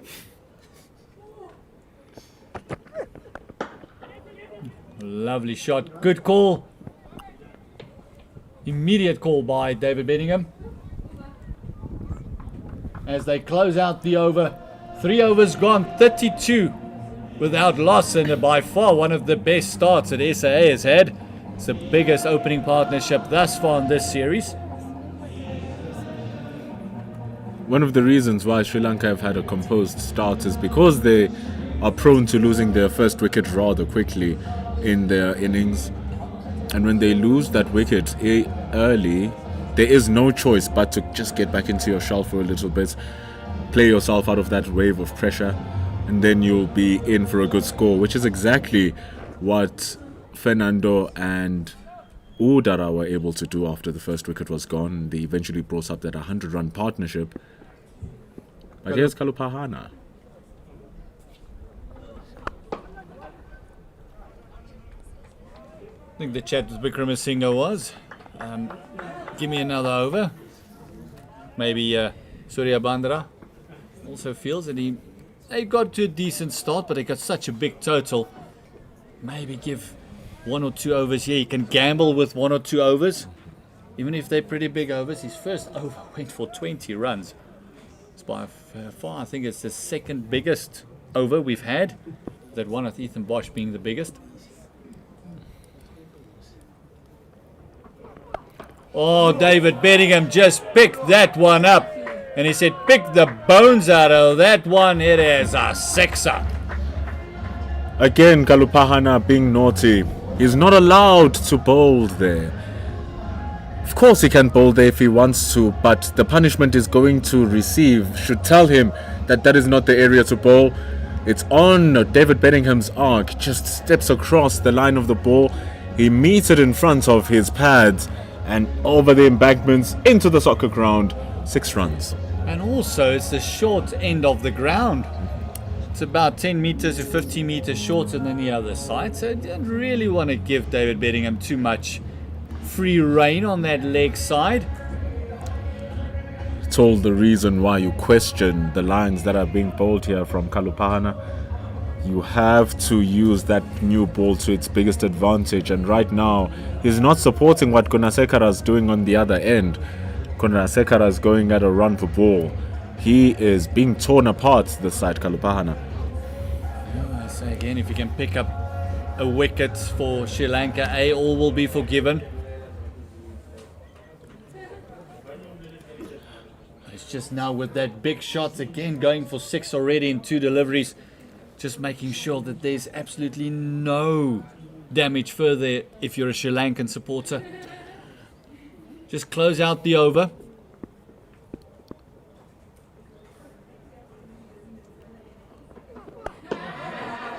Still persisting with a very straight line. I'm not sure if they feel that, although he's going for runs there, that the ball's being lofted and there's an opportunity for a catch on the boundary. But they only have the one man at leg side. That's at a deep backward square, and then they got deep backward point outs on the fence as well. Very baffling what they are trying to do and how they're trying to maybe pull back the run rate here. Constant chitty chatter happening with Kalupahana at his run up. This one is slashed away through that backward point. Is Point going to cut it off? No chance for the man on the fence. As it hit that backward point mark, the angle just took it away from that man on the fence. And David Bedingham is on a charge. Giving way too much width on that time is Kalupahana overcompensating. It's generous. If there's one thing you must know, David Bedingham on any sort of width is a nightmare for bowlers. He is so strong square of the wicket. He's been showing it with the way he scored his 35.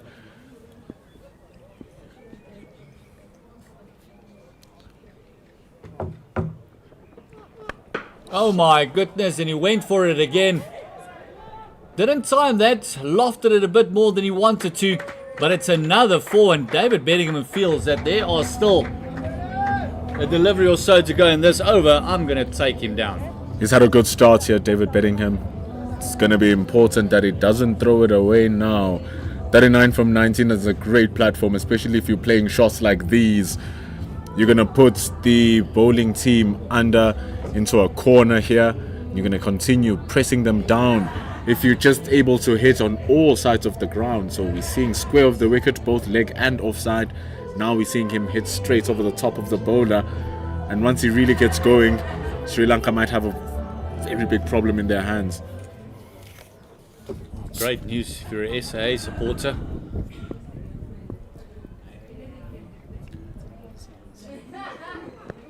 Oh, went for it. It was there to be hit. It was length. And he felt that he can access that short square leg boundary again. As the over comes to a close, another successful over for South Africa. 14 runs coming from it. And Kalupahana conceding 34 runs in his first 2 overs. If you think this is explosive, it's going to get more explosive once the season officially begins in the Cricket South Africa domestic tour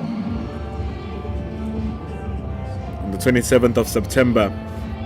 It all's going to be beginning here. The DP World Lions will be facing off their Yakske rivals, the Momentum Multiply Titans. Hashtag be part of it. Hashtag Wozanawe. Go to cricket.co.za to find more information and your tickets so you can see more of these explosions in the T20 Challenge.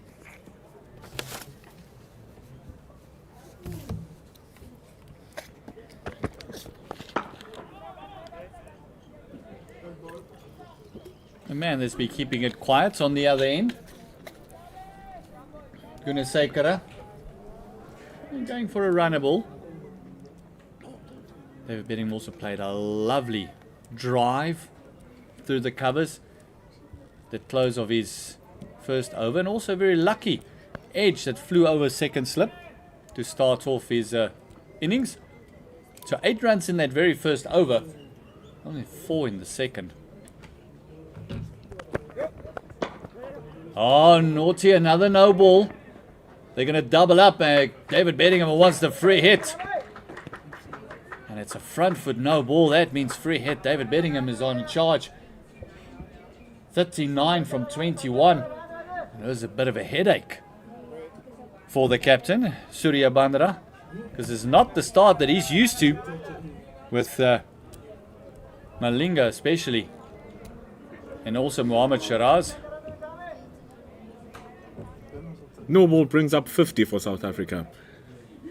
Superb opening partnership between Dazorzi and Bedingham as they're now about to face this free hit. Oh, he left nothing in the tank there. Definitely another 2 here for David Bedingham.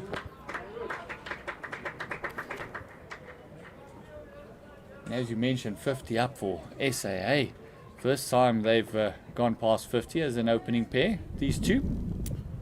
Would have batted a lot together, mind you. David Bedingham normally finds himself a bit lower down the order.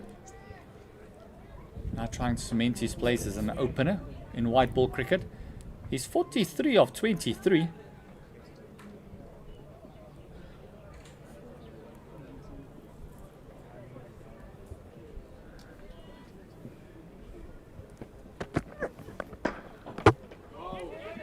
Oh, but unlucky there for Sri Lanka.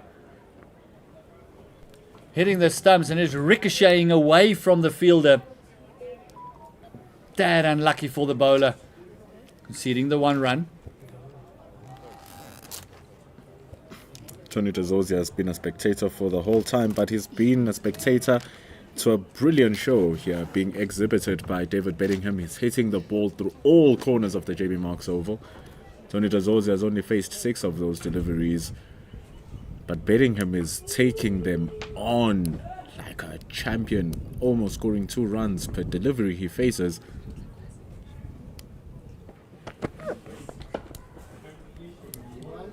And it's a really relaxed situation here for Tony Dezozzi then, where he's not under pressure to try and do something that is out of the ordinary. And truth be told, speaking of ordinary, Kalupahana hasn't been on the mark for the Sri Lankans opening the JB Marks side. That's why David Bedingham has been able to sink his teeth in and get that 44 from 24. Here's one of those batters, once he's gotten his teeth sunk in, he's a pit bull, he won't let go.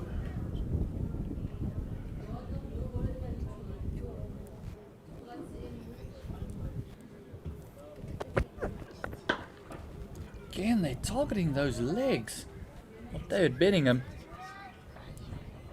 I think on that line is just that delivery that beat him previously. He's just hoping for that one to straighten up on that line and going for that top of off, maybe finding the outside edge.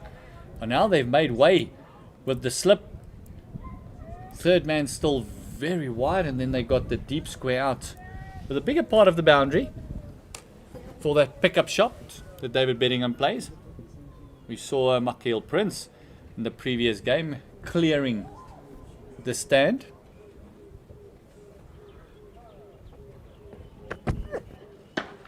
Oh, this one picking the gap, picked the bones out of that one. It is another 4. David Bedingham approaching his 50 in a hurry.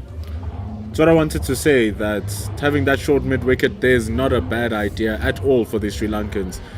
We've seen how David Bedingham is eager to score those runs, just exhibited by that shot. A little bit too short from Gunasekara, didn't lift up and plays his hands through it. Fielder standing at short, a fine leg, Niwanindu. Fernando, he could be put into the game because Bedingham fancies flicking the ball off the pads. If one just sticks up or is bowled at a good enough length, it can easily be popped back into the hands of the Sri Lankans. As you just have a quick summary, just only 5 overs into the South African batting. David Bedingham 48 of 26. Kulapahana helping him along there. 34 runs of his 2 overs. And then the pick of the South African bowlers was Debo Brevis bowling his 10 for just 46, but picking up 4 wickets, which included Fernando and Udara. Udara on 90 and Fernando in his 50s.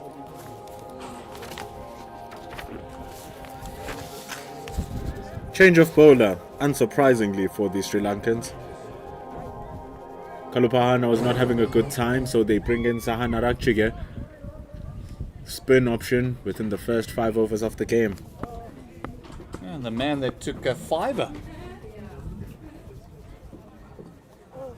5 for 26, his best figures.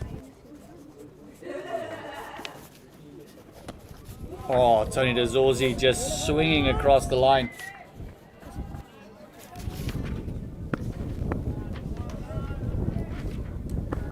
It's going to be important. There's no need for Dezozzi to do what he just tried to do. Easy picks, kings, get singles, get ones. Exactly what you were calling for. But great fielding in the deep. Oh, sorry, on extra cover. Fantastic work done there. Looks like Fernando once again picking up the ball there. They've got a very tight offside field. They got cover, extra cover, backward point, all very close to one another. They also got the short third man, and also fine leg in the circle. But this time Tony Dezozzi just beats the outstretched right hand of Fernando. It is 4 runs. just dropped a little bit short, but Dazorzi rocketing onto his back foot, opening up his front foot to create that beautiful gap onto the legs, onto the offside. Look at that. Dancing with the crease. Fernando thought he had a chance, but the only chance he had was a little finger as it goes for 4. And this time going downtown, and he's absolutely thumped that. That will be in the second edition of 50 Shades. A lovely shot. Mammoth 6. Banging shot from Tony Dazorzi. He also wants to join the party. Into the chalets. Right up there. Could have gone into the neighbors' houses. Was such the strike from Tony Dazorzi. Check that roof for a leak.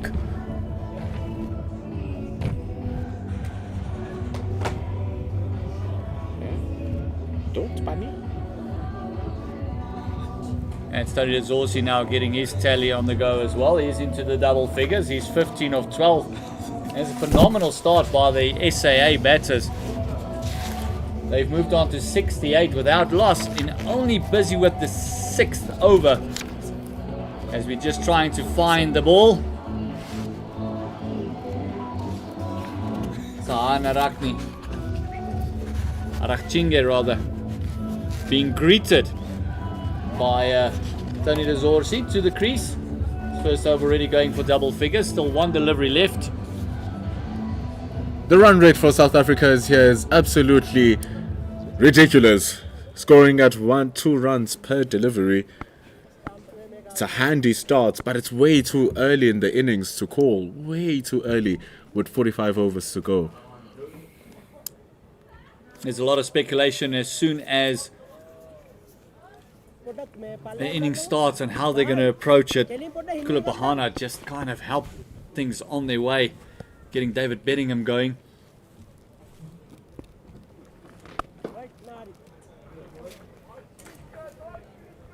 Sensible cricket there. You can just hear the comments there from the side saying nice cricket. Bit of entertainment in this third match in the Lanka A ODI, unofficial ODIs. It is the end of the 6th over. South Africa A batting at 6. Or standing on 68. They're batting at 11.3 to the over. That required rates, and all of a sudden there was over 6, has plummeted to 5.5. And even if they go just at 5.5 now, it's a very manageable rate.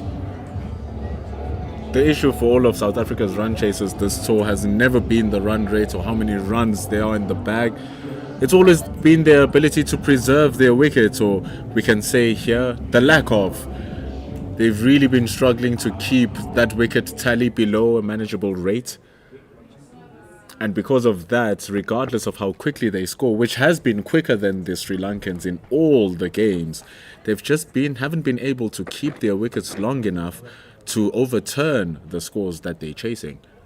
As we see Wickramasinghe coming into the attack, he had a lovely time of it with the bat, didn't he? Scoring his 70 in no quick time. Had a bit of luck as well, being dropped 3 times in as many overs. And then taking apart Klaba Peter. Seems still smiling. Been bowling well for the Sri Lankan as well. One of their best all-rounders on this tour thus far.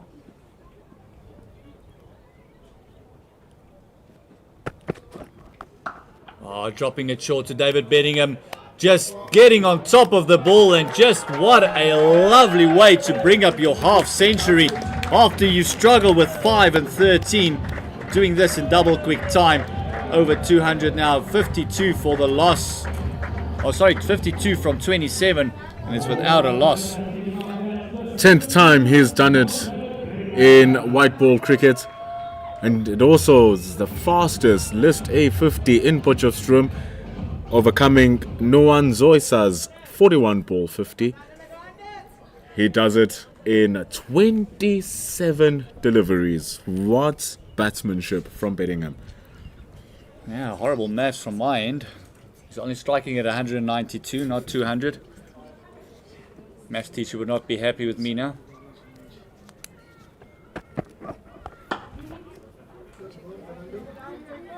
Picking up Fernando there. It's always found himself around the fringes there in the covers, and also that short mid wicket. Remember, that's how David Bedingham lost his wicket on Monday. Ball was on his hip, was looking to clip it away, only went as far as mid wicket. Sahan Arakchige was forced with a brilliant catch. Arakchige is on the extra cover right now. Brilliant fielder.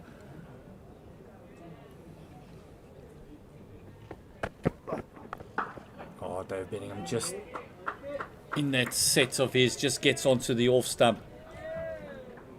You just see that Wickramasinghe has been bowling well this entire tour, because the length that he's already settled into is just on that 6 meter mark.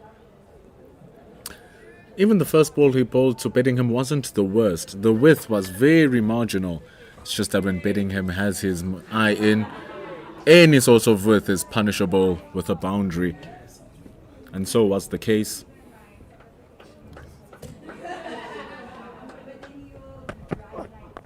Oh, that is absolutely thump. My word, talk about stand and deliver. Oh, that was spanked. 4 runs. What a super shot from Bedingham. The crunching sound from the bat, the blazing trail that the ball left as it was thundering to the boundary. Fielder was right there to dive at it, but even the captain, Surya Bandara, had no chance of stopping that.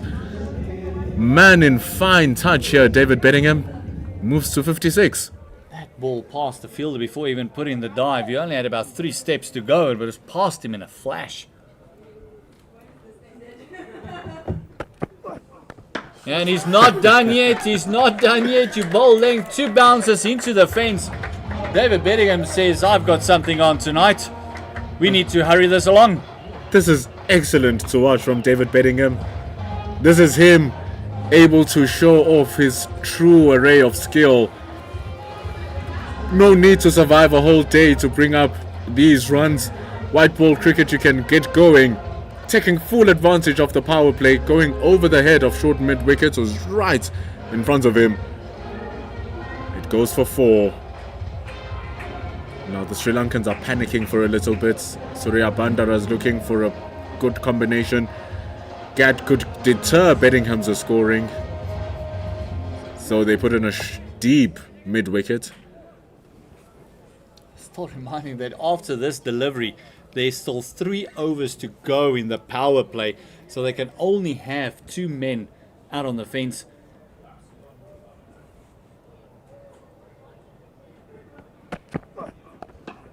Going on to those hips. Very happy just to push for the 1. 13 runs coming from that over, and also keeping the strike 80 without loss in this chase of 309, which has now become a lot easier with the start that SAA has had.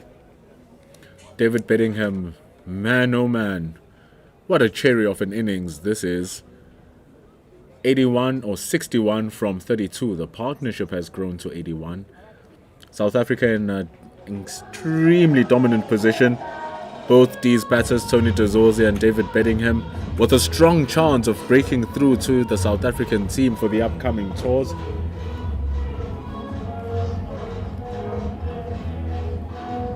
And also noting for the Sri Lankan A's that they are dealing with the 2 international players here for the Proteas. Tony de Zorzi and David Bedingham. Arakchige continues.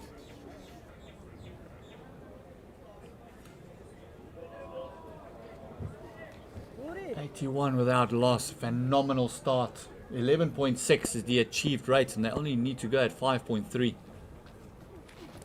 David Bedingham is just spanking him over his head. He's not going to let up. He feels he's got an opportunity. He's going to go for it. And we might have a change in sides as they're going to go over the wicket to David Bedingham. Glorious shot.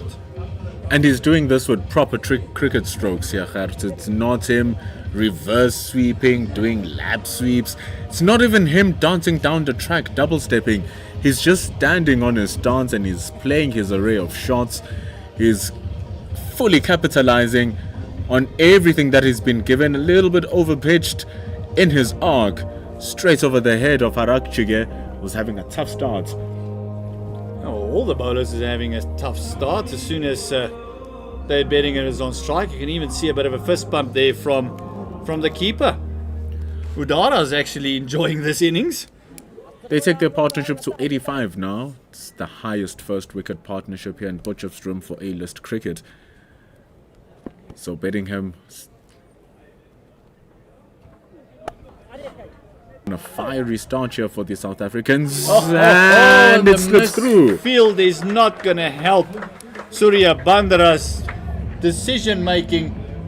It is the second one that we've seen gone through the legs, but it was also the pressure being put on by Tony de Zorzi there in the running, because he wanted to come back for that second and just trying to pick it up in the run. See, this is again just the power. Just see Tony de Zorzi putting his head down, and this one just eluding him through the legs for runs. Kalupahana having a day to forget. Ball not his friend, and right now the field not his friend either. Oh, this one worked through mid-wicket. It will be another 2 if it is stopped. Kalupahana making sure that he gets everything behind that ball. Seems like David Bedingham is having a cheerleading squad here at the Castle corner. They're just cheering all the runs that are being scored, and it's awesome that we've seen a crowd build up here on a Wednesday in JB Marks Oval. They're enjoying some good entertainment from South Africa's opening batter. And he is batting really well, because when the ball is not there to be hit, he's rotating strike. That's why Tony de Zorzi has faced 13 deliveries. He's not hogging strike by himself. But Tony de Zorzi is quick to give it back to Bedingham, because he sees here's the hot hand. At the moment, Tony de Zorzi can just play himself in. Can take a couple of dots even. David Bedingham is going like a house on fire. But de Zorzi says, hold on, I think I can go for it as well. Kalupahana is, when it's not going your way, you're kind of like a magnet. And the ball just follows you. They can put him at backstop at the moment, and I think the ball will follow him there. Sad thing is that he's actually the youngest guy in the team. You know, you want to make your impression that, yes, there's a reason why you should take the guy who's recently been in the Under-19 World Cup, fast-tracking development and stuff. But he's not holding up too well in the beginning of the innings, but there's still a lot of match to go here. Oh, very good bowling. Arakchinge, over up. Yeah, Kalupahana is the youngest man there, but I'll tell you what, his time in the field and with the ball has put a couple of years on him.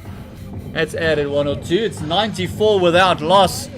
72 of 36 and 17 of 15. A partnership of 94 of 52 deliveries. And we still have 2 overs of power play to go.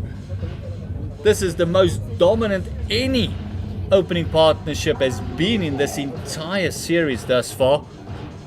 Bit of excitement for everyone. As you mentioned, a lot of people out. Got lovely spectators in. We got most of them down there by the castle corner. Everyone enjoying the cricket.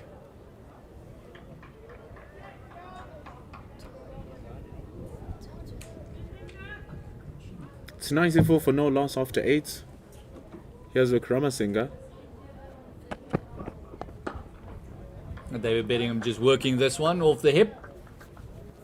It's a bit of a let off. It's only 1. Fielders down now on the leg side for David Bedingham. Deep square leg and a deep mid wicket. His point as well on the fence. Only allowed 2 men out in the circle.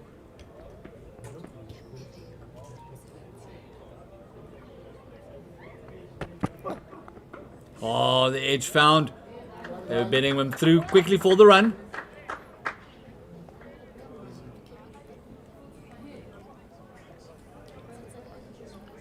It's good areas this from Vikramasinghe. It's around the same place where Dayan Khalim was able to get Kamil Mishara.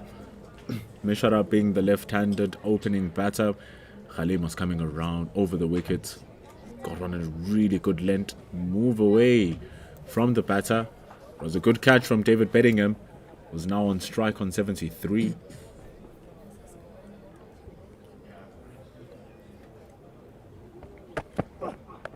Oh, bowling it short. Just the one. There's some protection there for the first time. David Bedingham not timing that one. You could hear it was very toey. Still able to extract runs. Just taking a look at his bat, that it's not damaged. Wouldn't want to damage such a specimen that has scored so many runs. South Africa now 3 runs away from 100 within the power play. And what a start this is. Still another 9 deliveries to go in this power play.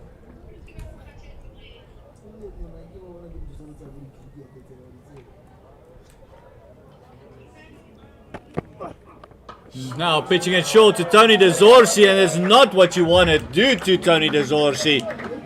Just a little swivel and a quick flick of the wrists, and it's another sixer. Getting that out of here is Tony de Zorzi. Shorter part of the boundary. Wickramasinghe gives off a gift to the South Africans. And with that beautiful strike from Tony de Zorzi, hitting it behind square for 6, South Africa bring up their 100 runs. And this all within the power play.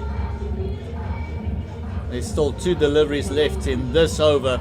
See that little swivel and a quick flick of the wrists. Didn't try and overhit it, just made sure he got enough elevation. As we see more bowlers warming up. Oh, I'll tell you what, if a captain tells me I need to bowl now, I'll tell him, hey, groin's a bit tight. Oh, just chopped down. Getting the single. Already a very big over for the South Africans once again. 10 of it already. 1 delivery to go, and then 1 more over to go in the power play. Even Tony de Zorzi is showing that he's within it. 25 now from 18. Some deliveries are gentle to both of these South African batters. Seems like Sri Lanka not as disciplined as they've been in the past 2 games. Letting loose the job of the batters. Oh, wide got away with that. You can see the way that Bedingham dropped his head. Knows that he got away with that. It looked like a bit of a slower ball as well. 2 overs gone for Wickramasinghe, gone for 23. It's 104 for without loss for SAA. Still 1 more over to go to complete the 10 and take them past that power play. The required rate is dropped down to 5 from where it started at 6.1, and the achieved rate at the moment is 11.6. Bit of excitement in this last match for SAA. Both of the bowlers in operation, Arakchige and Wickramasinghe, going for a little bit of a tapping here. So the Sri Lankans bring a bowling change. They've gone for 23 runs in their 2 overs. It's just around 12 runs to the over. So they bring in one of the new players who came into the squad, Kavindu Nadishan. Just look at his figures there. Best of 4 for 25, 2 4-wicket hauls. 38 matches, he's played a bit. 45 wickets, a lovely average of 25. It's like another one of those wrist spinners. Plays for Sinyalays Cricket Club. Remember that the club cricket in Sri Lanka, 50 over club cricket is List A cricket. So the statistics that you produce in this game are the same as the statistics you'll be producing in your club game. They'll all pile up to List A. Oh, Tony de Zorzi has given it away. What a way to lose your first wicket when you've been on a roll. Just cramped himself. He wanted to go over the short fine leg, and the first wicket down for SAA at 104. Questionable shot that from Tony de Zorzi. Couldn't even drag it down onto the ground. He was looking to go over the top. That was his intended idea. Poor placement. If you want to hit it hard, or just gently parry it down to the ground and take your 1 or 2 feel like that was a waste of a wicket by Tony de Zorzi to what was a good start. And it's 104 for 1. So we see the captain Matthew Breedske making his way to join David Bedingham. De Zorzi being part of that 104 run partnership, scoring 25 of 19, which included 2 sixes and a 4. In comes the South Africa A captain, Matthew Breedske. They say he averages 29, but if you watched how he played on Monday when he scored that 71, you'll understand very quickly that those are not the figures of a man who is as talented as Breedske, only 21 years old. Only 25 years old, rather. Look at me bringing down his age. You'll be wanting to make an impression here. Matthew Breedske was very close to making his second 50 over 100, just falling short to a ball that was dragged, kept low, was the wrong one. Everything was just going against Breedske on that delivery, and he lost his wicket for 71. It was one of those that you almost timed too good, just picked out the man. 2 right-handers at the crease now. Just allow the bowlers for Sri Lanka just to settle down. And they will also feel that, okay, we've broken through, so now we can just get back into our work. They've had a phenomenal start, but we know we've been losing wickets and taking wickets at regular intervals. That would be in the chat within the Sri Lankan huddle. So we know we're getting wickets. When there's 1, there's normally 2, sometimes a cluster of 3 and 4. So let's just keep chipping away. Even though they get close, we are always in a shout. But also another thing. Oh, that was very close. If that hit with the reactions of the bowler, Matthew Breedske would have gone back without scoring. That was a very, very risky way to get off the mark. It was hit hard by Matthew Breedske. It was definitely there to be hit. Asking the fielder to attack. Would have made it home. It was a sharp single. Looked closer than what it was. And now David Bedingham is back on strike.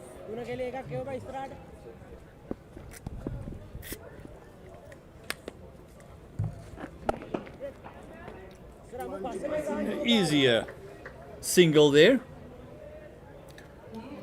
See, it's time again for South Africa to regroup.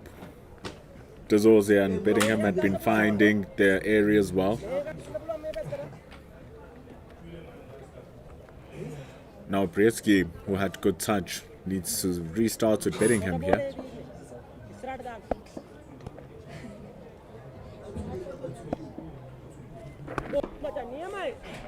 Just see him look at that delivery very closely. Nadishan, one of the new additions to the Sri Lankan A team for this match. What a start he's had. His first ball, his first over getting a wicket. This one is cut away. Wickramasinghe picking it up, making sure that that is a brilliant over for the Sri Lankan A. Nadishan picking up the vital wicket of Tony de Zorzi for 25, 105, bigger part 106 for the loss of 1, and that's the power play gone. Great start for South Africa. You cannot have scripted it any better when you are chasing as many runs as they are. 10 overs in, batting at 10 runs to the over. David Bedingham being the absolute catalyst. He looks like a beast in the eyes of the Sri Lankans. 75 from 40. Tony de Zorzi just falling from 25 in 19. South Africa still needing 203, now from 240. But you alluded to it earlier, we spoke about it on Monday. The run rate has never been in any one of these chases the issue for SAA. It's been that wickets column. And the problem is when they're losing those wickets, they're in the commanding position, then a bit of glut and a bit of a collapse, 3 or 4 wickets. And that's where everything starts. So we see a stray cloth being picked up there. And it's one of those guys, Who's the problem now? Who has the ball? Dushan Hemantha. He's in his 96th game. He has the most wickets in this series with 8. That strike rate indicates that every 10 deliveries, this man gets a wicket. He bowls to David Bedingham. That's a gentle start. Bedingham now has every right to be as patient as possible. He started with a flurry. They got another 239 deliveries to get this 202 runs that they need, so they can really just play themselves in. But we're in a similar situation with the South Africans on Monday, where it was 119 needed from 160 odd deliveries. And the fall of wickets. And Brady still said it, the only way you can bring Sri Lanka back into the match is if they take wickets, if you give them wickets. Same applies in this match. The only way that Sri Lanka will get into the match is they need to take wickets. They're scoring double the amount of runs they actually need to be scoring in the match. Big advantage now is that they are not 4 wickets down. Hemantha has been such a thorn. Even that ball is hit with the thick outside edge. It's a massive chase needed in the deep. Kavindu Nadishan does a fantastic job to stop that from being a boundary. They run 3. Fantastic work done on the fence there. Thanks, Matthew Bretsky. Strike a lovely shot. Didn't try and overhit it, just open up the face. Maybe went a little bit finer than you would have liked.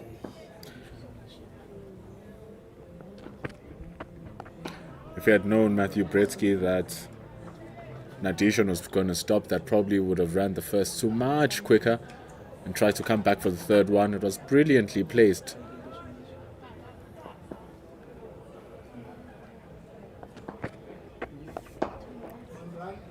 And you know, this is going to be what's happening now for the next of the 30 overs. They're gonna have to make sure that they're rotating strike, because that's what Sri Lanka did so well to boost these partnerships. I also feel that if there's a bad delivery, they need to put it away. Keep the momentum, keep the positivity, not just being happy to lazily knock it around. That's what Bedingham is looking to do. No chance. Kavindu Nadishan, he was called to task, but Bedingham is able to place it perfectly. He gets yet another boundary. A fantastic shot, exactly what I'm talking about. Don't get complacent. And what lovely shot over extra cover. Just eluding Nadishan there. Hit it well enough. Go 1 bounce 4. Superb placement from Bedingham. The man who's standing at the covers is rather in front of square, way in front. So the fact that he couldn't come around to cover that ball speaks to the timing behind David Bedingham's shot and the placement as well. That's why he's in his 80s now. 11 overs gone. South Africa need 194 to win.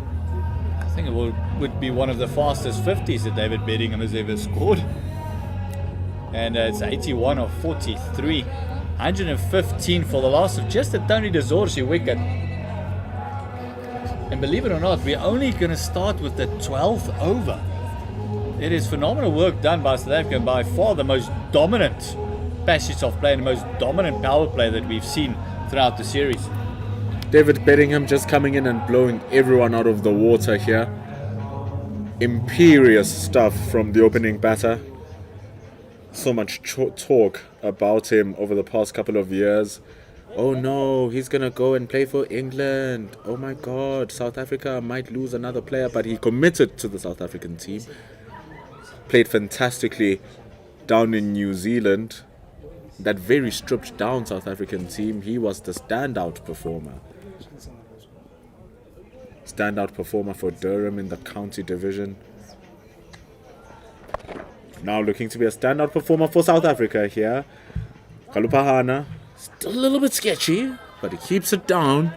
They run 1. He'll be happy with picking that one up. saving a run or two for his team. Sri Lanka A will be happy to get David Bedingham off strike. Brzezinski, fantastic batter, but still new to the crease. Slip in place. Brilliantly placed. What a good shot from Matthew Brzezinski. That looked as easy as pie. Goes back onto his back foot. It's a simple punch behind square, and there's no chance for Mishara to stop that. Just look at the wrist work there. Lovely, just placing the ball exactly where he wanted to hit it. Looked way easier than what it was from Brzezinski. Waiting as late as possible to play that, maximizing his placement. And now he consolidates the boundary, takes a 1. Just making sure that the scoreboard keeps ticking. Batting at those 5s and 7s.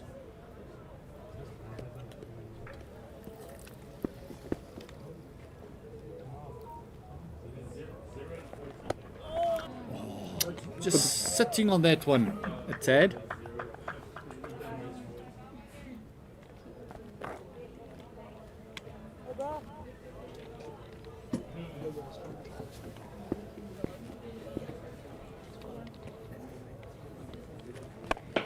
Goes big, David Bedingham.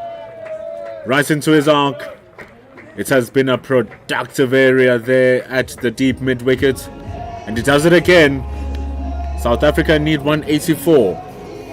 It's one of those innings that's just been so forceful, that's just been so dominant. 86 of 46. He's not allowed any bowler to settle against him.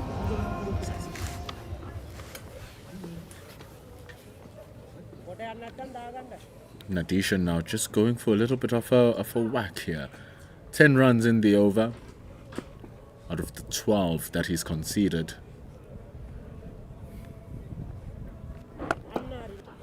South Africa wants to show that no, spin bowlers, this is not the liberty you're going to be getting come the 4-day series, because if they aren't able to shake off that thing that spin bowlers have our numbers, it might come down to crush them in the next 2 4-day games. But it's 12 overs gone here, 126 for 1. That's a fantastic start. That required rate has dropped down to under 5 now with the phenomenal work that David Bedingham has done. Matthew Brzezinski has also come in and scoring at a runner ball. So the achieved rate at the moment is 10.5. Required rate only 4.8. And David Bedingham and Matthew Brzezinski's partnership already on 22 after we saw a 100 partnership with Tony Dezorsi as well. You wonder where this was from South Africa in the first 2 games. You really wonder where it has been for the past 2 games. David Bedingham is on absolute charge here. Beautiful shot for 6. Get his passport. Is this the same batter we've seen in the last 2 games? I think it's a clone, because David Bedingham is batting like a man possessed. He wants to make a statement, and oh boy is he doing it. Lovely shot of extra cover. Just look at that forceful shot. 93 from 48. And he moves on to 94 from 49. Just gently padded away to the deep mid-wicket. Large open space in front of square on the leg side. Big broad shoulders. These 2 batters, very well built, well set. Can hit the long ball but also have the finesse. Oh, Amantha just finding the outside part of Matthew Brzezinski's bat. Hemant is a threat that the South Africans really have to be wary of.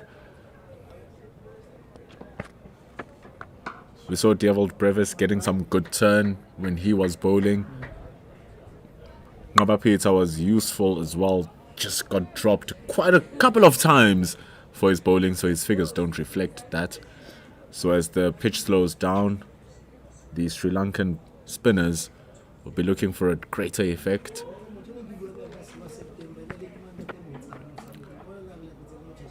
That was well fielded there at point. It just looked like it hit him on the hip, and he's showing no pain whatsoever.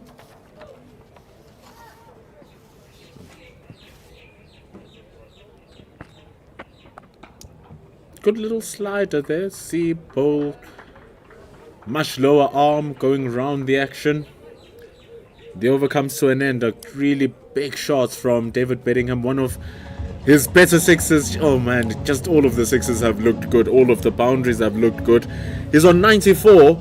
South Africa need 175 from 222. That shot of extra cover does take immense skill to play. And not just the skill, the control in your shot, not to open up the face, keep your shape. Although you're moving away from the body, from the ball to give yourself a bit of room, it's just keeping your shape and hitting through the line and keeping the hands going in the direction you want the ball to go. David Bedingham is so under control at the moment. He's on 94-51. Matthew Breedsky facing up. It's the confidence as well from David Bedingham to take on fielders in the deep. Chances are if you skewer anywhere to the right, anywhere to the left, you're most likely going to be caught out. There's a deep extra cover there. There is a long off as well. Short extra cover, just in case it doesn't get the elevation it needs. But it goes on to the leg side with the ball spinning into Bedingham. An easy single. Nadishan is a bowler that bowls, doesn't really have a stock ball that he bowls. He bowls leggies, he bowls offies, he bowls sliders. He's another one of those Sri Lankan mystery spinners.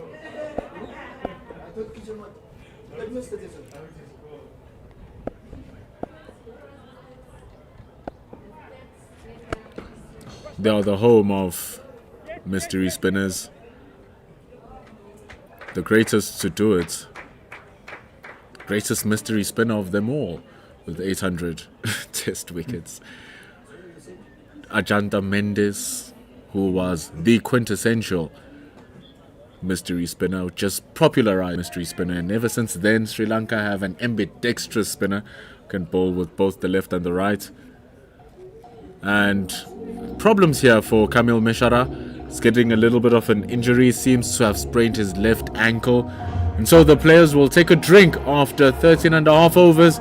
South Africa on 137 for 1.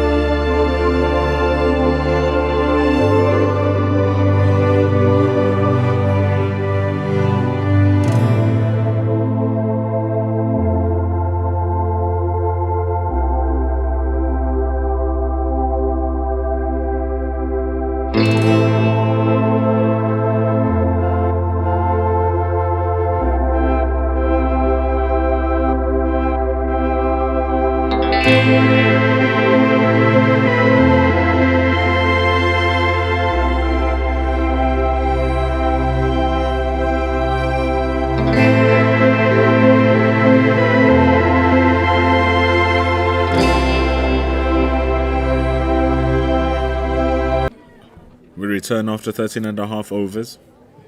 Drinks being taken. Kamil Mishara not doing too great. Sri Lanka not doing too great in their defense, with David Bedingham going haywire. 138 for 1. 171 to win.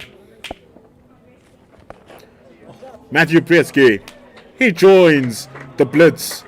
Swept away behind square for 4. And he moves to 13. With that injury, you just was thinking that the chatter would have been, let's just regroup. Let's just take a breather. Where are they strong? Where are they most likely to miss hit? Let's just target there. Both these players on the legs is not the place they're going to be miss-hitting. Absolutely strong there. Matthew Brietzky on fine touch as well. It's going to be a big ask and a big task for Kavindu Nadishan. Brietzky still on strike on 17, Bedingham on 95.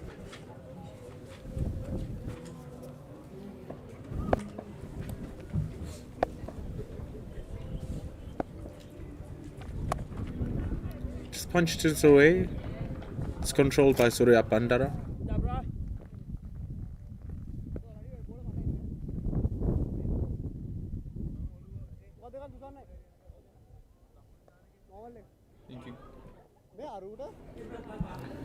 It's the end of the over. We had a drinks break right in between that over because of Kamil Mishara not feeling too good. Seemed like he'd sprained his ankle. And so over number 14 comes to an end. David Bedingham has been on fire. 52 deliveries for his 95. South Africa need 167 from 216. Well, when you're in Potch, there's always something happening on a Wednesday night, and I think Dave Bedingham feels that you can get this one done and dusted. But indoor windsurfing might be on. Here comes the 30-year-old Dushan Hemanta. Offers width to Bedingham. Can't pierce Surya Bandara. Just see the way he walks back. Don't want to show pain, but he's now rubbing his hands. That hurts. Well timed.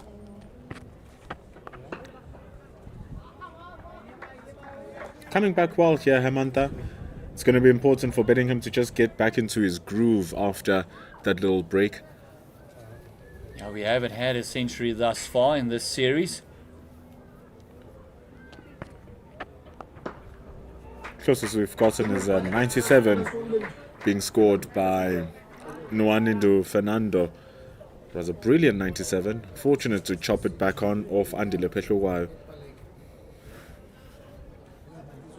Now this partnership already 39. It's come off 32 deliveries.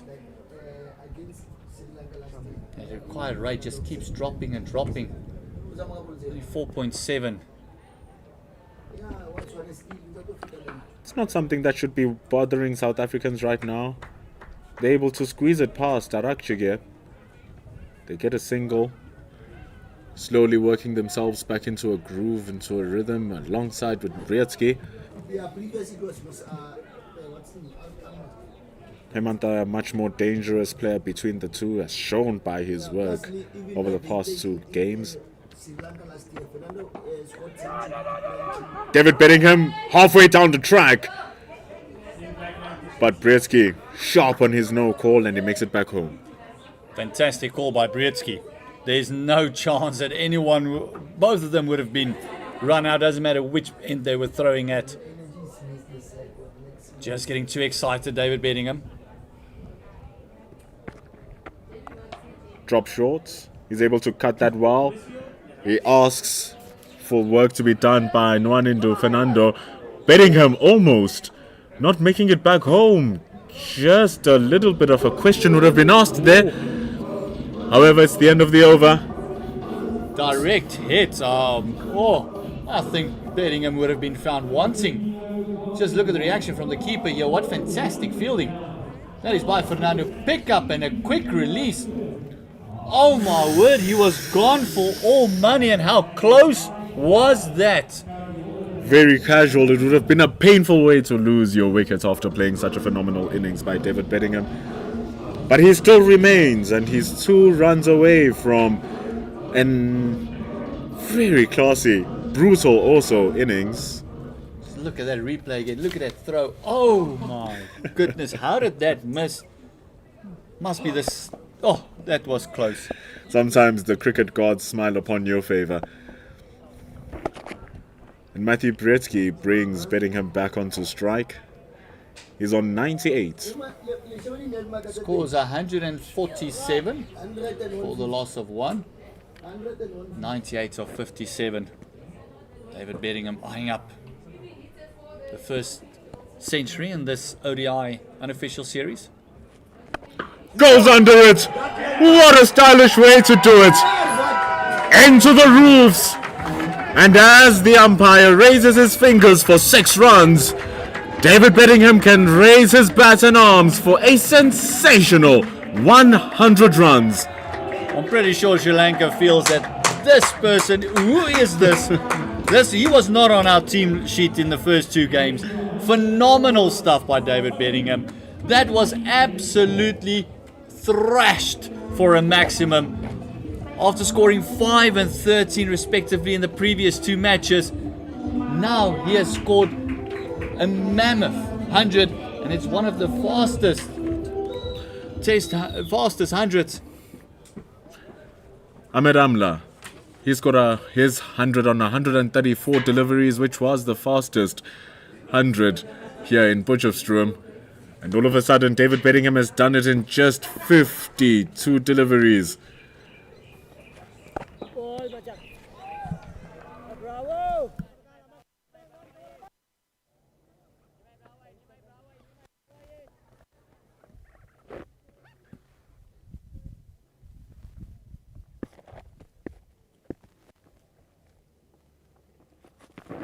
Bravo!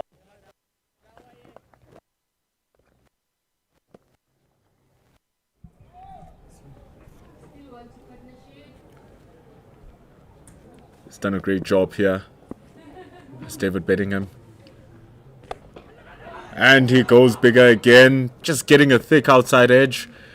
He now has even more leeway to play around David Bedingham. He's gotten the monkey off his shoulders with that century. And the partnership goes up to 50 now. 51 of just 39 deliveries, I beg your pardon, 40 deliveries. Phenomenal work done after we saw 100 and plus partnership with Bedingham and Dezorsi as well. It is something that's been lacking throughout this series for South Africa. There's 1 or 2 decent partnerships, and then all of a sudden there's a clutter of wickets. This game playing for pride as Sri Lanka leads the series 2-0. 156 for loss of 1. And those runs to win goes down to 153, but still 204 deliveries remaining. It's a long time for South Africa to put in their work here. And on top of that 100 by David Bedingham, the fastest between Sri Lanka and South Africa. The fastest one being scored by Mone van Wyk in 78 deliveries. Did that back in 2010 in Colombo. So David Bedingham snatching that record against the power-hitting wicket-keeper batter. And he has done it in complete fashion, David Bedingham. And it's his 5th list A century. As we see a difference in bowling and strategy from the Sri Lankans, as Fernando coming in to the attack. Says David, you took my record away. He took the record for the highest score in the tournament after he scored 97. Bedingham is 10 runs ahead of that. And he continues to grow his tally. That is a great looking shot. However, there's a man standing at the deep. Slips and falls. Pavan Ratnayaka. They come back for 2. We saw Fernando bowling only the solitary over in the first match being played here on Saturday. He conceded 5 runs, but only bowled the 1. Maybe just a transition over for them to change ends. No need for him to bowl in the second match.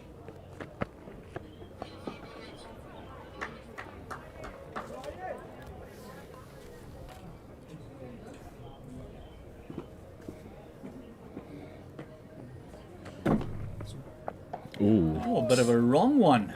Coming back into the right-hander.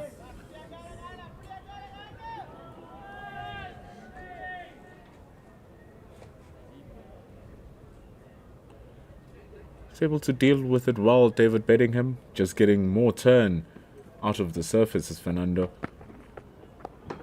You just see it's really spinning around for him.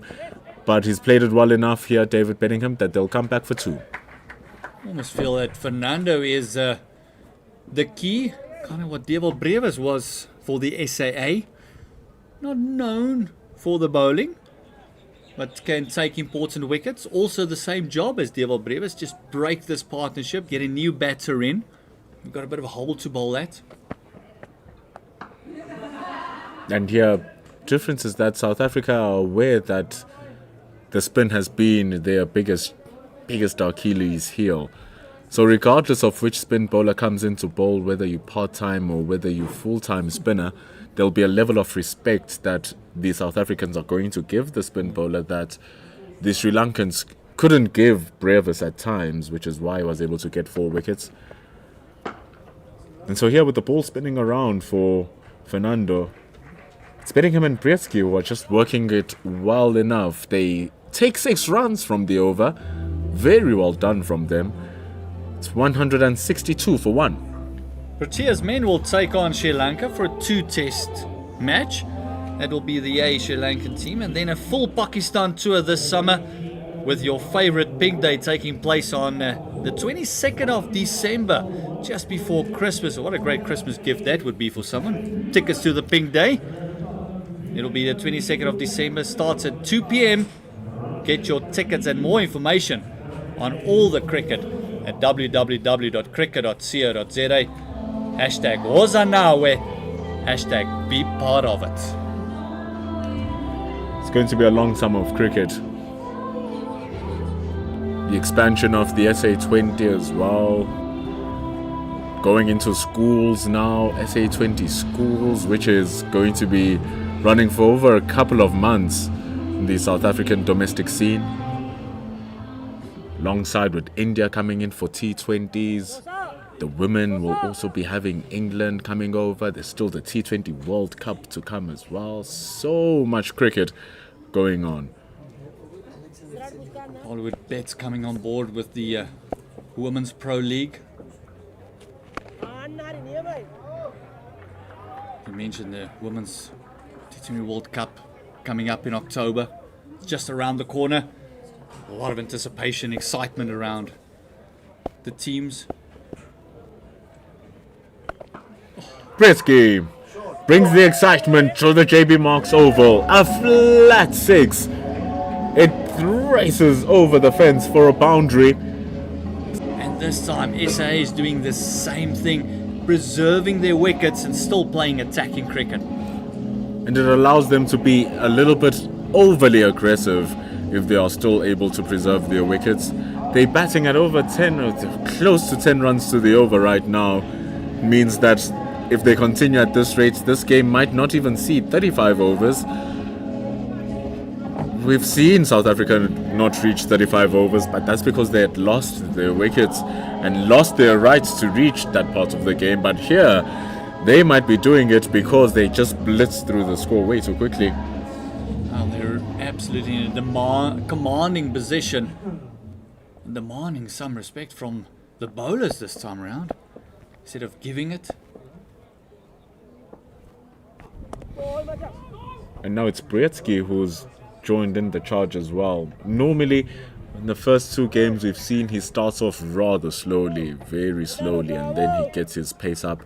Today, that is what David Bedingham has offered Brzeski.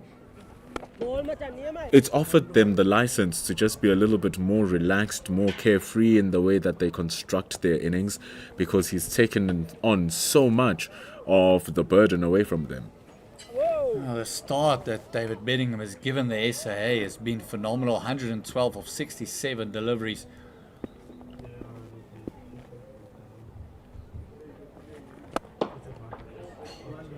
Gets under that, but just on to long on for a simple single. Bedingham has been doing this well there's no boundaries in store, which he's been finding many of them. But if they're not there, he takes these ones, he takes these twos. The score's continuously ticking for South Africa A. Just mistimed that time from Brzezinski. They push for one. They don't run overthrows.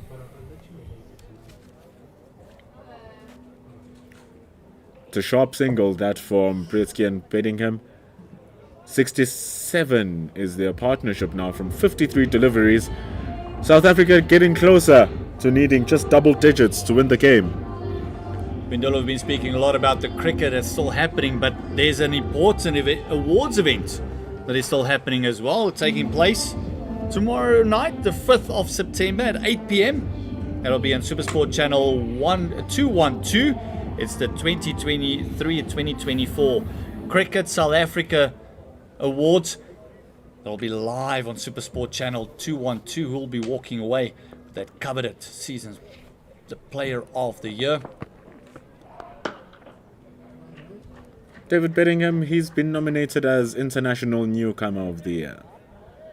Came in with a big blast, like we said, in that New Zealand tour. People have been ringing and speaking of his name, David Bedingham, and he's showing it here today. Why? He's shown it before. If you hadn't seen it before, that's why he's been nominated. And he shows it even more. Complete class. It's dripping through his veins. David Bedingham pumps that for 4. Oh, forceful. Slightly overpitched. With a man on 113 before that boundary. You could just see him slightly overpitched, just extending those long levers, using his power. He's now 117 off 69. Nothing looks like it's going to stop David Bedingham for finishing off this game. 133 required of 190 deliveries. The worrying thing here for the Sri Lankans is that David Bedingham is showing no signs of slowing down, nor is he showing any signs of being tired. Look at him just fixing his gloves. He's not trying to catch his breath. Doesn't even seem like there's an ounce of sweat on the man, the way he's been playing. At my age, there will be no water left in me. If I batted that long. And with that much power, with that much intensity as well. Oh.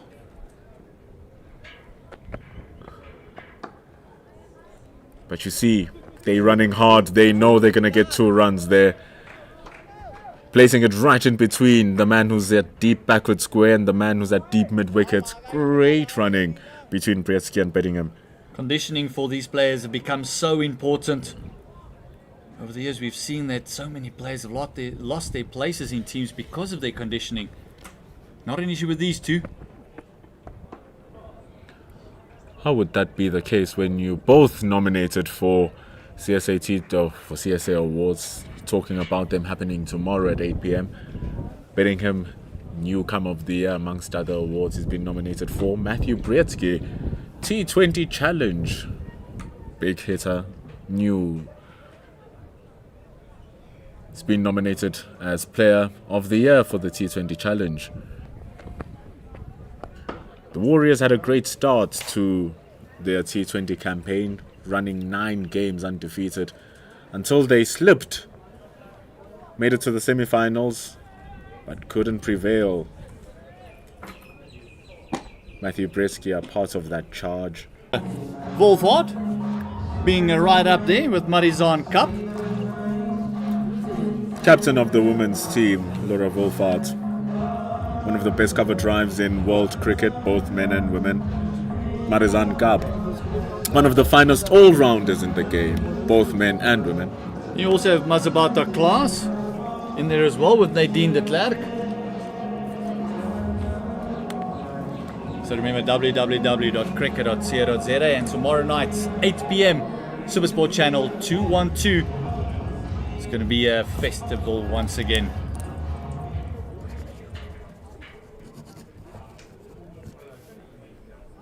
Hashtag Wozanawe. Hashtag be part of it. Changing bowling. Gunnar Sakura changing ends, hopefully changing their fortunes as well. It's been going at under 8 runs to the over. South Africa belted the spin bowlers. If not belted, they managed them very well too. So it prompts a change up. Really saw this happening in the first couple of games, because once the spin bowlers got going for the Sri Lankans, it was only them running the show. But Brietzky and Bedingham here asking Surya Bandara for different game plans.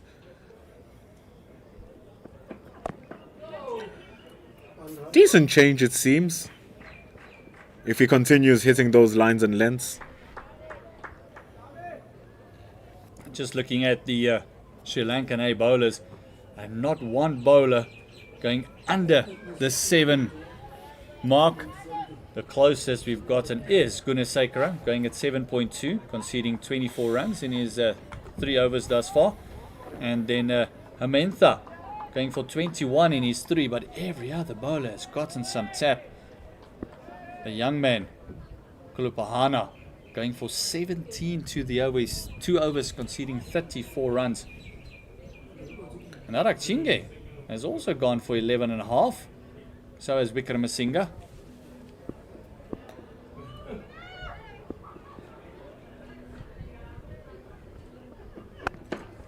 It's because of that, man, that they are the way that they are, the Sri Lankan bowlers.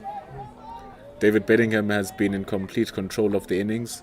120 from 73 deliveries. Couldn't have gotten a better start here for the South Africans. Mhlali Mpongwana is walking around there. Failed to prosper with the bat on Monday. Captained the South African emerging side. Mpongwana. It's a very good, well-delivered ball, this from Gunasekara. Is returning very well, Chamika. Yeah, and just almost like the intensity is gone. In the SA batters, they know they can take this one home with overs to spare.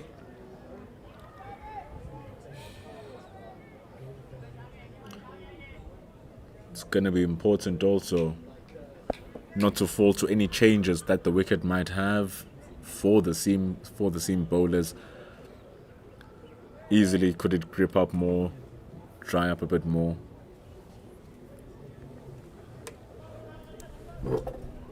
Gunasekara with 2 balls to go.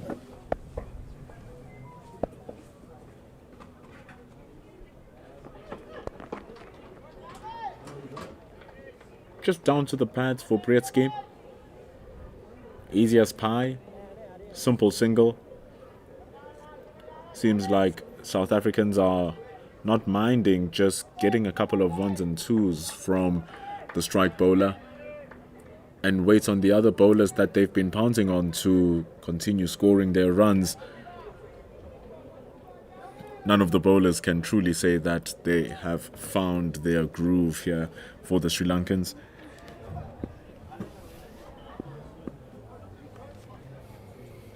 One more ball for over number 20.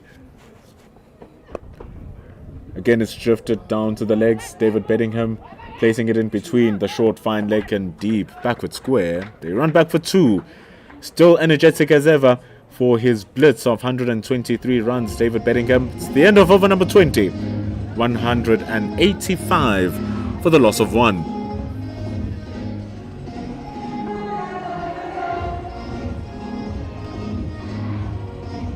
It's been a brilliant start for South Africa. Tony Tazorzi losing his wicket earlier on. He was trying for a sweep shot. It never really got under its control. Popped it to the man who was standing at short fine leg, Kamil Meshara, giving Kavindu Nadeshan his first wicket and the only wicket for Sri Lanka so far. Bedingham and Brietzky took the mantle for that first 100-run partnership. Now this partnership is worth 85.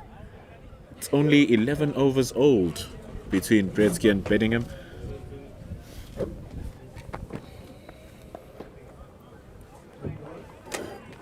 And now the pressure to score big boundaries is really no longer there. It's going to take a while for that required run rate to go back to over 5. It's currently at just 4 runs to the over.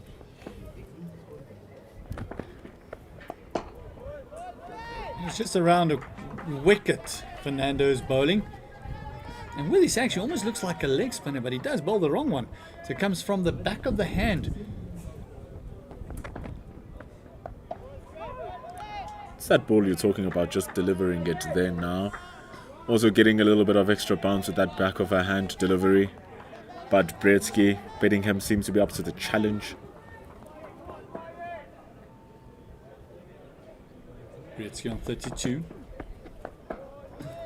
He's covering it nicely. And you can hear the Sri Lankans just trying to G up everyone. They know they got to lift the spirits, and the only way they're going to get back into this match is by taking wickets. And any one of these two now will be great for Sri Lanka. Communication between David Bedingham and Brzezinski has been pretty good. No real issues in the running between the wickets. The rebalancing of the South African team really showing its face here. They're already looking for the usages of Senoran Mutusami at this time of the wickets falling. But this time, even if one of these guys had to lose their wickets, still Diewald Brevis was still going to come into bat. No need to introduce him. Then there's also Mikhail Prince to bat. So South Africa with a much more stronger batting lineup here today. And they need 122 from 174. And although he didn't score many runs, and Dile Similan, he still is in that lineup as well. So you've got to feel that South Africa is in a very commanding position. 122 to win. And it is Fernando who closed out his over. He bowled pretty well. That was only a couple of singles from that over that he bowled. He's gone for 17 runs. The equation is 174 deliveries left. Only 122 to get. And we've thought it's going to be a mammoth chase. This 187 that South Africa is on now was when the partnership started for Sri Lanka in their innings. Oh, no ball called and a misfield. David Bedingham just telling Matthew Brzezinski that it should have been mine. The free hit, as I mentioned, at 187. It's when Wickramasinghe got together with Kalupahana. They scored that mammoth wicket partnership. It was over 113. They scored that 7th wicket partnership. Wickramasinghe coming into the circle. They can change the field because it is a different batter on strike. So they can change the field, have a bit of a plan. Strong offside field with the man at sweeper on the fence. Then they've got deep square, mid wicket. They got long on as they change it now, as deep square comes in, and they send back a very square deep backward point and a third man as they're bringing long on as well. Field has now changed completely to what we've been saying. It's a fine third man. It's almost a deep gully, and then also sweeper on the fence.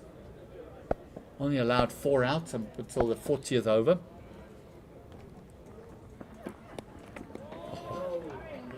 You can see almost wanted to lift that one over the bowler's head. Great comeback with the free hit that he has conceded. Walking into the shot there, Matthew Brzezinski, not completely balanced. Be lucky that he got away with that one, Gunasekara. Well bowled to evade the runs from Brzezinski as well. Gunasekara coming in for this match. He's looked pretty decent. Nice kitty bowler coming through the action, very nice and quick. But at the moment, these two are just seeing it like a beach ball. I don't think a white ball has ever looked as big. But it's going to be interesting to see what Surya Bandara does in managing his bowlers, because they are having a bit of a tough time, especially the 19-year-old Kalupahana. I mean, he's in the team to bowl, so chances are is that it's going to come back to bowl again. You wouldn't want to leave such a young man bereft of confidence. Just 2 overs for 34, so he might come back to bowl. I think it's one of those scenarios where, see that one not completely timed, going up for over that mid-wicket again. Just seen practicing the shot. I think it's one of those scenarios where if David Bedingham is still there, I don't think he'll come back on. If they see the back of David Bedingham, I think that might be a key for him then to come back and build some confidence. I mean, if David Bedingham is still there, he won't come back on because there won't be any more runs to bowl to the way that he's batting here. 119 runs needed to win in 28 overs. Well, the Sri Lankans have managed to drop down David Bedingham's strike rate. Was close to 100 at one stage, only striking at a gentle 160.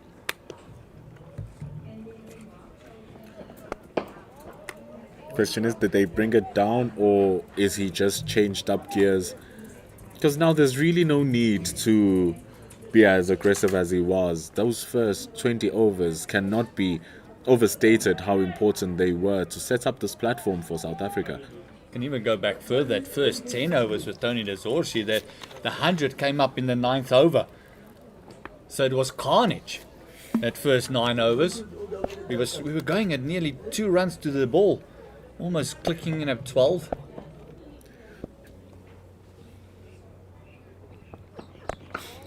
David Bedingham looked like he was just batting at in a different field, at a different level, on a different ground. It felt as if he was batting on a road. A couple of throwdowns. When your coach says, today we're practicing this and that's all I'm going to do, and that's kind of the mode that he was in. And it was proper cricket shots on top of that. It wasn't anything out of the ordinary. If you look at his innings, the shot playing, you wouldn't say that he has the score that he has. But he does, because his placement was fantastic, and the usage of the power play where you had only two fielders out in the deep, you'll see a lot of his shots were taking on the inner ring over the air and getting a result for his work. And he's still out there on 126. South Africa need 117 from 168. 192 for the loss of 1 wicket. David Bedingham, 126 of 79, 17 fours and 3 sixes. As Fernando will continue his line from around the wicket to the right-handers.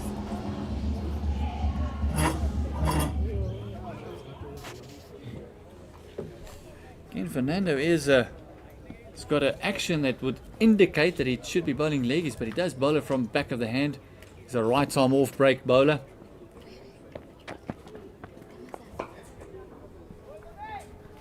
This looks like he's just sliding it in front of the fingers. Bowled well from around the wicket to these two. His partnership is on 88 runs, closing in on that 100.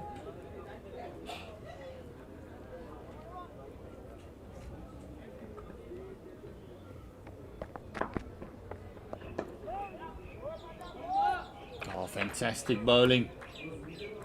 Not that we've seen this a lot. 3 dots in a row.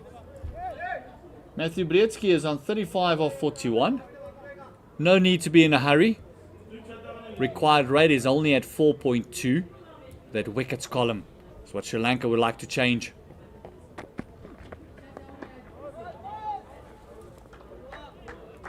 He's also just skidding it on to Matthew Breedsky.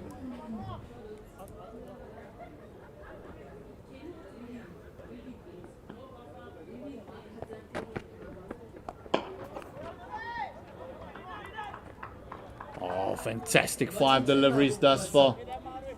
All dots.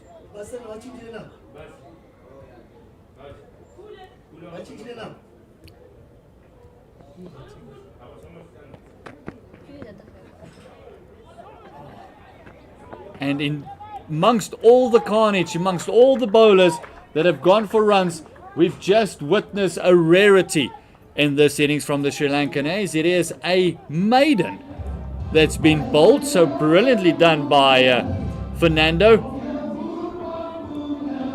So it's the first maiden for the Sri Lankan A's. Partnership still on 88. David Bedingham 126 of 79 in hunt of that target of 309 runs.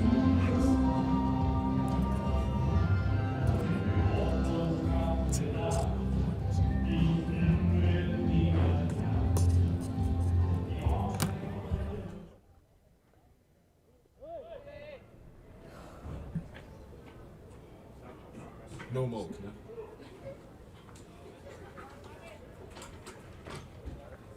Just look at the summary of this match, and a fantastic work done by Sri Lankan A with that 90 of Udura, 70 of Vikramasinghe, and Devil Brevis taking 4 wickets.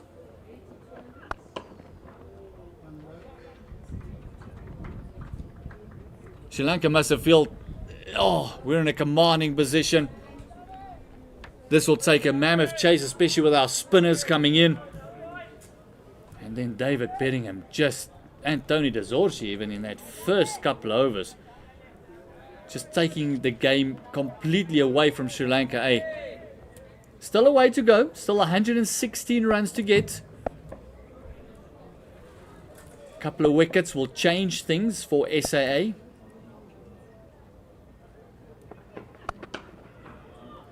But if you look at the shots that's being played by Matthew Breetske and also David Bedingham, even if it's just the ones, you can just see the authority in those shots.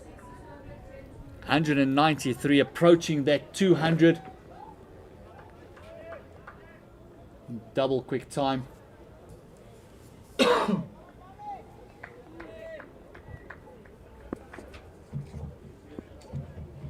Gunasekara definitely the best of the seam bowlers thus far.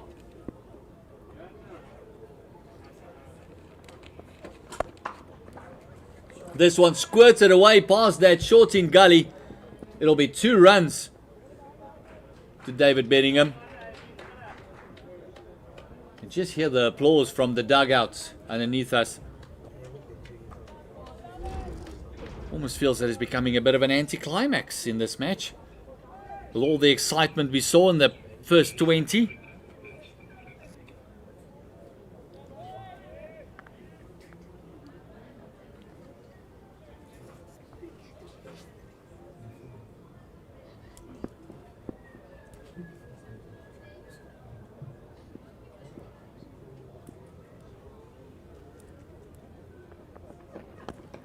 Oh, this one just played off the legs and sent back wisely by Matthew Breetske.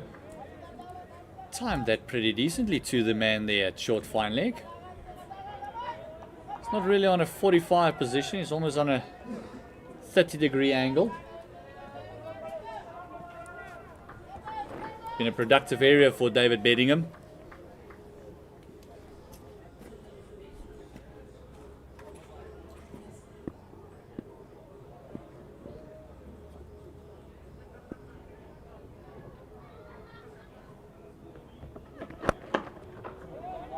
Nice and full. Just happy with the one. Keeping wickets intact, keeping this partnership ticking along. It's on 93. That's come of just 88 deliveries. They got together at 104 with the wicket of Tony Dezorci. Caught by Camille Mishara. The bowler was Nadishan. It's the only wicket to fall, the only wicket taker.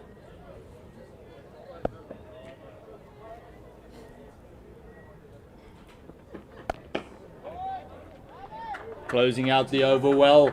After maiden, another good one. Gunasekara. Just the 5 runs coming from it. Conceded 38 in his 6 overs. Score has moved on to 197 for the loss of 1. David Bedingham is still there. 130 of 83 deliveries. and Matthew Brzezinski has moved on to 36 of 48. The partnership is 93. If you just look at the bowling figures there, Pendulo, it is Gunasekera has bowled well. 38 runs, and the only wicket taker, Nadishan, also got a bit of tap.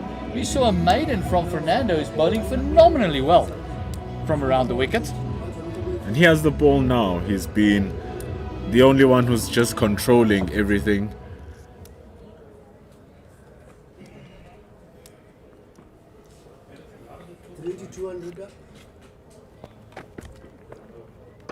Oh, going extra over cover. Lovely shot. And that will bring up the 200 for the SAA. And David Bedingham didn't look like he was trying to overhit it, just timed it and it just flew off that bat of his. Why is David Bedingham batting like a man who's gunning for 200? He's absolutely beautiful. Look at that shot. Just the power generated through his bat swing and the timing of the ball. Pumps it over for 4. They need 108 now as South Africa make it to 200.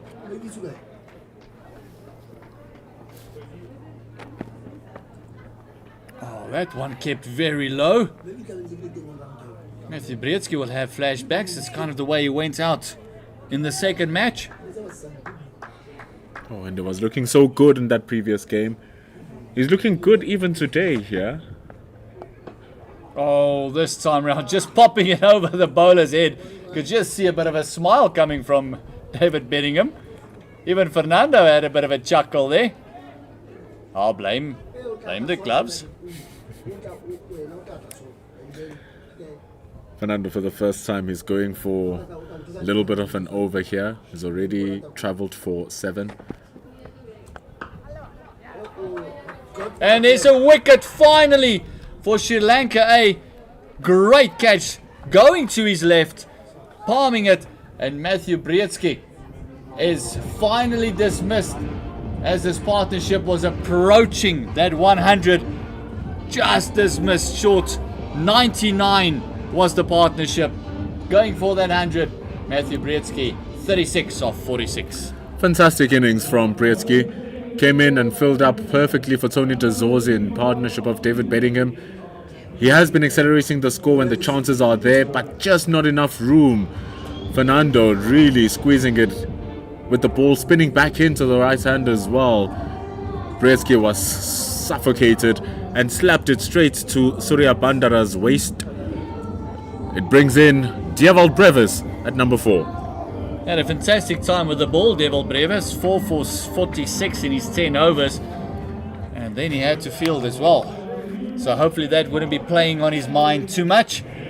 Had 2 drops in the field, in the back end, causing a lot of runs. And Wickramasinghe taking full advantage of those drops.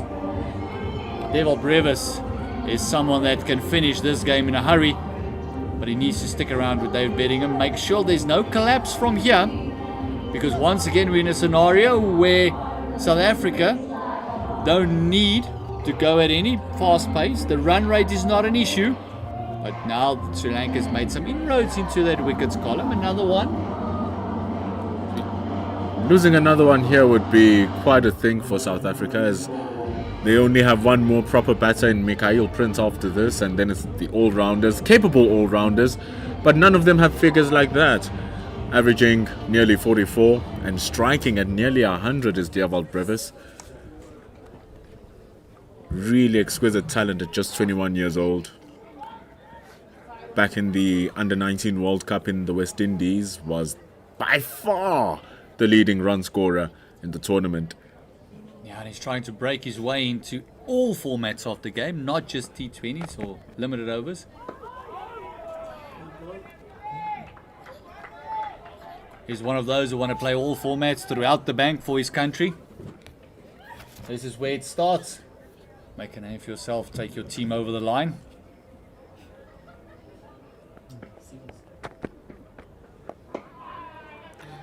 He has been selected for the 4-day squad as well, Dewald Brevis. For those of you who've watched him in 4-day cricket, he is some cricketer in the Red Bull stuff. You wouldn't say he is the big hitting player that everyone taught him to be. As we see the end of the 25th, we are halfway through the SAA innings, already 200 notched up. Going at 8.1 to the over, required rate is 4.2, still 8 wickets in hand, 106 more to win. David Bedingham really on fire here today. 135 from 85 and is joined by 21-year-old Brevis, who's played quite a few tournaments in T20 leagues, gone to the CPL in the Caribbean. He's played in America for my New York, my Cape Town in the SA20, Mumbai Indians in the IPL, so vast experience. And he'll be showcasing his skill over the couple of matches that we have left. Right now it's just a guiding process between he and Bedingham to take it over. 106 from 150. Halfway through the innings in terms of overs bowled, and South Africa are on an insidious run rate. Oh, going at 8. It's the lowest the run rate's actually been in this innings. They were betting 135 of 85. He would like to see it through to the end. What a confidence boost that would be to his white ball aspirations if he can take it all the way through, carry his bat. And if he can do it in the style that he did it here today, South Africa really wishing to have an enforcer at number 1 and number 2 who take the game on within those first 10 overs, much like what Rohit Sharma did during the World Cup for the Indians. Sublime through the covers. The timing is so good, there's only chance for one. It's on the big side of the boundary as well. Ball piercing through Arakjige. We can say the best fielder in Sri Lankan side, standing at extra cover. Dewald Brevis now wanting to go off the mark. Has faced 3 dodge balls. And means that changing ends. His 3 overs have gone for 22 after he took 5 wickets on Monday.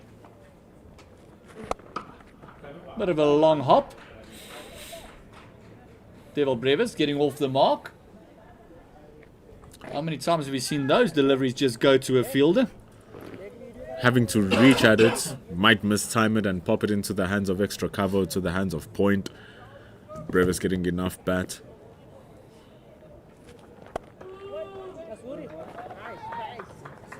It's just an exchange of just taking 1s and 2s here for South Africa. It's new territory for them in this series in particular. In as much as they've had decent starts, no start has been this good, where they are doubling the run rate they should be scoring at, while still having this many wickets in hand. Yeah, it goes for both teams playing here. Oh, bit of a pressure shout you got to feel, trying to put the umpire under pressure. Like I said, none of the teams have had this dominant start in either one of the matches that we've seen.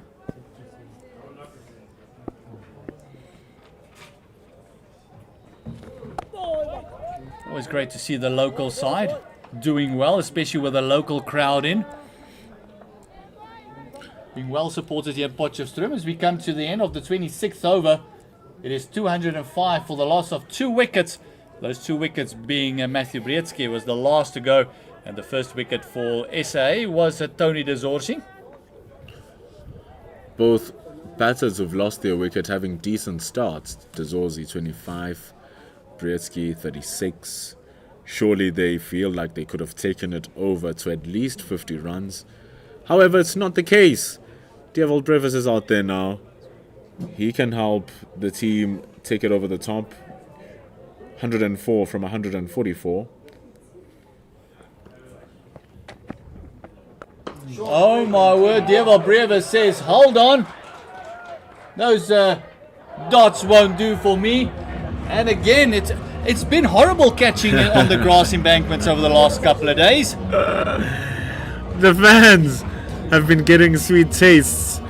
That fan We'll be all happy that he's not on that cricket field. Enjoying it from the stands. Vintage Dewald Brevis. Golf swing through the line of the ball. 6 runs. That looked very similar to what the SAA team did in that last couple of overs, just misjudging the flight of the deliveries. But he does have a lovely golf swing, doesn't he? Head keeps down, he doesn't lift that head whatsoever. Just hits through the line. As David Beddingham will now face Fernando. Previous over he bowled was a maiden.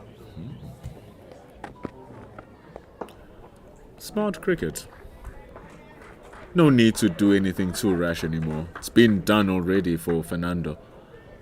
And also, it's now the required runs have gone down to 96.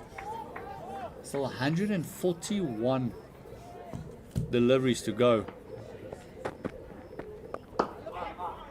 And there's only been 7 extras conceded. We had a couple of no balls in the beginning. 3 hits for David Beddingham. There's another one, just Wickramasinghe picking it up at long on.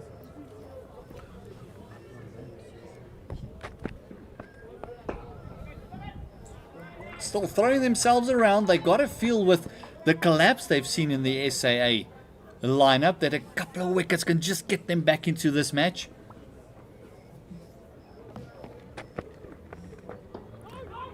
It's truly never over until it's over. After all, they have 138 deliveries to operate. That's more than enough time to try and get those wickets. All you need are 8 deliveries, and they don't even have to be magical. Can be batters making a mistake, getting complacent. Maybe we can see Surya Bandara try out some part-timers himself like South Africa did. That's how maybe they can get the wickets of David Beddingham, who's just there on 137. Dewald Brevis is joining him on 9. South Africa looking in positive spirits, needing 95 more runs to win. Yeah, we saw that with Dewald Brevis getting the ball. We were wondering, going for 13 runs in his first over, picking up the wicket of Fernando. We thought he might not have a bowl again, and how wrong was I? He had 9 more overs after that. And it was 9 more overs with 3 wickets in there. And maybe Dushan will count himself lucky for not being wided on that one.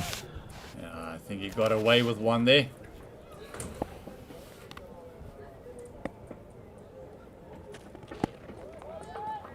Just keeping a wary eye on the proceedings is Dewald Brevis. And just if something should happen, Duckworth, Lewis and Stern is very well in check. Should be 145. Oh, gets an inside edge and he's gone. Chops it back into his stumps. Bails out dislodged. Dewald Brevis gone as quickly as he just arrived. One big shot and there he's gone. Bit of a delayed celebration for the Sri Lankans. That's a big wicket, and I mentioned it before and I'll say it again. Still 95 to get. It is a scenario where they still got David Beddingham there. If they can see the back of David Beddingham, I think they feel they're in this match. Getting those 2 wickets though will give them just a little bit of an extra boost, because Brzezinski and Beddingham were really taking it away for them. They've reeled it back a little bit, but Mikhail Prince, he had a good outing in his first 2 games, and here he is now. Ball batted at number 8 in the first game, wonder why, and now he is coming in at number 5. I honestly think that the conversation between those two would be no more wickets. Let's not allow them to get back into this match. Mikhail Prince looked brilliant for his 44 in that game on Monday. Smashed one mammoth 6 that went over the pavilion and into the sports facilities behind us. That's Sports Village. Mikhail Prince on his home ground. He plays for the Northwest Dragons. He's in familiar territory. Not sure about batting number 5, if that is familiar with him at a professional setup. very much an opener of the innings.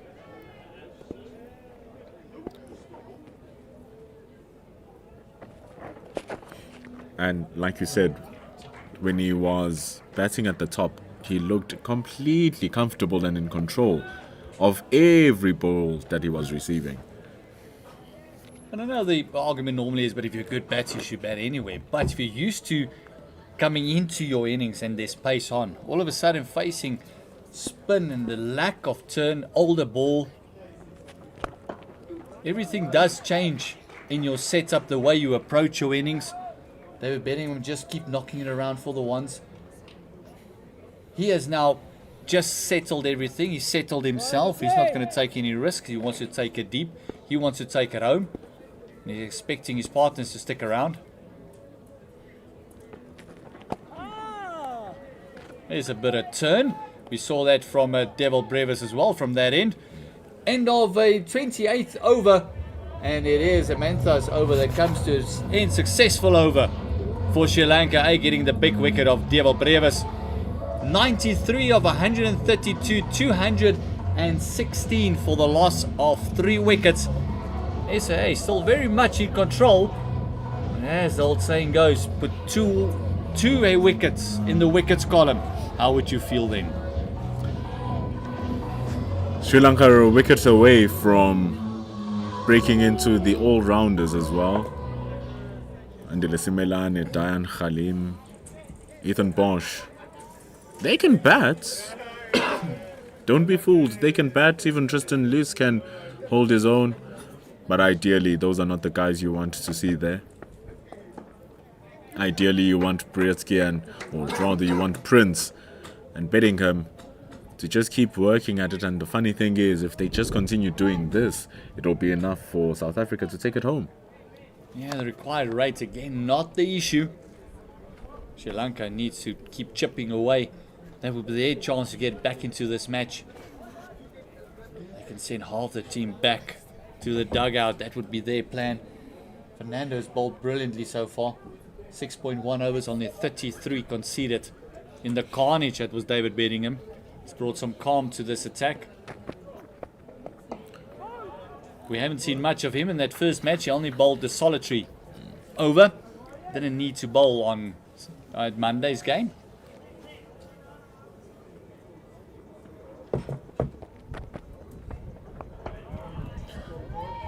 And as Sri Lanka were batting, they picked the game back up at around over number 30, 34, right up until the end of the innings.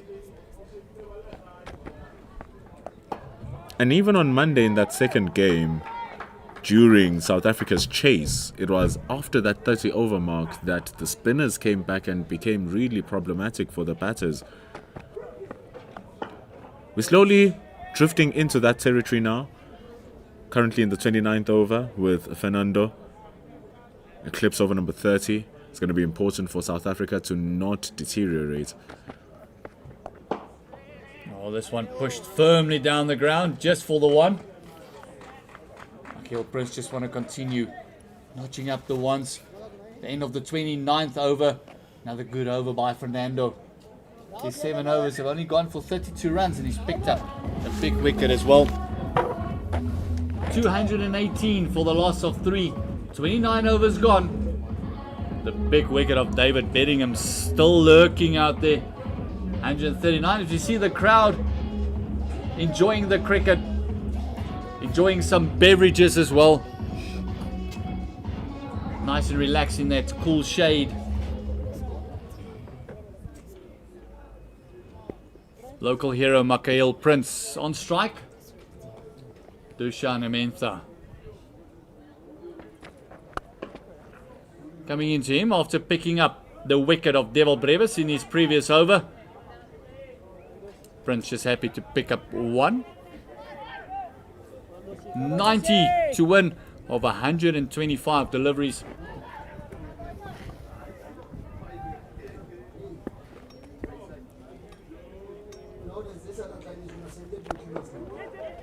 Again pushed it into the gap. Very important for SAA not to lose momentum. You don't want to get in a scenario where you're a bit under pressure. Bedingham moving on to 140. Nicely tossed up. Mintha not shy to go for runs. He doesn't mind it too much. Tossed it up nicely. Enticing the lofted shot, but nice control by Mikael Prince.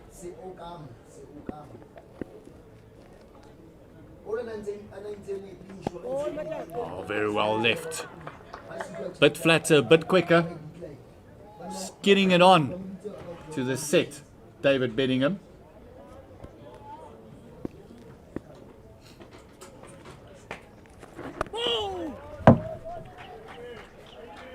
Just working that one into the leg side. One more delivery to go in this 30th over. No, it's not the same one. There's other client. You see the that I gave you a driver on Saturday. He's playing. He wants a driver, but Finishes off with a dot. That means 30 overs are gone. All the twos are on the board. 222 for loss of 3 wickets. David Bedingham still there, 141 of 98. And Mikael Prince, 4 of 10. The equation is 87 with 120 deliveries left. And I said earlier, just very important that SA don't lose the momentum. Don't try and put yourself under pressure where you need to score at a runner ball after the phenomenal start you've had.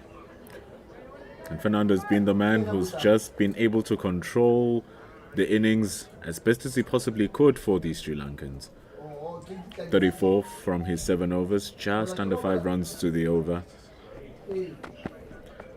David Bedingham in his 141 gets one that rolls down on his pads. It's a big chase that is being asked for Sonal Dinusha. A chase too much. The ball runs over for the boundary. Being punished, Fernando, for his loose delivery down to the pads of Bedingham. It's 83 to win. Those deliveries have normally gone to that man that's at square leg just for the one, or maybe even being able to be cut off there by 45. This time, David Bedingham just getting a very fine edge to that, chasing it down to the fence. Easy runs these for South Africa. Another wide delivery, just darting over to the legs now, Fernando. Don't know, maybe he's trying something different. There's a short 45 there. But that is a much better line bowled by Fernando. The umpire does not agree with their appeal, though. It looked like there was just a bit of extra bounce on that one. They would love to see the back of David Bedingham. Look at the replay there. Oh, definitely just going over the top. Good lines being executed here from Fernando. That's where he wants to be. Not that leg side stuff that he just bowled there for Bedingham. It's easy pickings. He does have a short square leg, though, just in case. Just in case. That's why he's there, stopping those ones, and just in case it pops into the air. And with the line, it's actually forcing David Bedingham and Mikael Prince, being right-handers, to play around that front pad, which brings the LBW into play. He plays around it well here, sweeps it away. Brilliant shot from Bedingham. Gets that one nicely as it thunders for 4. You could hear the thud in those boards.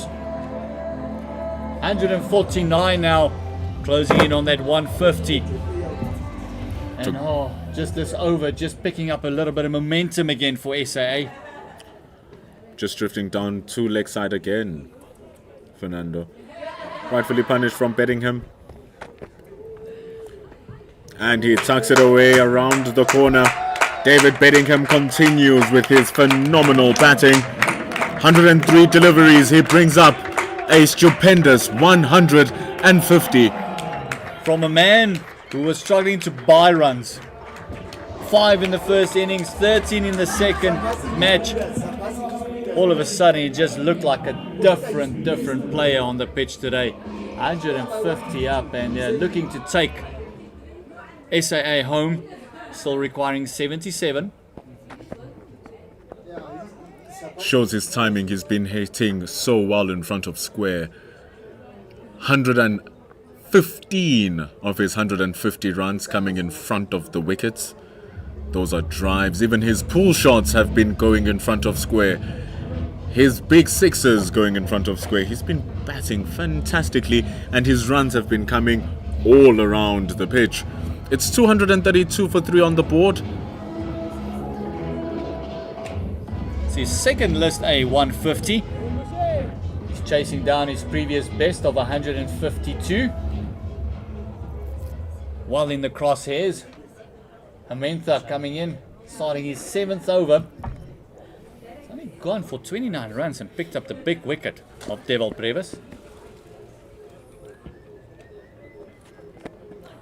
Gets the outside edge this time, but he also opens up the face of the bat to keep the ball on the ground. Does David Bedingham. It's a big chase by Kolo Pahana. Brings it back, and it's fantastic running as they take 3. And ladies and gentlemen, David Bedingham reaches his highest list A score in his professional career. His previous best being 152 runs, surpassing it by 1 and still going. Still going, that should be mentioned as well.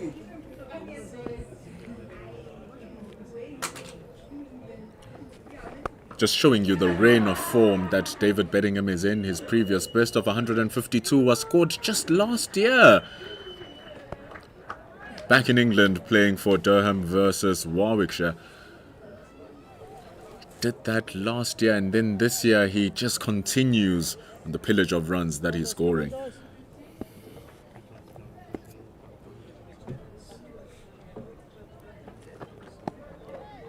He's being well assisted by Michael Prince at the moment.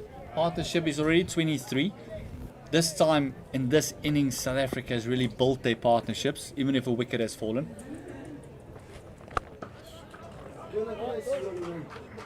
Prince getting one that is nicely full. It's just driven off to the deep. They need 71 runs to win now. David Bedingham has reached yet another milestone. And sometimes it's just one innings that knocks on the right doors for you. Sometimes it's that one inning and the style the innings has been played with a brilliant cut shot this time. It's another great stop being done there by Nadishan. They're running back for number 3, but Mikhail Prince makes it home. The Sri Lankans were convinced that they have something there, but umpire Kuma says not a chance. Was almost begging, they know they can get another wicket, that they'll be right in this match. 68 still to win. And they saw Michael Prince. Lovely throw from the boundary. Just see how close this is. Oh. Looks safe. He looked safe. Still would have been a tight call. But a heart in mouth feel there. Take an extra single there. Very risky run. But it is on the bigger side of the field as well. The ball was taking its time to reach the boundary. It asked for a lot out of Nadishan. This is going to be a much more simpler run. And already, there's no boundary taken in the over. But South Africa have already taken 10 from it. Brilliant batting. This is really good stuff from Bedingham and Prince. 242 for 3. So we see that required rate keep tumbling down. 3.7 required for SAA. The equation is simple. 67 to win of 106 deliveries. And as players take a few drinks, I think David Bedingham will enjoy a drink after Michael Prince pushed him for 2 threes in a quick succession. We'll be back in about 5 minutes time. Let's just have a quick look. This is the third match taking place in Potchefstroom. There's also Kimberley, the first class match from the 8th to 11th of September. And then we're up in Gauteng, Benoni in the East Rand, 15 to 18 of September. Go wet your goggles. We'll be back in about 5 minutes time.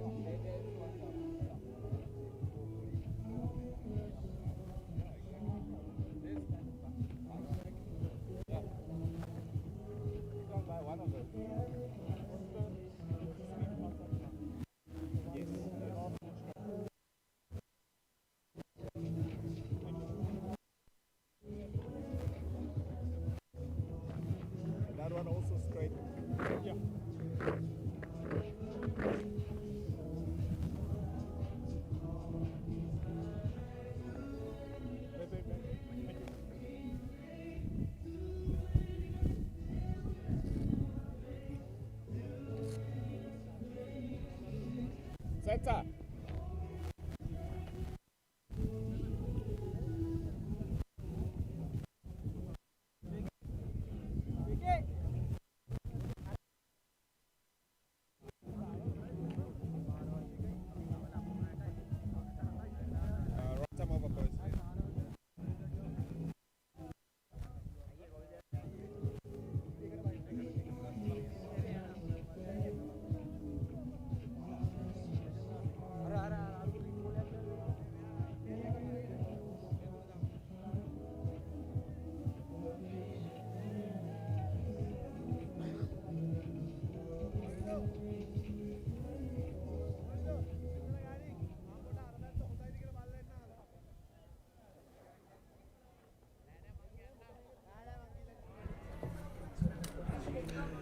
We return here at the JB Marks Oval in Potchefstroom. South Africa needs 67 from 108 deliveries. David Bedingham on 156 in a blink of an eye of 105 balls. He's joined by Mikhail Prince, their partnership, a run of ball 28.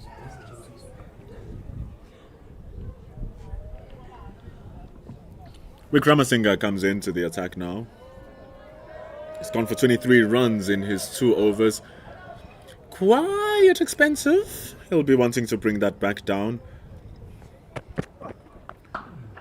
But Mikhail Prince and David Bedingham have found a good running rhythm here.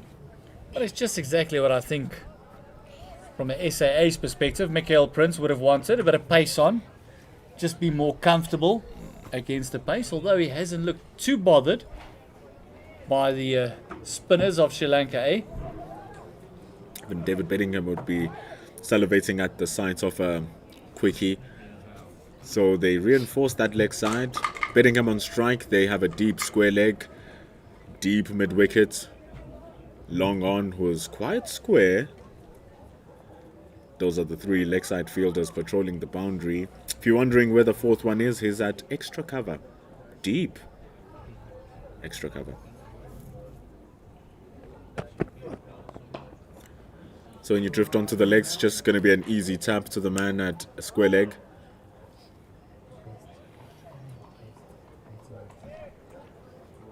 It's a marathon now for the South Africans. The sprint was done at the beginning of the innings. The Sri Lankans are playing catch-up right now. They've taken 2 wickets, in addition to that first one by Tony Dezorzi, but it was a 100-run partnership that started it off for the first wicket.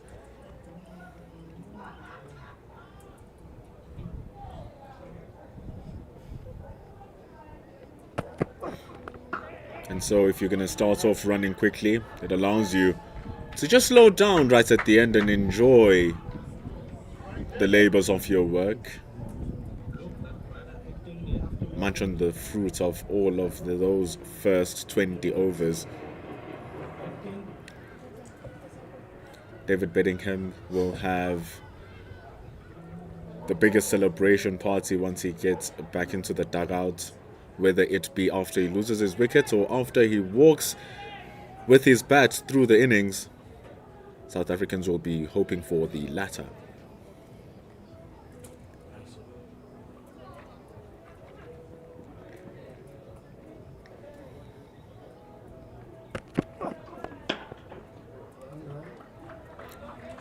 Really have reached the procession times of the innings.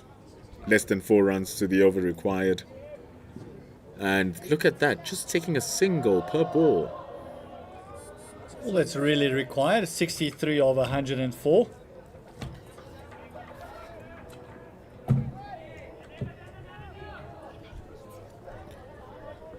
Chamidu, standout pace bowler for the Sri Lankans this tournament. Really has been standout. But today he's standing out for all the wrong reasons, just being pelted away. However, does have that protection, deep square leg. Yeah, just that man coming into play. They're hoping that there's better connection from Mikael Prince. Dua Matthew Bretsky. Time loose shot straight into the fielder. Still those three patrolling the boundary on the leg side for David Bedingham. Chamindu to bowl it straight.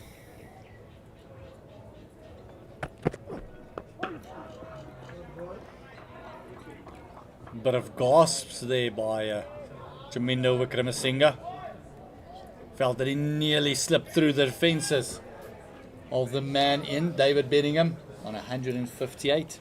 There comes a time in the innings where things are just so dry for you as the bowling side. The smallest little chance feels like, yay, I can scream out for this one. The South African dugouts relaxed because they know they weren't given out, and on top of that they have the upper hand. It's just that they have the upper hand on a game too late, having already been vanquished in the series. Sri Lanka have won 2 of the 3 games. Would have loved to see this in the second match and how well it would have set up this match. As a bit of a decider. We know it's unofficial ODIs, but the excitement level, and especially you as a player trying to break into that A side, that mainstream Sri Lankan or Protea side. Oh, put your hand up in a big moment, a match-changing environment. It's like I alluded to a couple of overs before. Sometimes it just takes that one innings for your gates to open, and they rewrite all of your missings in your first couple of innings.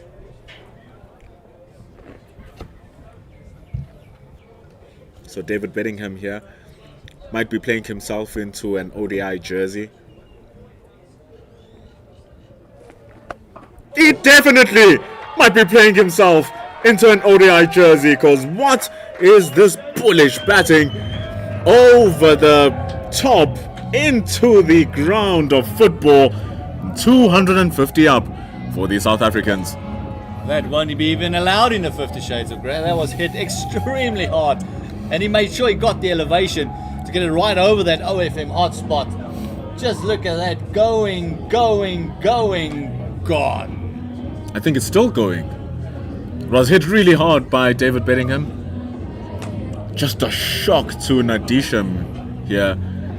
Must have been sitting watching on the benches over the past 2 days like, I'm a spinner. I'm going to have myself a nice treat here. Not knowing that he was the treat.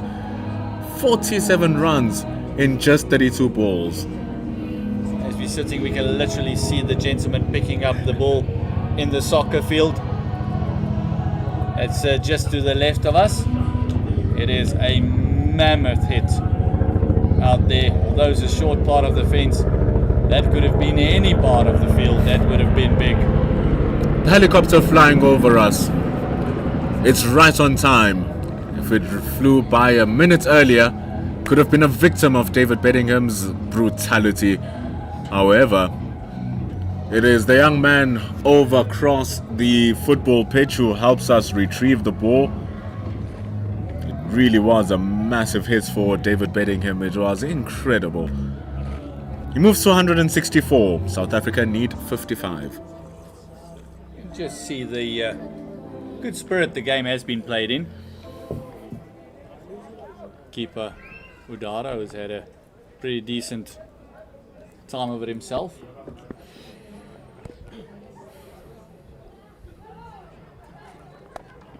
Just slower through the air that time from Nadishan. It's well dealt with though from Bedingham. Just that tad fuller as well, making sure he can't get underneath the delivery.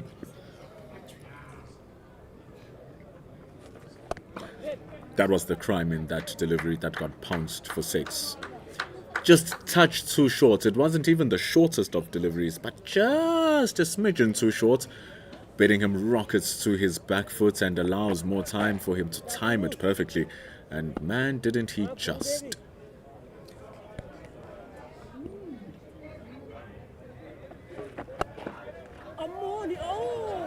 And with already 8 runs taken from the over, Prince can sit back and see the end to this particular one and get ready for the next over.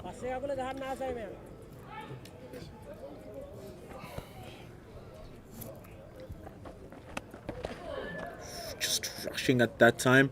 Extra bit of bounce from Nadishan. Going for the cut shot, Mikhail Prince not making a connection. It's the end of over number 34. 255 on the board. South Africa need 54 to win. That's off 96 deliveries. And this partnership is already 41. So apart from the Betting and Brevis partnership, we only mustered up about 11 runs. All the other partnerships have been very fruitful for South Africa, as you see a summary there with the top scorer for Sri Lanka A Udara and Wickramasinga, 70 of his 54. Deval Brevis being the pick of the bowlers there, 4 for 46 in his 10. Pick of the seamers for Sri Lanka is Wickramasinga. Pick of the Sri Lankan seamers in terms of the entirety of the tournament. It's been excellent, but today not finding that range. South Africa being the aggressors. It's gone for 29 in his 19 deliveries. Still wicketless. Yeah, almost every match have picked up a wicket at least. The spinners have done the bulk of the damage when it comes to the SAA wickets.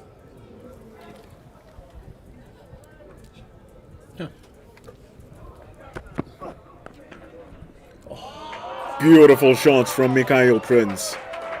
Waiting for it to come to him. He cuts it away behind square. The Sri Lankans are left standing and collecting the ball over the boundary for 4. What timing, what a sublime shot. As the seamers came in, I said that Mikhail Prince would feel much more comfortable against the seamers. And what a lovely shot that was. Just beating the man at backward point, looking into the sun. But as soon as he rocked his body to the left, the ball was past him. It was flying to the fence. Opening up the face of the bats, Mikhail Prince, he has phenomenal wrists. Just remember that fact. Oh, but this time, just undone by a ball that didn't pick up as much as he thought. Was a little bit straighter than the line that he played as well. A little bit too close to his body to cut on that occasion. Very lucky not to get an edge. And also, now the runs needed has gone down to 49, just under the 50. Now they'll be counting down the 10s, getting it under 40, then getting it under 30. Little milestones when you're chasing. Game can still be lost for South Africa. Or rather, Sri Lanka can still win it back.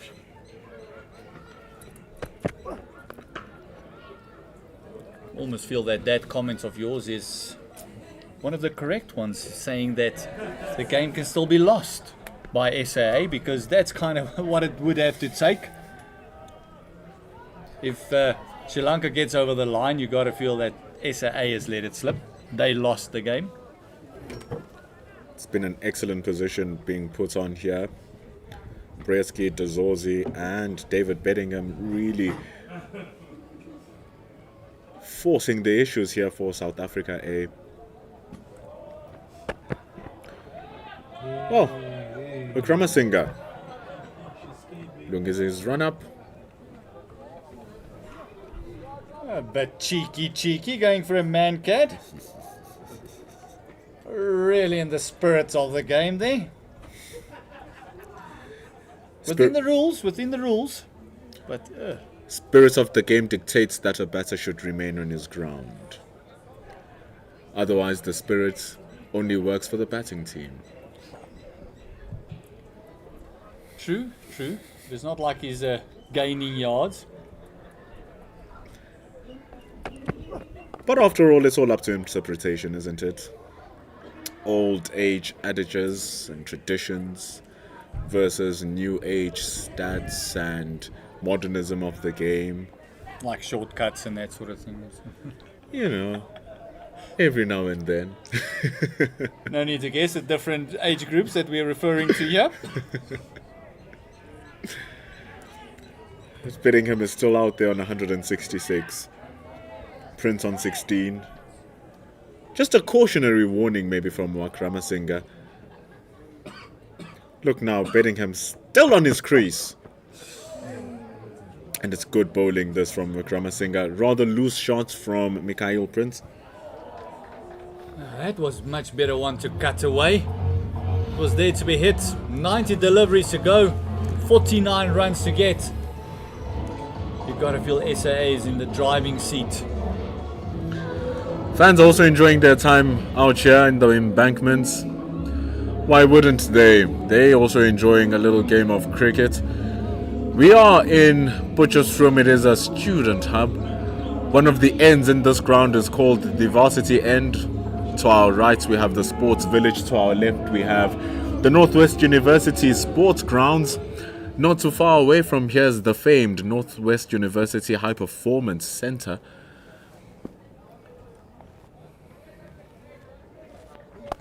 So we are in Student Central. They're getting first class view of this first class batting sensation of David Bedingham, who's now joined by their homeboy Mikhail Prince. And their partnership is closing in on that 50. It's 47 of 47, doing it at a runner ball. Mikhail Prince contributing 16 to that. The pace has rightfully slowed down. Even Formula One drivers need to brake in order for them to be fast. You can't just be driving at 300 kilometers an hour even through corners.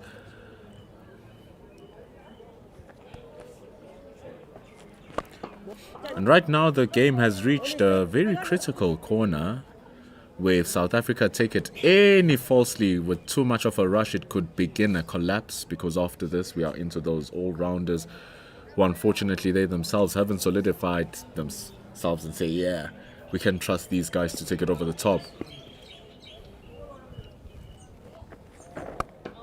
So it's easy going between Mikhail Prince and David Bedingham, just shepherding this run chase over to the intended target. Yeah, it's one of those scenarios where Paduli can do anything. You can drive with your feet. It does make it a good idea.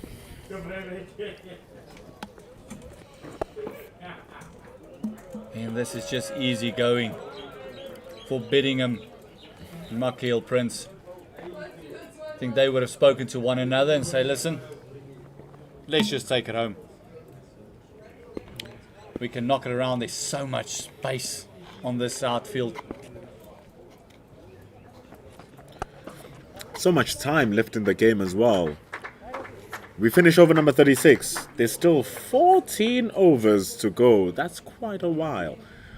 With 46 runs to go for South Africa, they are on the driving seat. But it's going to be important that they don't derail their run chase here. 264 for the loss of 3. Very important for David Bedingham to just keep his wicket, carry his bat, take it all the way through the innings. It would go a long way to solidify his place in that white ball setup. And just look at that, 168. The difference in this match has been David Bedingham. Not only is these runs that he scored, he was working hard in the field, throwing himself around, and also got a catch.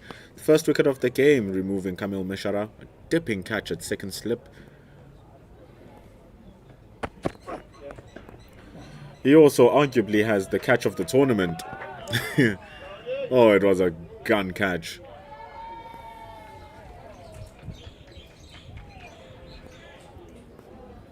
A lot of positives, a lot of ups in this tour.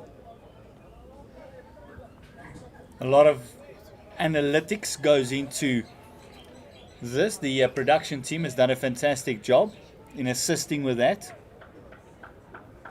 These SAA games and the Sri Lankan A's, even as we saw with India A, is all about what they can salvage. Well, what is there to be found? What gems are there that they can squeeze into diamonds?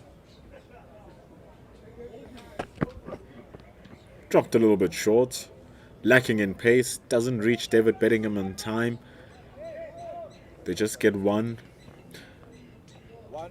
Boundaries drying up, not really a concern for the South Africans. You got to feel that even with the body language of the Sri Lankans on the field. It's all about just going through the motions. Another wicket or two, that will change in their body language.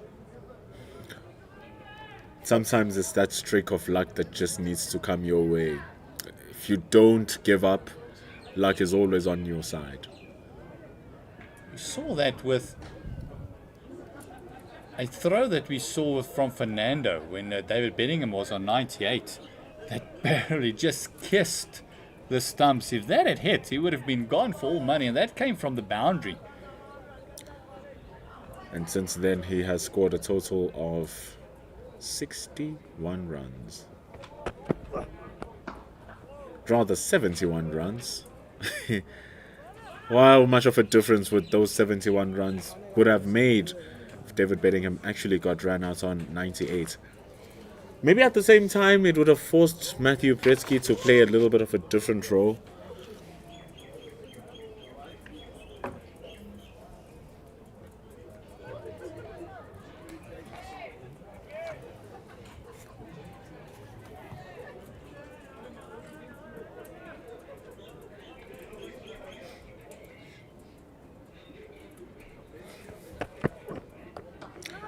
Bedingham continues scoring down to backward square. He moves to 170. He's already surpassed the highest total between these two teams scored by an individual player. Gulam Bodhi scored 153. That was the highest score between South Africa A and Sri Lanka A. If you know the name Gulam Bodhi, that should tell you that's from a couple of decades ago, 2 now. And David Bedingham now 170.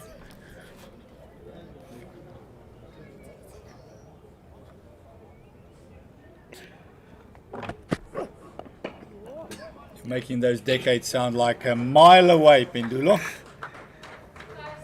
It's decades, after all. It is a mile away.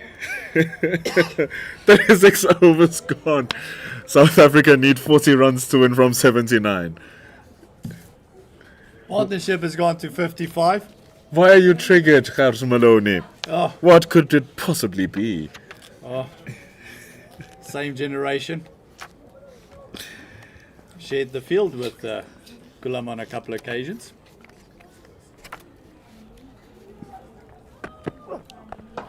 If anything, that should tell us of the credibility of the insights that you are giving us here on commentary. I said shared, I didn't say I performed.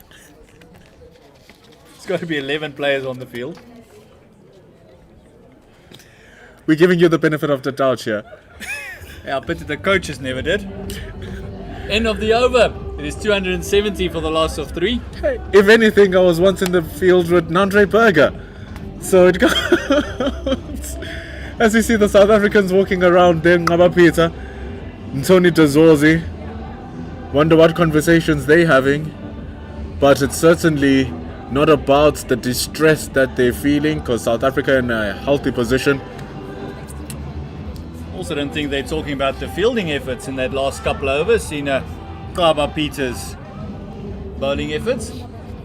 The last over that he bowled, putting down a couple of catches. And then after that, we're going for a lot of runs. So we see the 19-year-old coming back into the attack. Being put to the sword here. But maybe, just maybe, this might be the break South Africa or the break Sri Lanka need. Bring in someone who the South Africans feel like they can take on. 19-year-old Dinura Kalupahana. He's gone for 34 in his first 2 overs.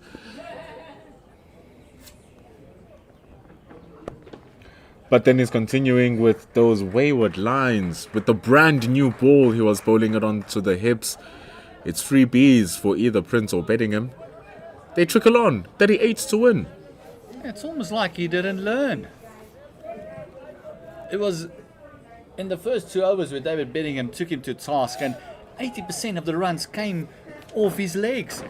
So if he's learned anything, at least let him cover drive you then for a couple of runs. Don't go to the legs.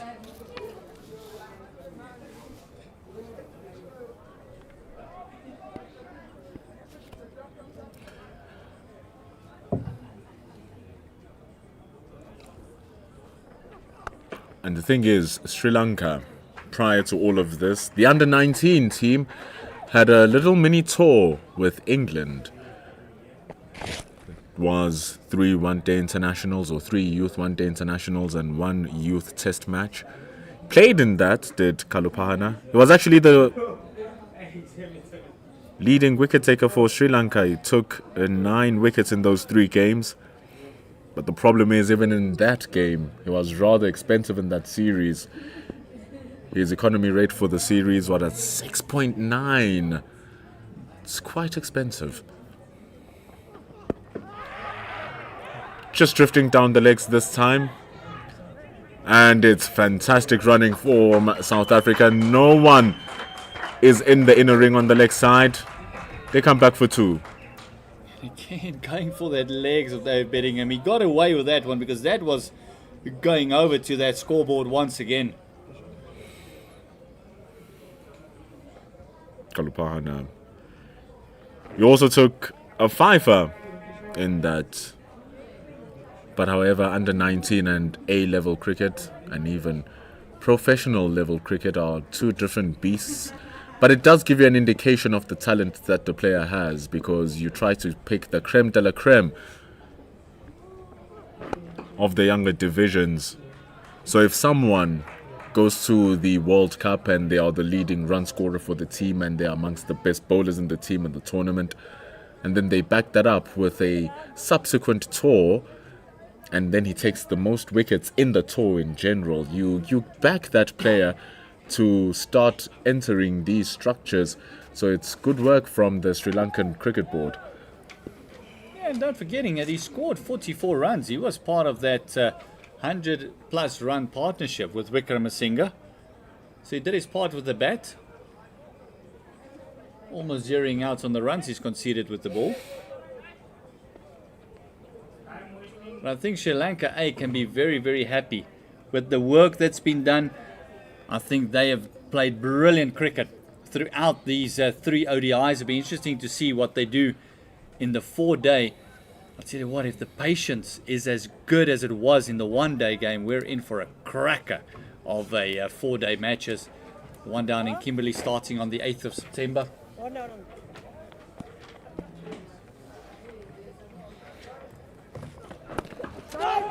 We have been treated to high-class cricket here between the Sri Lankans and the South Africans, haven't we? Yeah, it's been fantastic cricket. We've seen great spells of bowling. We've seen expensive spells of bowling. We've seen great batting. Sri Lankan batters, Wickramasinghe nudging up his second 50 as well as Udara today.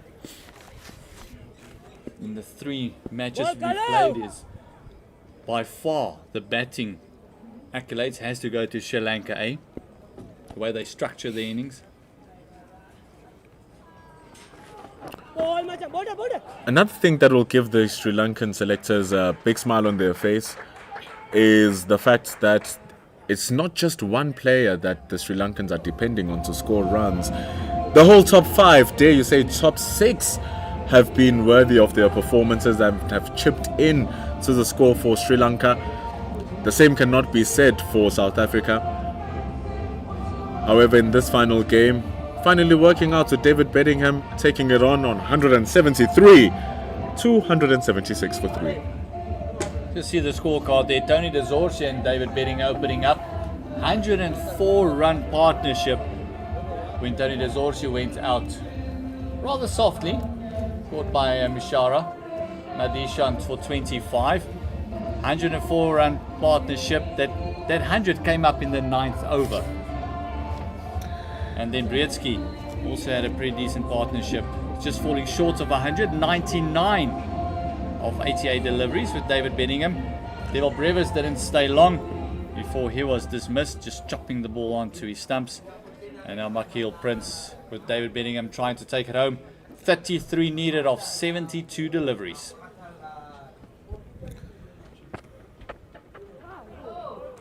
Big wild swing from Mikhail Prince. Finally, they miss something. Yeah, so did the keeper. He's been on his feet for a bit. Batted for a long time.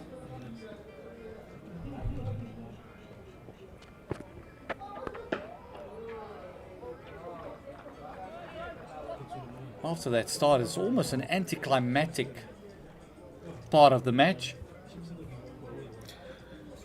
Like you said, first 9 overs, those 100 runs were brought up. Down in the Western Cape, in Boland, the G-Bet Rocks are running an internal T10 competition. If this particular innings was in that competition, oof, the views that would have come there, because they were already in over 100 runs by the end of 10 overs.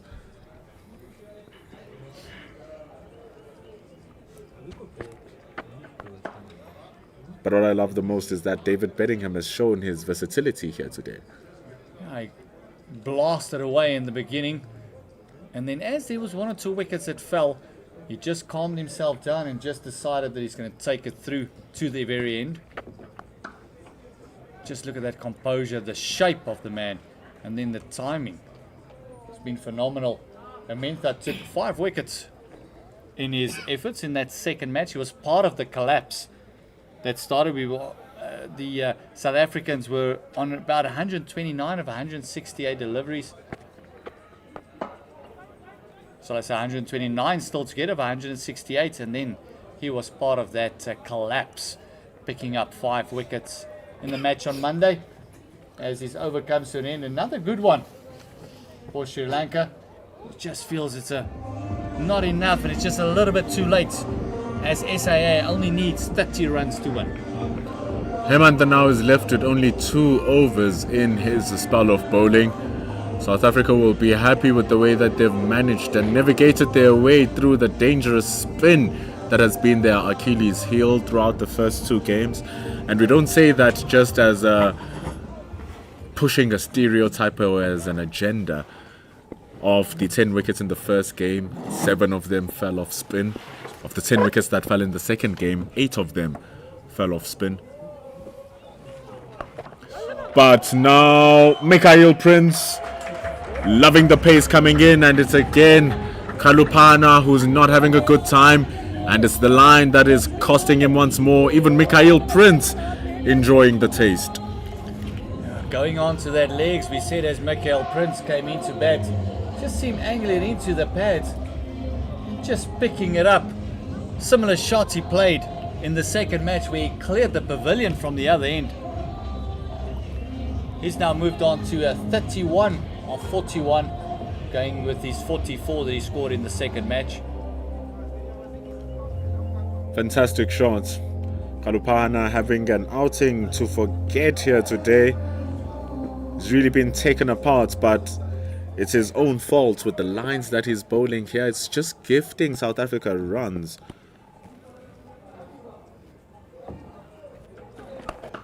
Straight into the legs, and he's caught. 1 hit too many from Mikhail Prince. Was looking to go over the top again, but the runs are almost over. He's sick and tired of being out there, and he loses his stay on the crease anyway. You gotta feel that there's method to the madness then, don't you? Oh, Mikhail Prince, such a good player off his legs. This time just picking that man, looking into the sun. And an easy catch right down his throat. Finally, Kalupahana picking up a wicket again. It's angled into the pads. Seems like it was there to hit for Mikhail Prince. Played it along the line, and his caught there in the deep. Brings in the pinch hitter. Master hitter. He had a fantastic sexy score of 28 in the previous game, and now he just needs 24 runs to win. David Beddingham's 200 is out of the picture now. Andile Simelane made his way in at number 6. 200 is kind of still on the cards, but he has to face all the deliveries from here.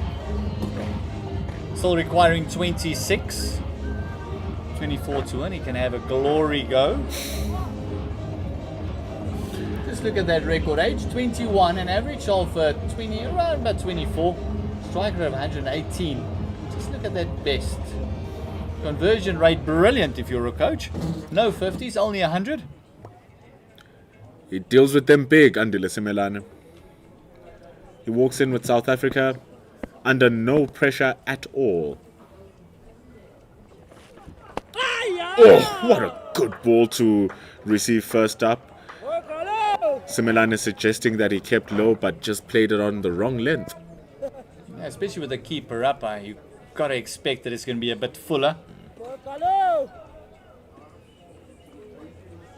Just standing up to the crease, making sure to keep the batters honest. Going to make this 24 runs to get as hard as they possibly can. Any approach here can work for Simelane, Bedingham and the South Africans. If they choose to go big, it will work just as well as if they choose to take ones and twos. Being ran down excellently though by Chamika Gunasekara, keeps it down to 2. Yeah, I don't think Simelane is going to hang around and knock it about. In his defense, that was right up there. There's no one straight on the boundary, so if you can just clear that long on and long off, it's an easy 2, maybe even a 3. I think David Bedingham would be suggesting that it'll definitely be a 2, not a 3.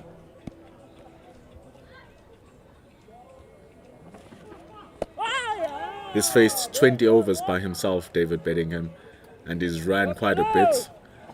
Big hitting requires a lot of energy too.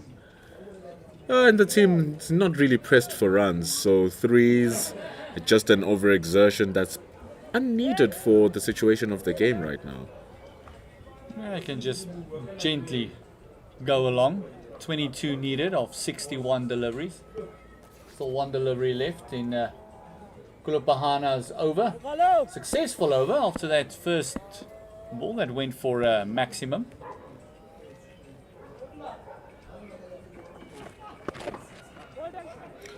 He returns well, Kalupahana. He returns really well. It seemed ominous with the first ball being pounced over the top for 6 by Mikhail Prince. But he had the last laugh between the two, getting Prince with the very next ball, and the rest of the over well contained. Still pretty expensive though. 47 runs in his 4 overs. 1 wicket. South Africa now need 21 with the last 10 overs. It's going to be an interesting 10 overs. And it's also going to be an interesting summer of cricket as well. www.cricket.co.za is where you can find all the information about all the proceedings of both the women's and the men's Protea team alongside the domestic competition. We still say hashtag Wozanawe, hashtag be part of it. You don't want to be left out.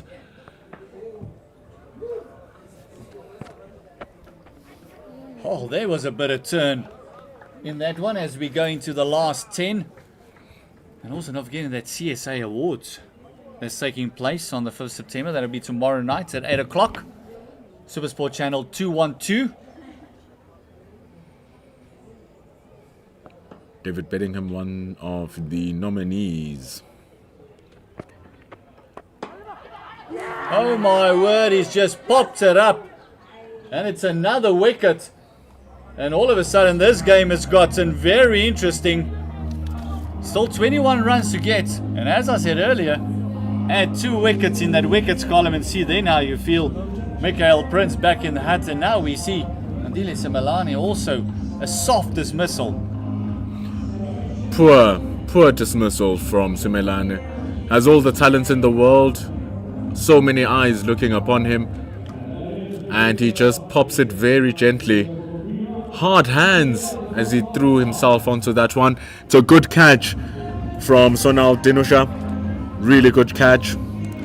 That is the end of Andile Simelane. 5 wickets down now. A little bit of pseudo pressure to David Bedingham now, who thought that his job was done. Technically speaking, his job is done. However, now with just 5 more wickets to go, Dan Khalim is coming in. South Africa still needs 21 to win. It's one of those instances where you almost feel the pit of your stomach if you're a South African supporter, saying, is it happening again? And if you're a Sri Lankan supporter, you'll get very excited because you're thinking, it's happening again. Two sides of the coin right now. And it is for South Africa to lose, but also at the same time, still for Sri Lanka to take it back. Yeah, but 21 runs with 58 deliveries doesn't look too promising if you are Sri Lanka, especially still with the batting prowess remaining in South Africa. We're speaking as if Dan Khalim cannot bat. He certainly most can. Oh, getting a bit of a rank long hop. That's the similar way that Matthew Brietsky went out in the second match. Just didn't pick the wrong one. Ball kept low and he played it right into deep mid-wicket's hands. It was never a case of scoring boundaries anymore. It was just a case of let's take it home. But we know the style of Andile Semelane's play is a very attacking batter in his nature. Has the power to back it up. Was a well-hit shot, but just not good enough. Oh, David Bedingham just picking up the intensity. He will come back for the second. Is the tied legs going to make it? Yes, it is. It's another double. And now those runs required have gone underneath 20. Only 18 to get. It's just a waiting game now for all of the fans in the stadium. Waiting game, unless if you're Sri Lanka, who still have some little bit of hope. David Bedingham just happy to knock it around. He has batted brilliantly. He's bullied that power play when he had batters with him, and now that he knows he's the set batter. We saw in this series it's not easy to come in and just strike the ball. I think that was a downfall for Simelane. Even the two that he scored, he didn't time to perfection. And that's what just sets apart this innings from David Bedingham. All the other batters who scored decently took their time to get in. It is as if he has been batting since yesterday. He just walked in there, asserted his authority, hitting strokes from his crease even. So it just tells you the timing and how well he has read the pace to reach 177. So we see the grass embankments having a bit of rest, blankets out. It is spring in South Africa. We're about 4 days in, and thank goodness no rain thus far for spring. Normally we are greeted by a little bit of a shower during spring day. Kulapahana continues. I think this is good from Sri Lanka. Hey, get the young man going. You almost feel that the game is out of your reach. So let him bowl. Let's see if he can do something special. Put up your hand. Give the selectors and the coaches something to look at, some time at the crease.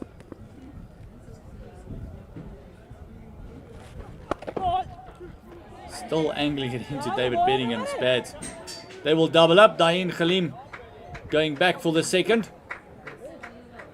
Brilliant batting here by David Bedingham. And you feel that he summed up the situation because they're all on the fence at the leg side because they feel he's going to take on the young man, but he can just knock him around. And the thing is, he still has the legs to do so, David Bedingham. You'll feel those legs tomorrow morning, that I can promise you. Well, it's better to feel them when you have a South African shirt on your back.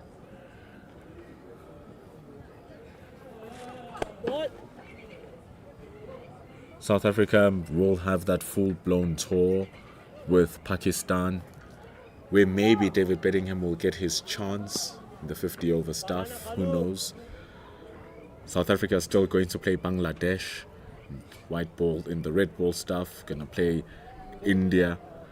Oh no, going to play Sri Lanka rather, and then they're going to play Pakistan. So we're going to see David Bedingham in those setups. But with this, he truly has raised his hand because it's not every day a batter scores these many runs in 50-over games. Oh yeah, and Khalim can definitely bat. He's no mug with the bat.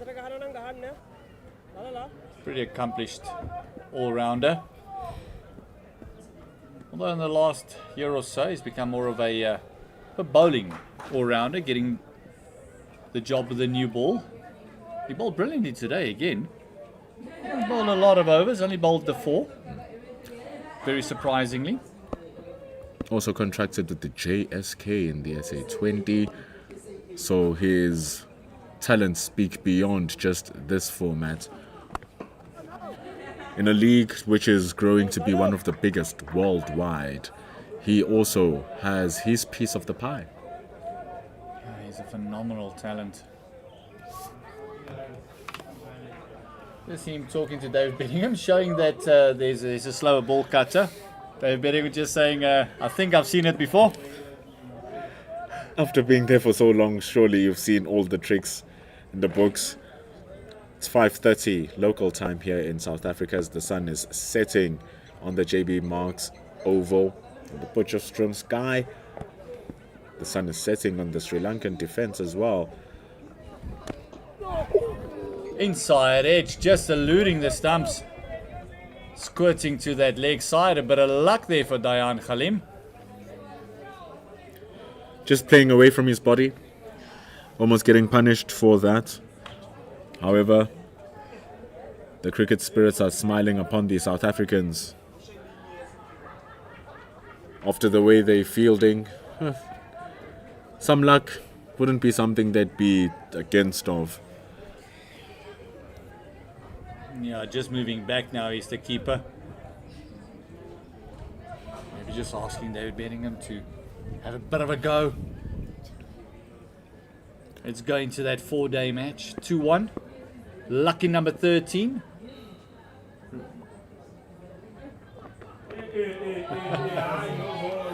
I hope he's got steel toes on, because that was very, very short. You can even see David Bedingham just lining up a 15 love smash there. Trying for the slower ball bouncer. They often just do that, don't they? So Ethan Bosch being also a culprit for a couple of those.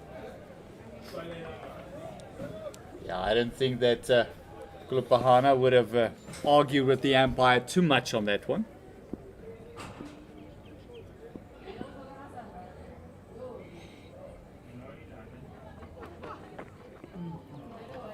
This wide is a down leg. It's kind of giving the runs at the moment to SAA, and we can hear that Castle Corner coming alive as victory approaches. Very forgettable outing this from Kalupahana. And it's worse now. It's a quiet ground. It's not too massive of a crowd. So if someone wants to scream at the top of their lungs, he can hear them clearly. So the fans also just putting in more pressure to the Sri Lankans and backing the wings of the South Africans.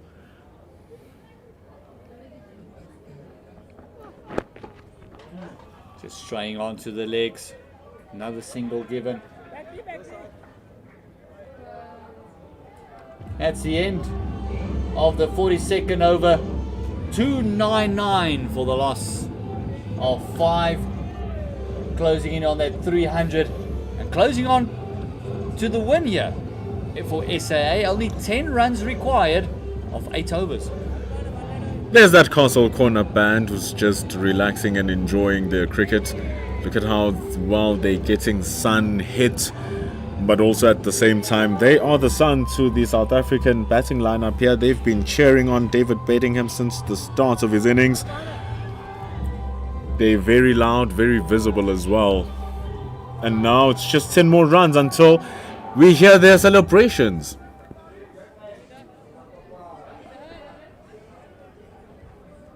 Amintha going to bowl his last over. Picked up 2 wickets again today.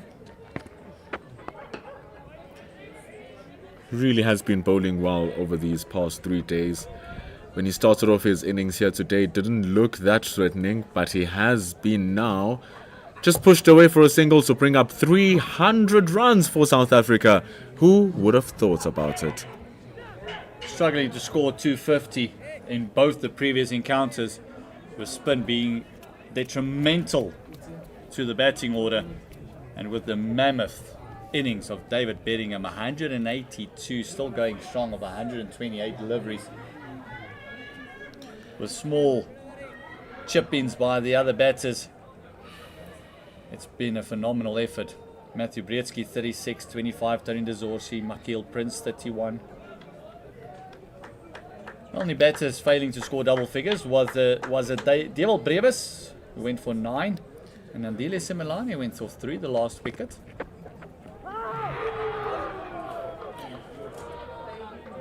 After all, Deval Brevis, he did his job with the ball in hand, taking 4 wickets. He's been taking his bowling quite seriously over the past couple of years. He wants to ensure that he counts as an all-rounder eventually. This time going around the corner, Dayan Khalim feels that this will go to the fence. 4 runs given, and you can just hear the castle corner and the cheers, everyone cheering the runs on now. Just want to make sure that we get over the line. Run rate required is not out of control, it's 0.7. Can't say that South Africa are in trouble in terms of the required run rates. 45 deliveries remaining. They need 5 runs to win. And the run rate achieved has been impressive because it's the lowest it's been now, it's 7.2. Diana Khalim just squeezes this one out for a single. You can just hear the crowd encouraging David Bedingham, begging for a glory shot. 5 more. 4 more to win. From 44. He goes for it. He does it. It is David Bedingham at his best. 182 of 129. He does not disappoint the Castle Corner favourites. It is a maximum to close off this run chase. He closes off the game and he gets the highest individual score for South Africa A in 50 over competitions. He surpasses Riza Hendricks's 173, 188 runs. He has been the difference between the two teams, paced his innings fantastically and guided South Africa to this win. You see him acknowledging the Castle Corner, and all the Sri Lankans will be giving him gentleman's shake because boy oh boy, he came in and showed why he is the real deal. One of the players that's always been talked about, and he's made a serious statement here in this last match. 5 and 13 was his scores respectively, and now 188. If you ever wanted to make a statement, that's how you make a statement, Pendulo. In the style that he did it as well. The first 10 overs, none of the Sri Lankan bowlers were safe, and indeed none were. And then he gradually slowed it down and paced the innings to just control it versus the Sri Lankans, who don't want after such a great platform to throw it away. And he didn't, David Bedingham, and he had decent supports throughout his innings. None of them firing on to any 50 or any magnificent score, but they did enough to share the strike with Bedingham where he can continue making that damage. And South Africa, after losing the first 2 games, take this one by 5 wickets. Fantastic comeback and a bit of a game of pride, also chasing down the highest total that was posted by the Sri Lankans at 309, and then just deciding that this is their game here in Potchefstroom. It has been a phenomenal series thus far. We've seen wickets, we've seen runs. Sri Lanka A has played brilliant cricket, especially their batting has been phenomenal, and their spinners have just really come and torn the South African A players apart. We just see a summary of the batting there. Tony Dezorsi with 104 partnership with David Bedingham, and then Matthew Brietzky also just falling 1 run short of 100 partnership with David Bedingham, 99. And then Devil Brevis didn't stick around too long, and Makil Prince also there. And the bowling there, Pendulo. Doshan Hemantha doing quite decently, almost completing his 10 overs, but ran out of runs to defend, taking those 2 wickets. Certainly the pick of the bowlers throughout all of the games for Sri Lanka. The rest just going for a little bit of a tap, except for Fernando, who showed that he can also do it with the ball. However, with all of their efforts, South Africa still do it with piles and piles of balls remaining. They do it with 43 to go. They take a 2-1 defeat in this tournament. However, This victory, a solid one, is a guiding light to what will be the beginning of the 4-day series starting in Kimberley this Saturday, the 8th of September. The highlight of today, without a doubt, and no need to ask who's man of the match, David Bedingham, 188 of 129 deliveries. Started off with Tony Desorsi, faced the first delivery, and he took it through all the way to the end. Did David Bedingham a fantastic job done. If we just look at the fixtures there, it is the first class match in Kimberley, 8 to 11 September, and then we're back in Gauteng in the East Rand this time, 15 to 18 September, the second first class match, and it's all live on the CSA YouTube channel. Thank you for everyone who's joined us across the world and giving their comments and also all the views. We really do appreciate it. To the personnel and the production staff here from Pitch Vision, what a job done. CSA, thank you for allowing us to be on your platform.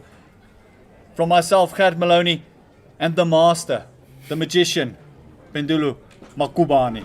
500,000 viewers live on the game here. That is numbers. That is the support that the game of cricket deserves. So we thank you indeed from across the world coming to enjoy us here today. It's been Pitch Vision, Cricket South Africa, bringing you this broadcast. Don't forget to tune in to the CSA Awards tomorrow at 8 p.m, channel 212 on SuperSport, where we will be dubbing some of the finest cricketers in the green and gold. However, we will be flying down to Kimberley on Saturday. Join us then for the beginning of the 4-day competition. Thank you so much for joining us.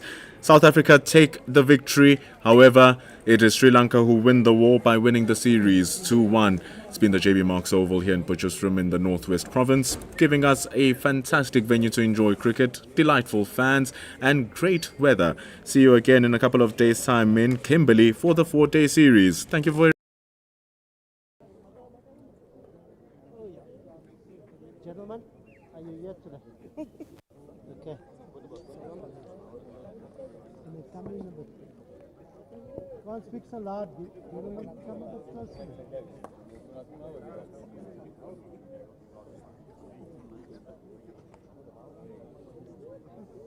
Okay. We got a few awards to do. First of all, man of the match. No issue there. David Bedingham.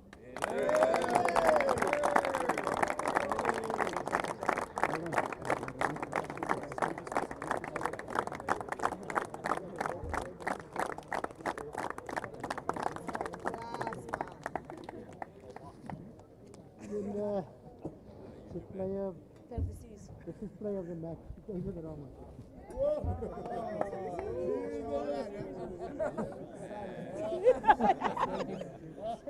Sorry. Player of the series, we had a few that we had to look at. Ishan, we got 10 wickets. Taminda was smashing at the end every game. But umpires decided to give it to player of the series for his consistency, Lahiro Udar.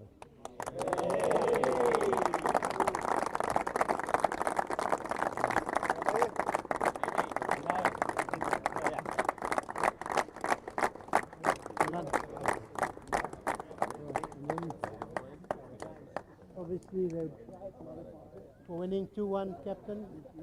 Okay.